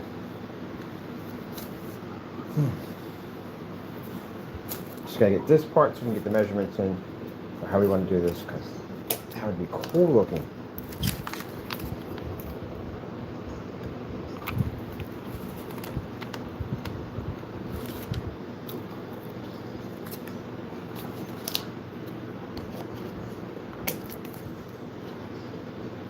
I know I should have cut this ahead of time, but I am excited about this right now. Put a door here, let that dry, door on it. We're going to build a laboratory. A laboratory! Oh man, with the shutting when it opens up. Oh, we should do something. You know what? Open up on top of the dome. How would we do that? Something different. I want to do something different.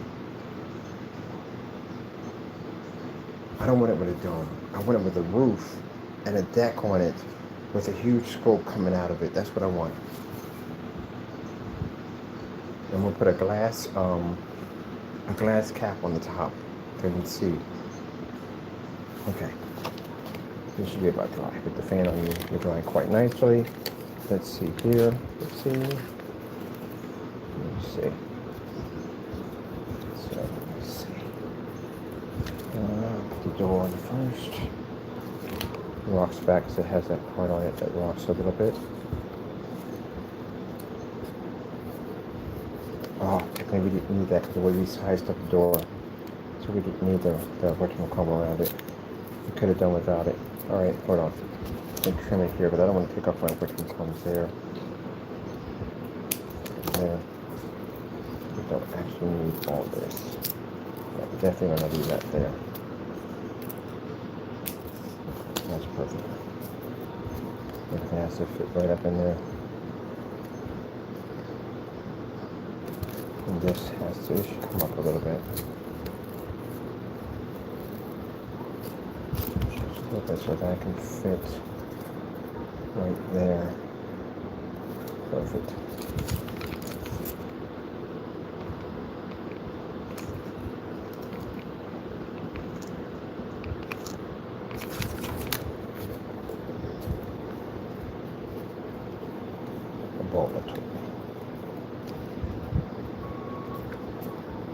Come on.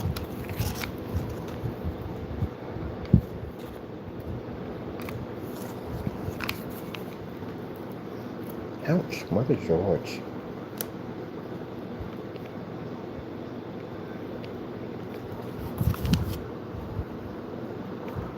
Okay. Now, figure out what just went through my head a few minutes ago.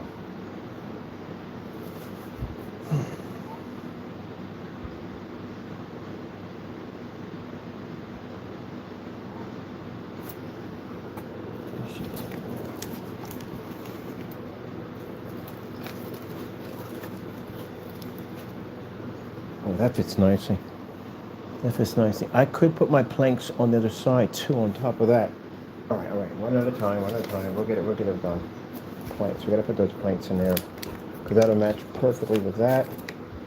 And then I can start working on the other part that I just saw in my head. I just saw something really, really cool. Definitely want to put together.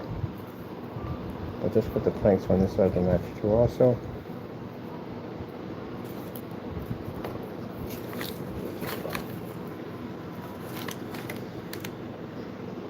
Oh, no. Come on, stay over there. We're not going to spill. Come on, be nice. Stay. Be nice.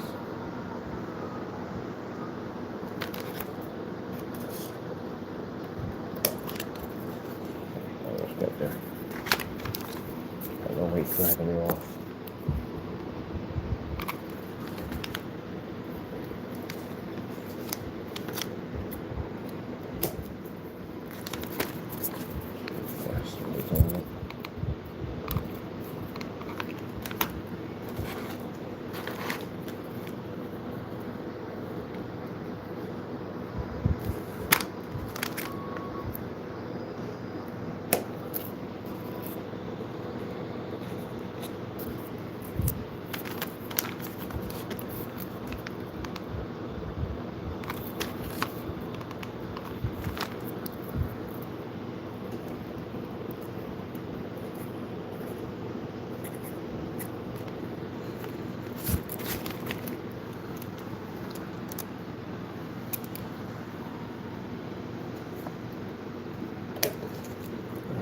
Stay up there. Stay up there. Get your stay up there. One more in there. And cut your size.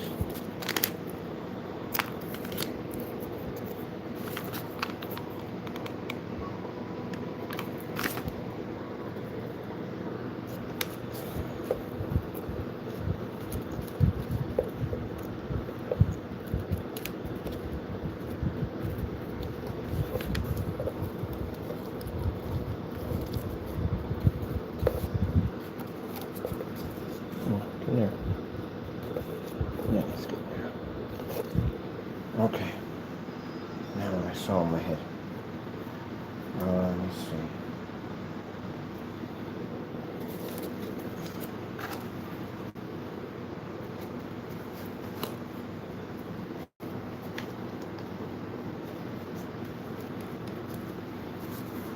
Okay, let me see.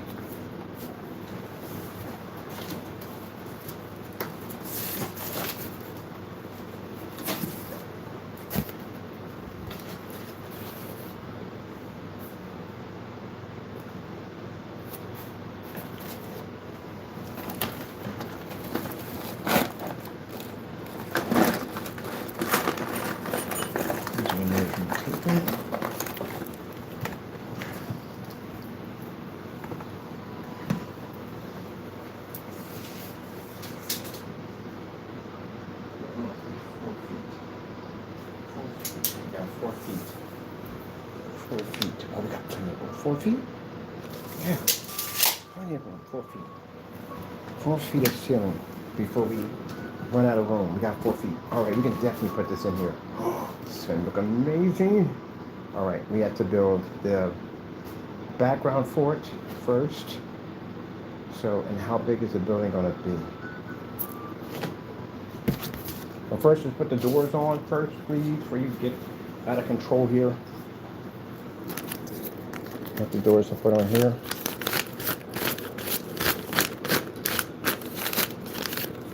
Here's so much more. Here we go.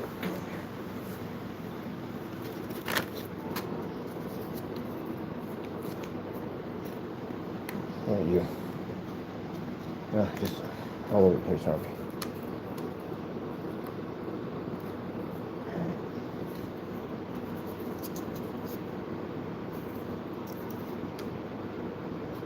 Oh, we got them upside down.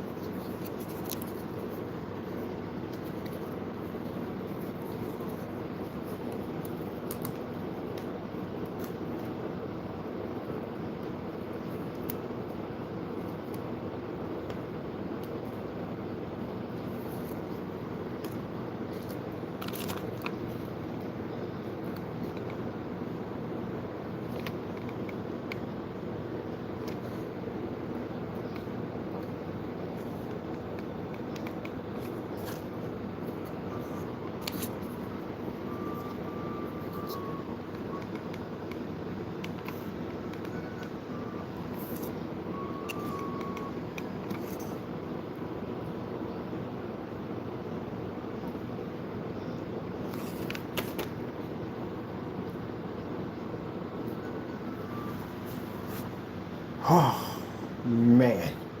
It's great to get that done. So we got the whatchamacallit tower to do. We got to put that door over there. He's screaming his head off about the door. We're getting over there. I want to build me a freaking laboratory very soon. Look at the stars.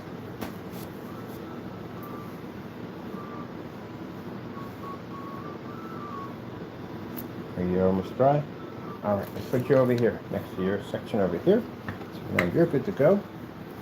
I'm going to build our new building. I can see it in my head. See it?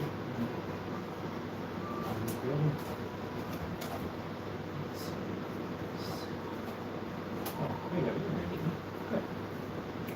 You're good to go. Alright, let's see. Where'd you go, Joe? First get this door done, because he's screaming at me right now to my the door. Look, I just told you. Coming over to fix the door. Alright, I see we did wrong. It's supposed to go this way, not that way. I mean, technically, to tell you the truth, I mean, you want it slammed to hit your window at the end of the day. But okay, I can see. Okay, we'll fix this for you. Good thing we put this on lightly. Oh, I'll tell you this guy at the end of the day. I get drunk, I put a door on backwards. He's basically losing his mind over the door.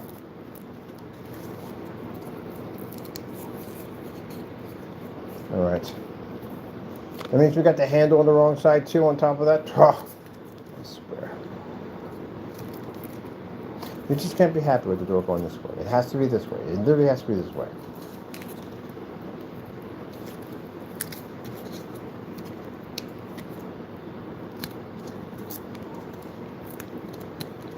So I have to deal with. Put the roof on in record time. The door is in a different direction. He's upset about the door.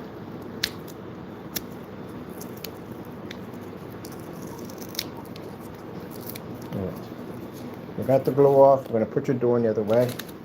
I got a job to do in the laboratory pretty soon. We're going to put in a whole new space to explore the stars. We're going to put in a spiral staircase. We're building a spiral staircase.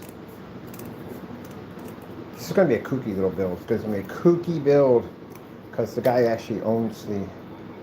would be me. It's my building. Do all my builds. I'm going to put a make-lift mechanical machine. Oh, yes, we can put a mechanical machine out there because he's building a robot. It runs off steam, by the way. And then we got another character to add to our collection.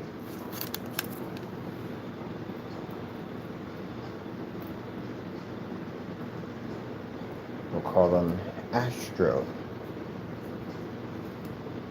Astro got his name from an asteroid belt that was discovered with the Mighty Telescope. Or, better yet, let's call him Comet. I like Comet better. Comet 441. Or 411. for information. Okay, he's all about his, he talks and all that stuff. He gives off information. The comet crash landed. Well, he didn't crash land precisely. The comet crash landed, and it had interesting properties to it. And that comet's materials were used to make the machine that we have here in our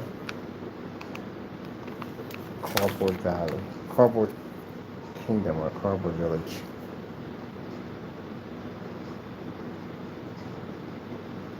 Your doorknob is getting on my nerves. Wow. It's fighting me. Doorknob is fighting me. Okay, doorknob just went in. Doorknob was fighting me for a minute. No, it just went in. It was fighting me for a bit there. Okay.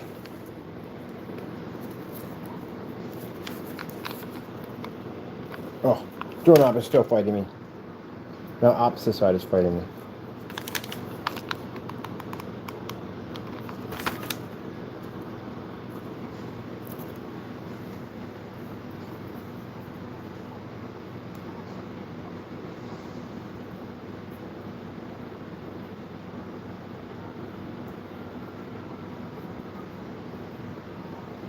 We could do something cool with this. If we build walls in here, we can make areas that cross over back and forth. That'd be cool. So we can build a little wraparound kingdom. That means we don't have to stop the builds here. We can build other builds on top of builds. So they'd be built into the mountains that come out the side. Oh, that would be absolutely amazing. All right. We continue on. Our village is not even done yet.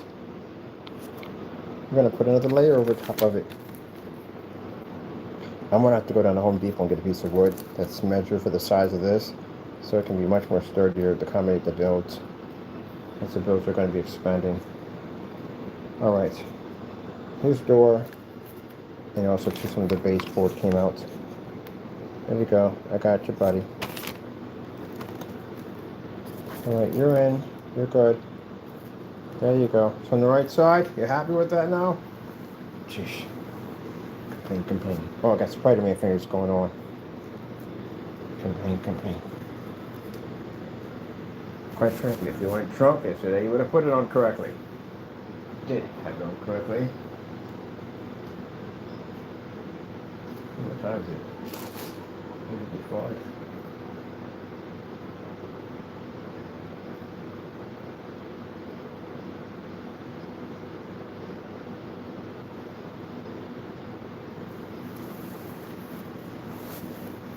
I think I'm in here having a conversation with myself. I'm actually in here basically talking to the people that we're building this all for.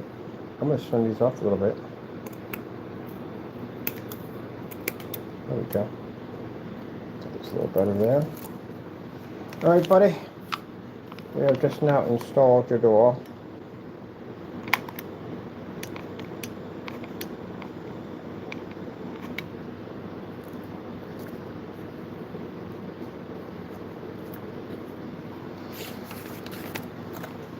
He's done. I'm going to put your tavern over here so that can dry. So I have plenty of room to start working on another section, which I want to start building. Okay, we're going to definitely need paper.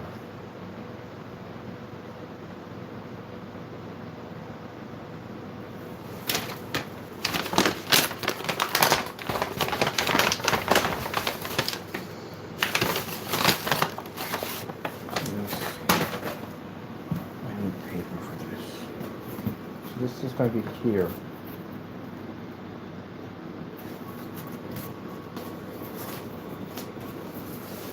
And this one is going to be here. So most likely it's going to be here. The little cliff is going to be there. Then we go from there. So we'll start with here. With that. And the cliff.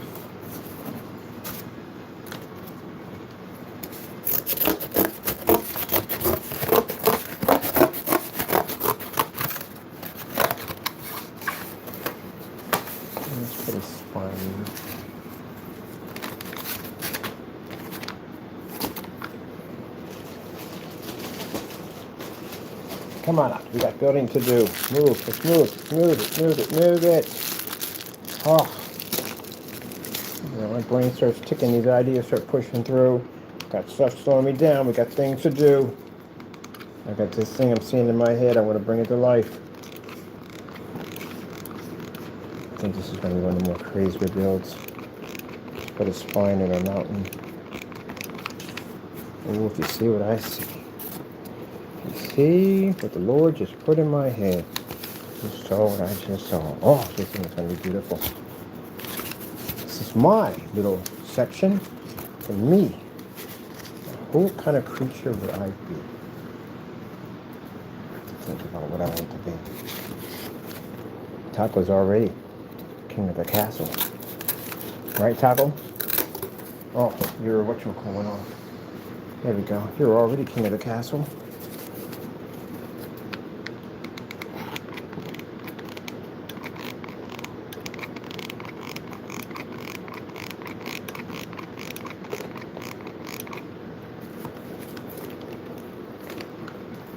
Oh, I think I might want to be a beaver. They're master builders. Oh, ooh. That's a fantastic idea. All right, got a spine here. All right, now we need paper. Construct a mountain. Let me see, what do we need? Where's the paper? Where's all the paper? Tons of paper. No, I need paper. Don't fight me.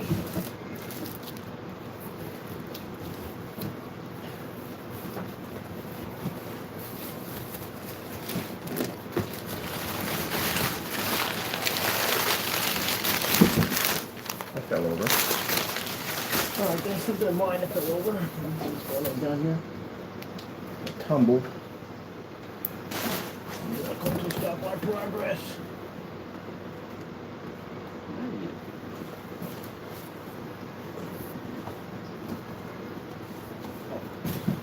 I know what you are.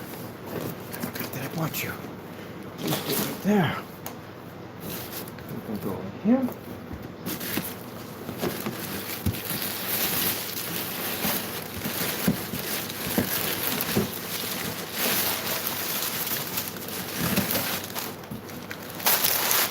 I tell you, when I retire, this is what I'm going to do. I'm literally just going to build cardboard sculptures. I love this so much.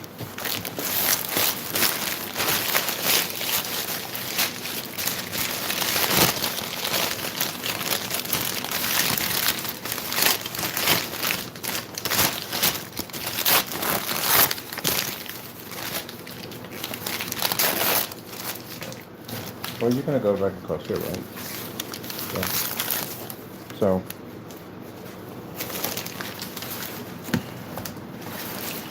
we're going to be here, right there. So we're going to be at right there. So, ink pen.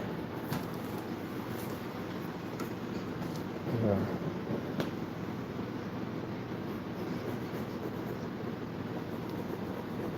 There.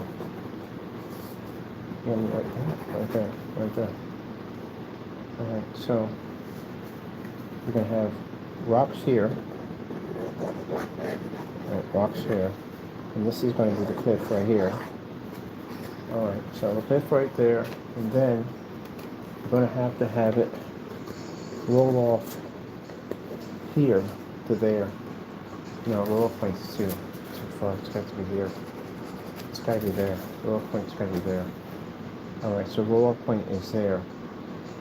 All right, cool, because we can put a treehouse behind the back of that, right there for that one. The roll off point is going to be there. So I'm going to make sure the roll off piece. So roll off piece is going to be here. That's where that piece is going to roll off here. And here. There. And here.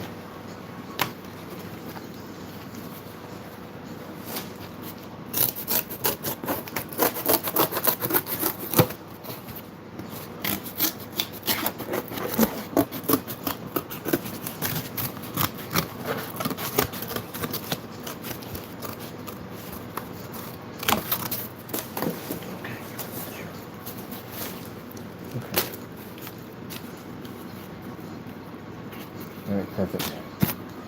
We're done. Page 3 for a tab.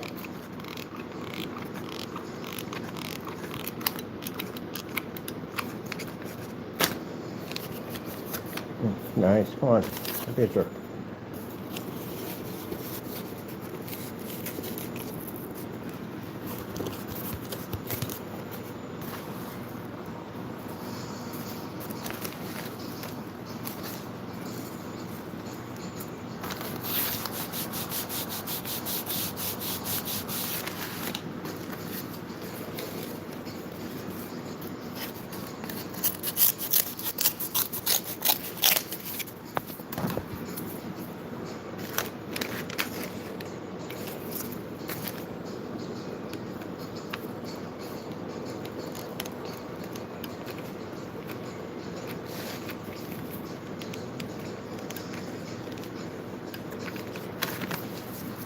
All right, that's the cutoff point there.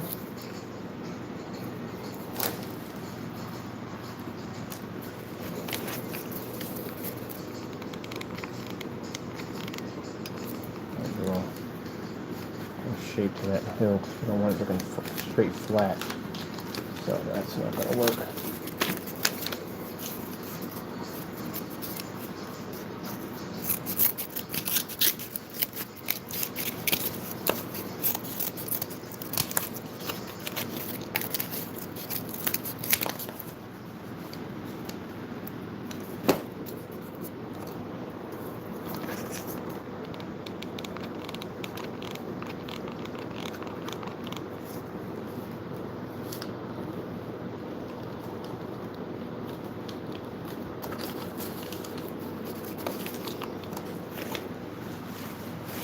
Any other pieces we have here? Oh, let's see.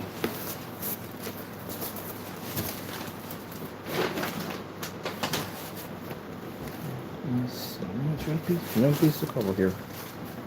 Any?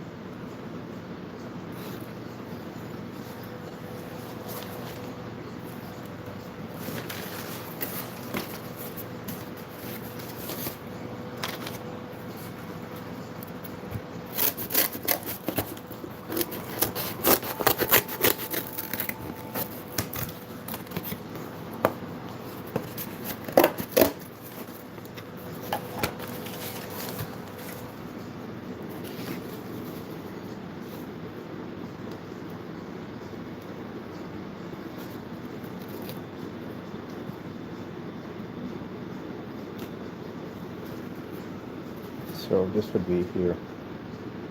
Yeah, this would be here.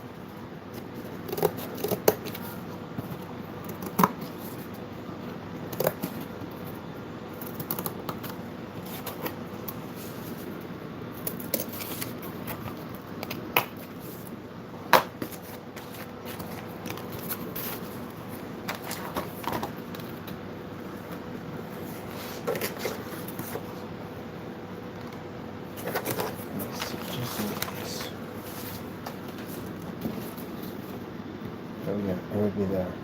Definitely would be there.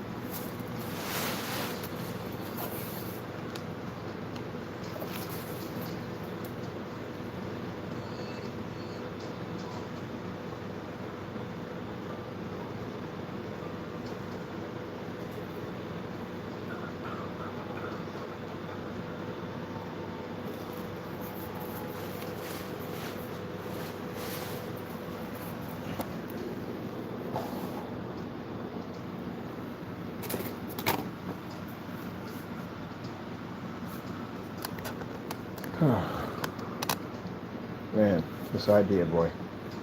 This is going to be so freaking cool. It's not just thought about it.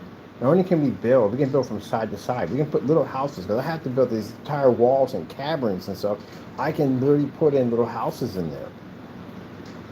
But I want this old house that's going to have this huge windy, benty telescope coming out of it.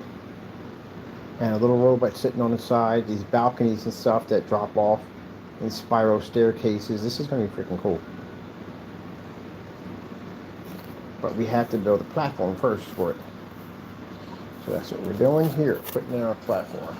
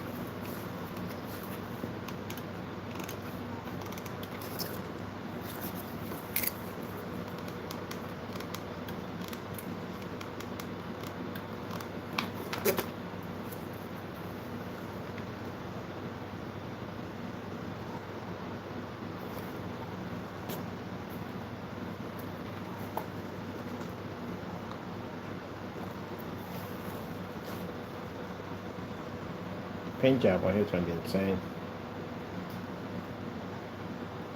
Now I'm building another top layer on this thing.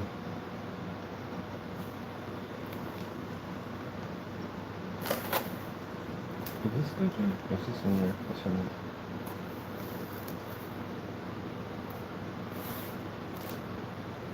Alright, I cut another one out.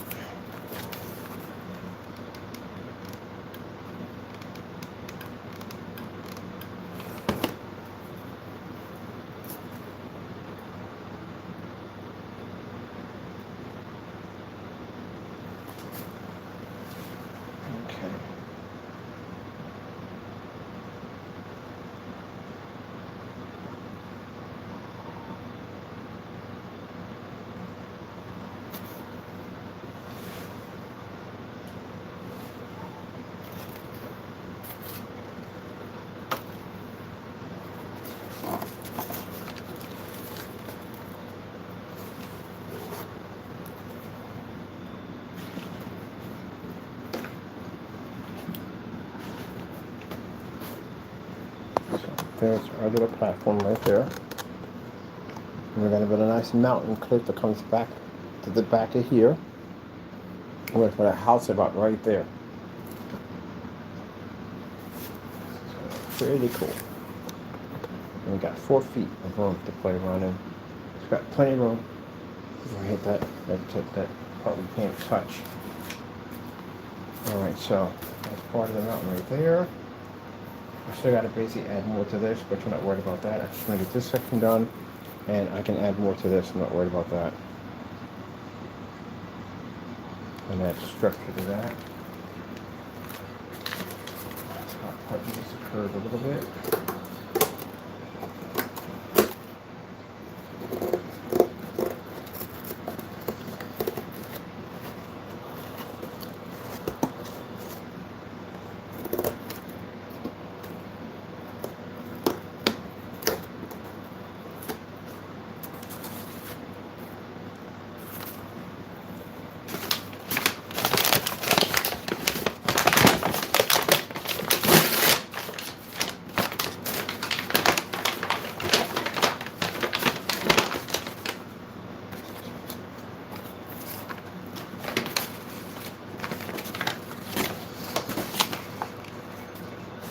Let's do this one still.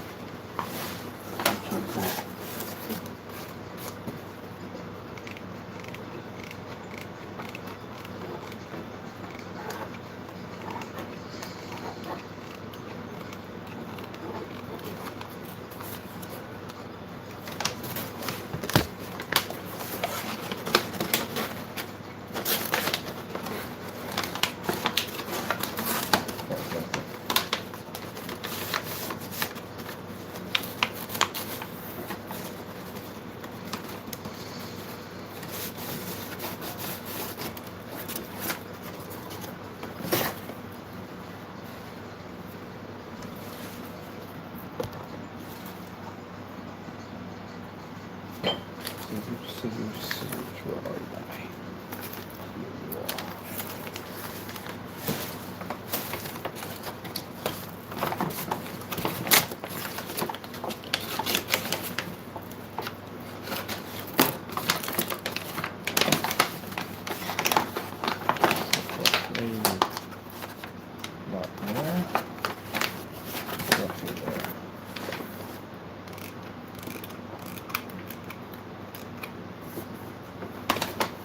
She would be out, would you not? The most important part of it all.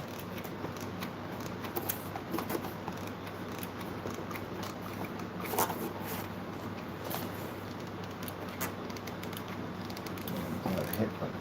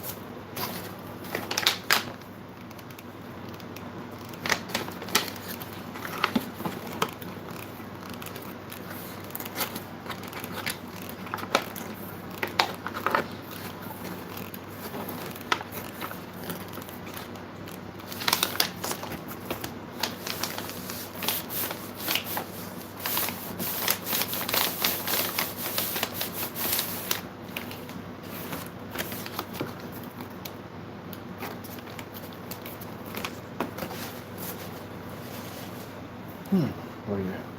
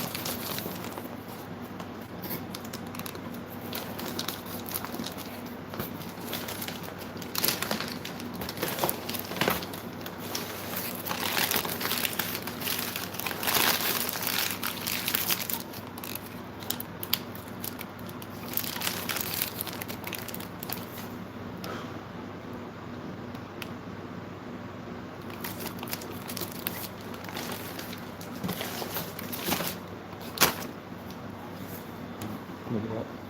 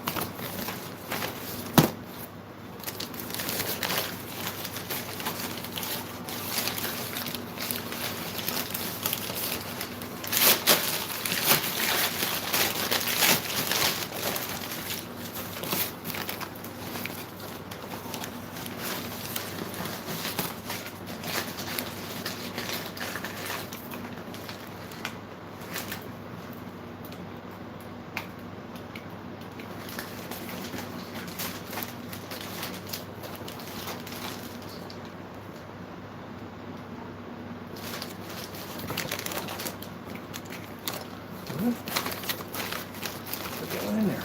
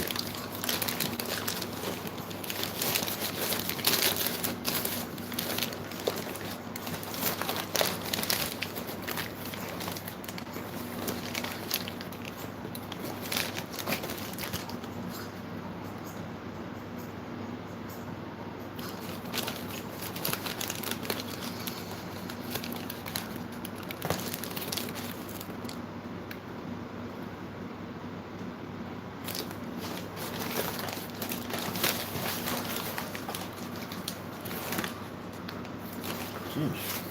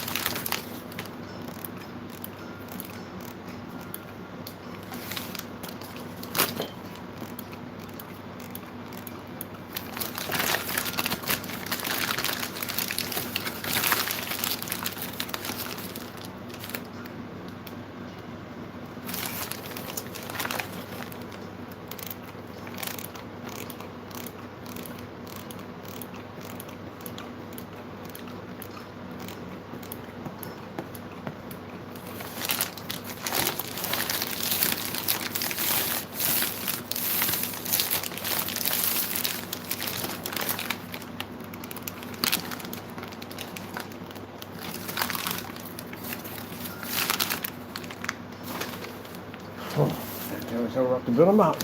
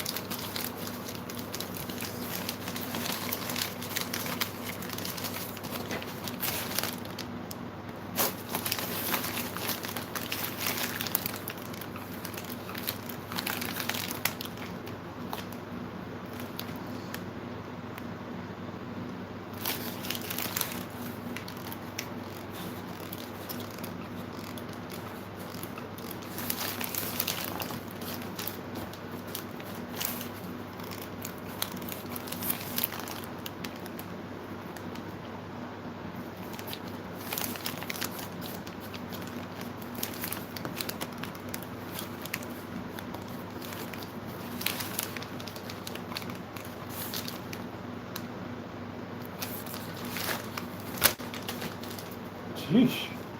That was interesting.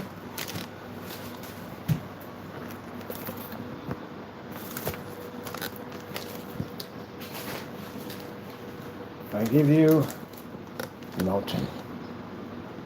Yeah, that was basically definitely interesting. Alright, mountains put in. Now we're going to build the whatchamacallit. Actually, our little laboratory. So I'm just going to basically start on that. I'm going to start building that frame in, get that done. I'm going to see this thing pop together. I'm putting the whole thing together and building the basics of it. And then basically it's going to go from there.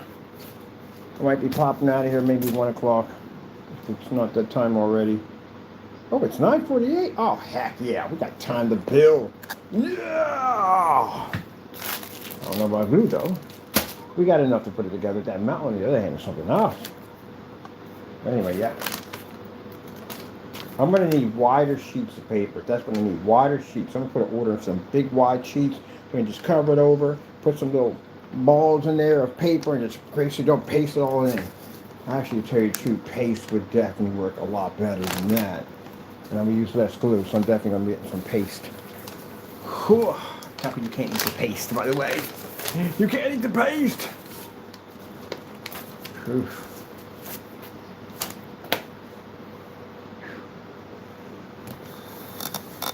That is looking crazy. Crazy. That's looking crazy. Man. So, I like we got the whole waterfall thing coming. Let me see what my waterfall is at. Oh, yeah, definitely perfect for the waterfall. I think what I'm going to do is, where the waterfall is, I'm going to cut a hole there, and I'm going to put a box behind the back of it, put lighting back there, to make it look like there's actually water flushing through, coming through some area in the cave. Oh man, this is going to look pretty cool with little light system behind the back of that. This is going to have flowers and stuff alongside of here. Some flowers up there, mostly. You know what I mean? So it's going to be pretty cool when we get done with it. This is what I saw in my head. My Lord was telling me that we're going to put this together. I'm like, that's going to be insane. That's going to be insane. Now, let's go by what my Lord's telling me on how we're going to be piecing this together. I do need my Lord to put this together. Oh, there it is. God allowed me to see it right from all the debris. Lord allowed me to see it. Oh, man. I can imagine, like I said, when Noah built the ark, the guidance he was getting from God to put stuff together. Let's see, how are we going to build you, my friend? Looking at this. This right here. This is... Yeah, I see.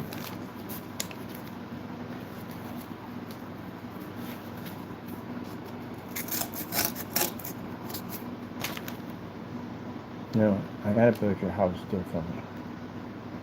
It's gotta have a kind of a Dr. Seuss kind of look to it. That's what I see.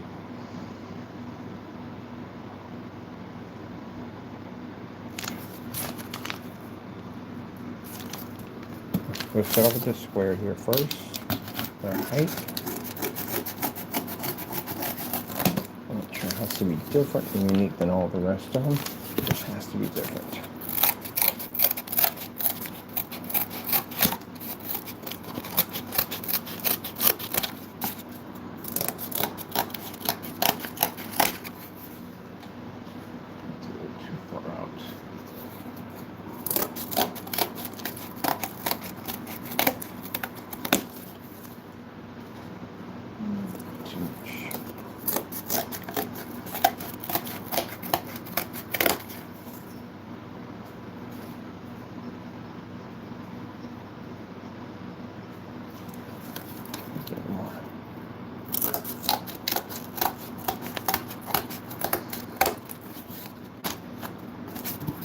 Okay, so yours to have, let me see, if you're doing the front here, this would be the front here, but it would have to be a little wider for the front, wouldn't it? And these are the sides. These are the sides where you're going to have it. But typically, if you think about it, the sides would be different. It would be the front you would have to do. That would be the front.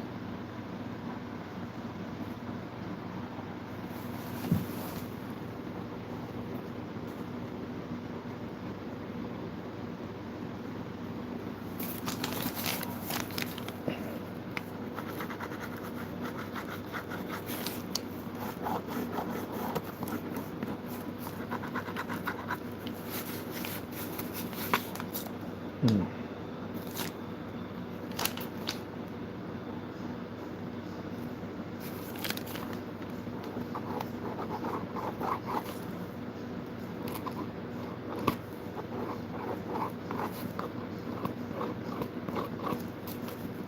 See the header come with the curve a little bit.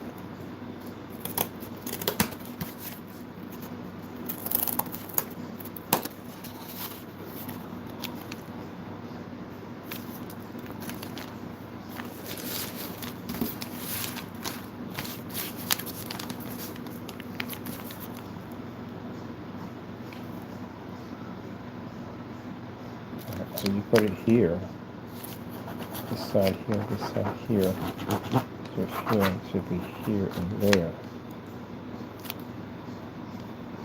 So I want there to come out that way.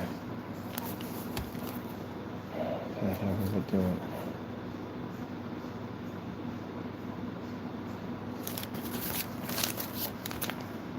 I don't want it too big. I want it small. I want the telescope to be huge.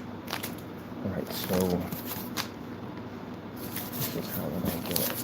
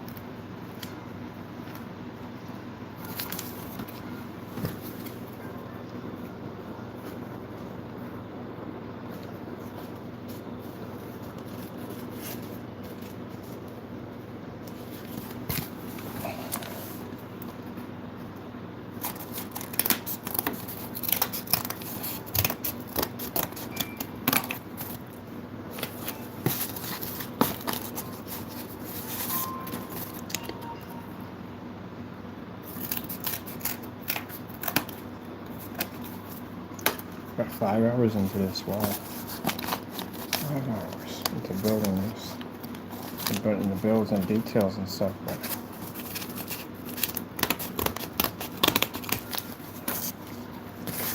So we have the front.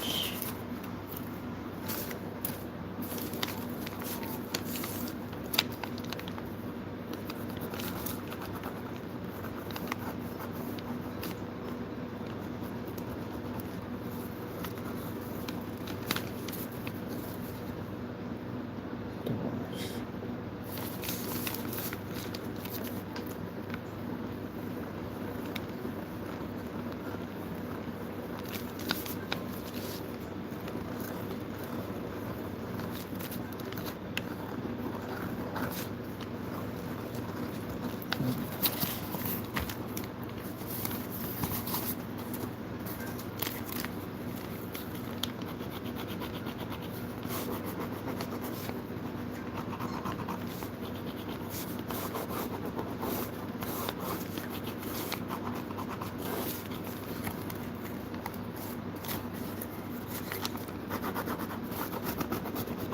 I forgot we cut them through. That way we can get them even. So we have to cut them through on this side.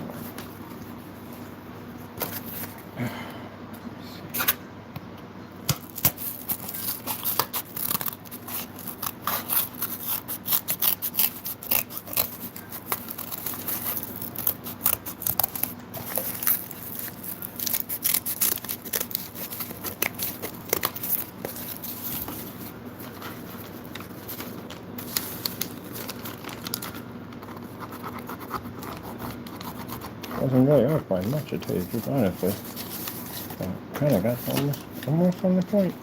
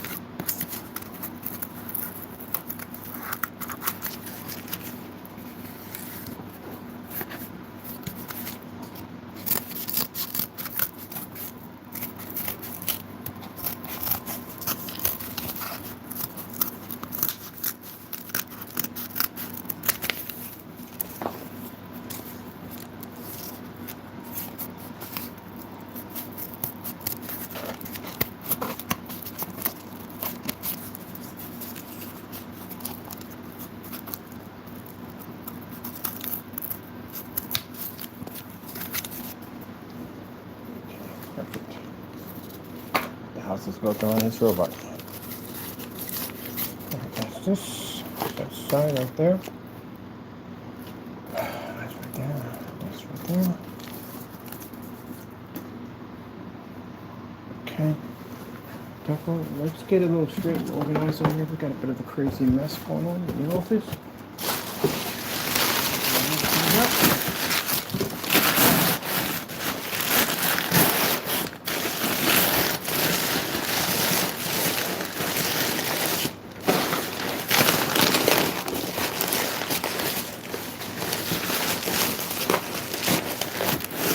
Hey, Pepper. There you go. If you want to play with that paper or not, I don't know. I gave you some of it, okay? I'm gonna play with some of that paper, I don't know.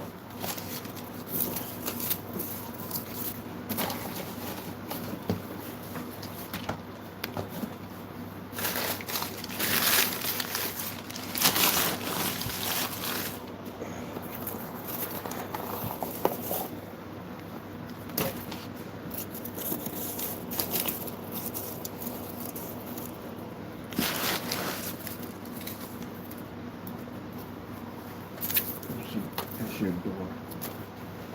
Don't lose it. I'll fit your area perfectly. Oh, I got glue on the floor. Kind of cool.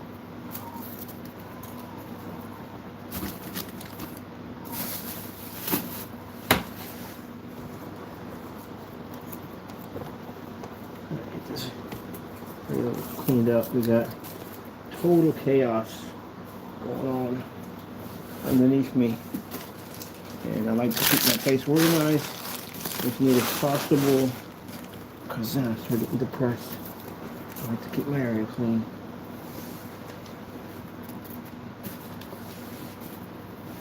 I was taught when I grew up, when I was a kid, that and if you lived in a hole in the wall, keep clean. Keep your area tidy, keep it clean at all times. And one of the things you learn well, you should learn this either way without going to cooking school.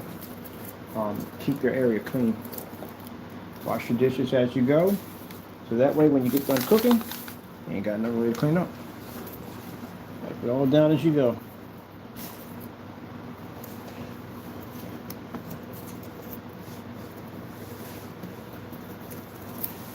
Hard time teaching some people that I live with.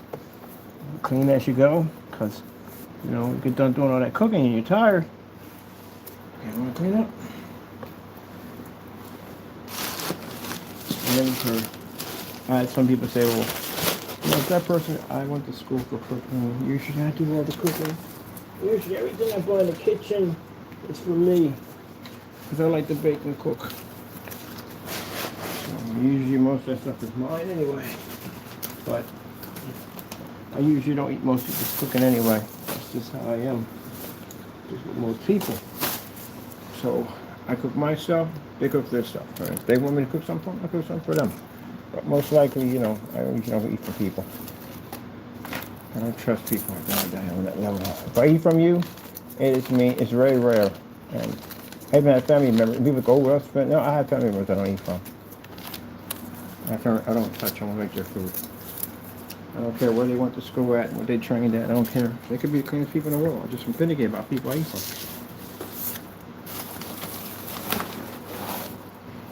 Just that type of person. You know, I eat from my ex, but you know, she wasn't a great cook. She cooked some stuff, you know. She tried her best. She cooked some stuff, but you know.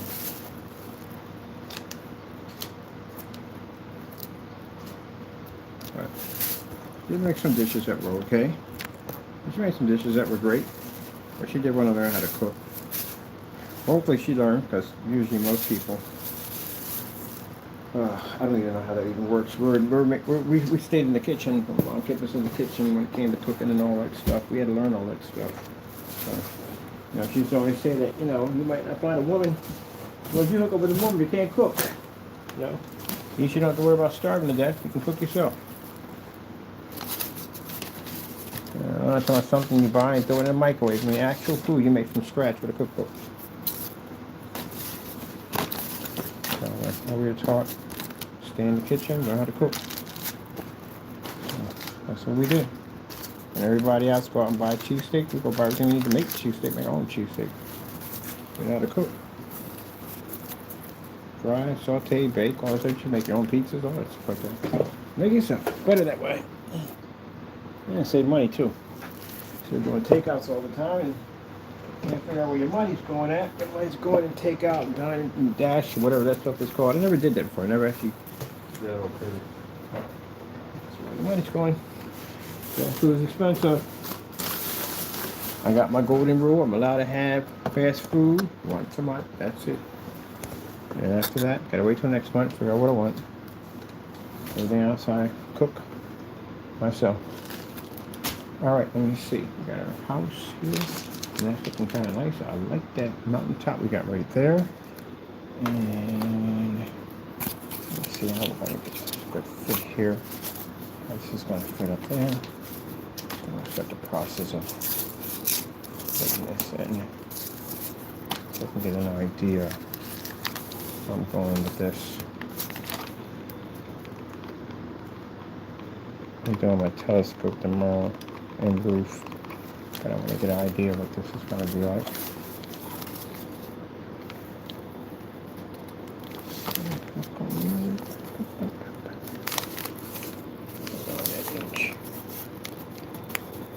Can you bring it over a little bit more?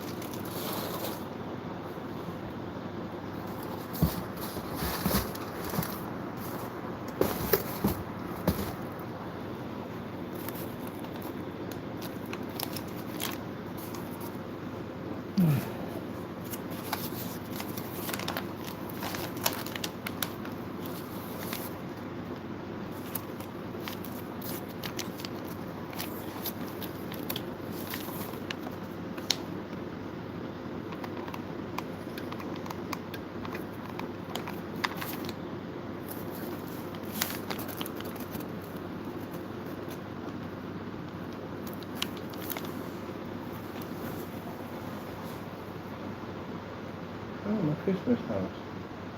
Yeah, time to get where I leave. Where am I gonna go? My Christmas house.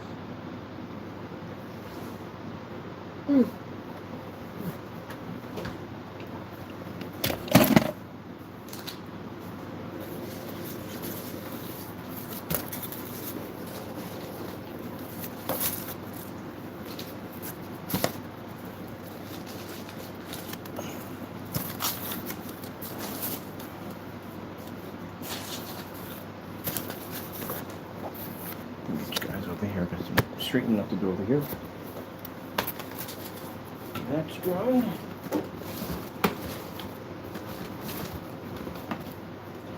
Okay, let's go here. Here. Back here. Yep. Clean up. Here. Oh, wait, I don't even want to know what that was like just now. Let me see.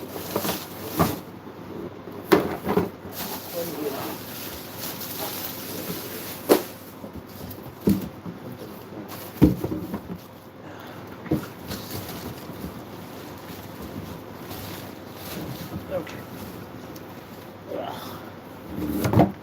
Fell back there. I gotta figure out what it was. While I'm waiting for that to dry.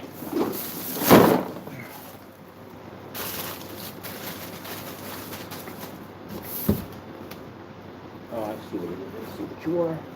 I see what you are.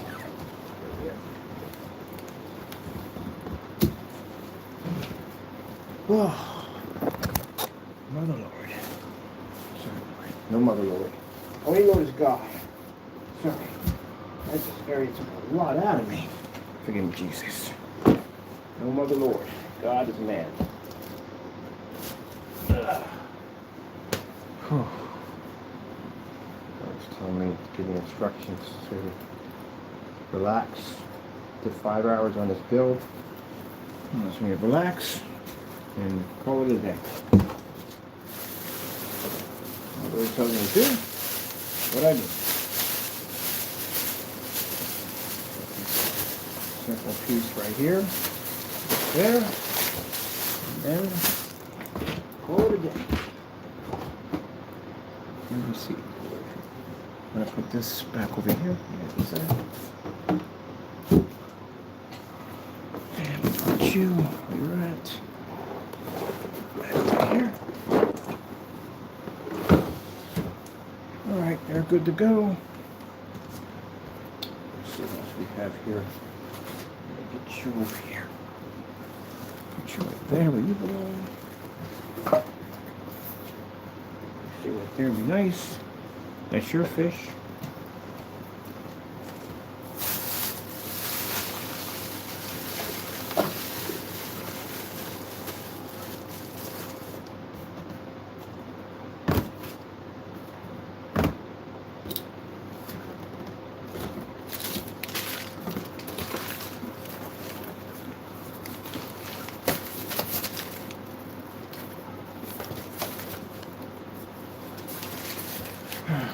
Jesus, Lord, get this done. Your blessing. Lord, what's up?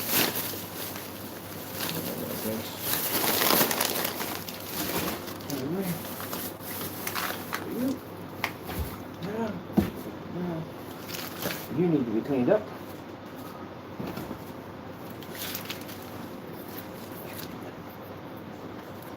Oh, my flower. That's a flower.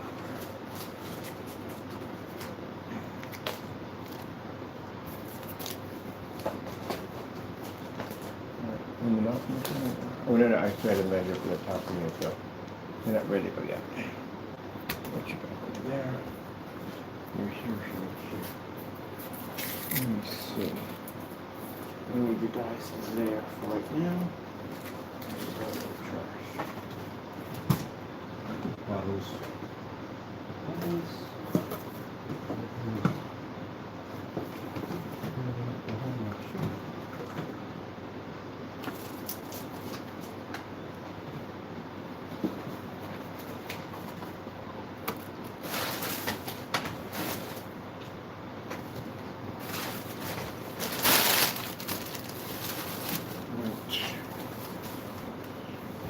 No, you don't. Up there. Straight up there. Up there. You know what? Hey, you jerk. Stay up there. People are determined to come down and fall. Right up there. Too much. Nonsense. And you're going over here. Oh, cool. No. Gonna finish my robot man. Do I have paint to paint that? No, we can't use that paint for that. We're gonna use the other paint to do it. It's the same color as the side of the paint. Alright, let's see what we got going on here. Alright.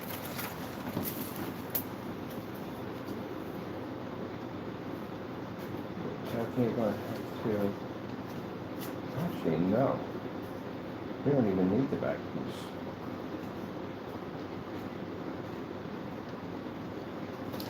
I could build it that way. That would be nice. Let me see.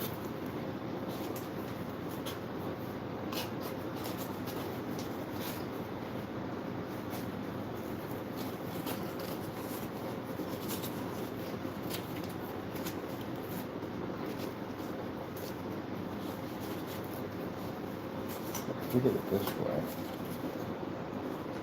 Actually, we did it this way. This would definitely work. We did it this way. That would definitely work. We did it that way. Alright, interesting. Okay, we'll do it that way instead.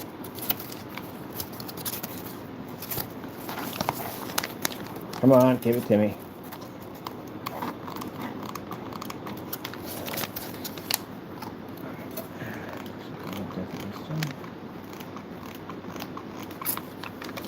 But that would come up piping hot.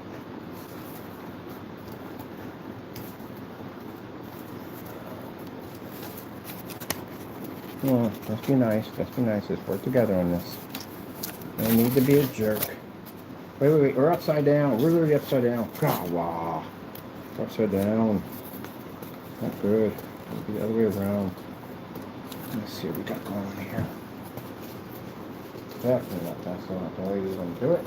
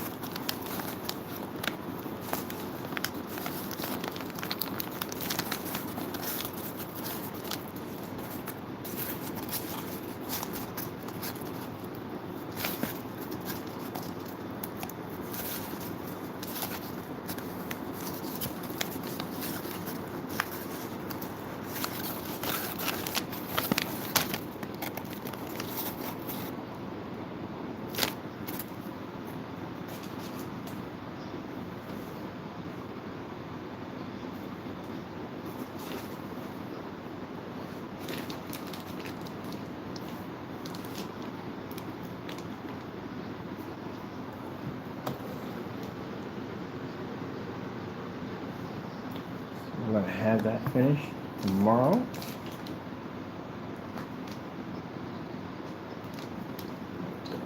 Just fine. That's how I want to do it. It's wide. It's nice and wide. All right. Definitely got some crazy trim work to do on that tomorrow. It's a little different. I want the house to look more mechanical than the rest of them because it's a house that's machines. So it's kind of a more mechanical, kind of a robot look to it. It's kind of like when you play those games and you see that weird looking house off in the distance, like, I wonder what goes on over there. You gotta go out there and venture out there to see what's going on. I think that house is kind of interesting. All right, well, that's basically about it. I hope you enjoyed. I had to go. Thank you for your time, for stopping by. Of course, we thank our Lord and Savior Jesus Christ for blessing us with the ability to make this stuff. Like I make these houses. Like I said, without Him, none of this would ever be possible. Thank you all. Seek God. Be blessed. Let's get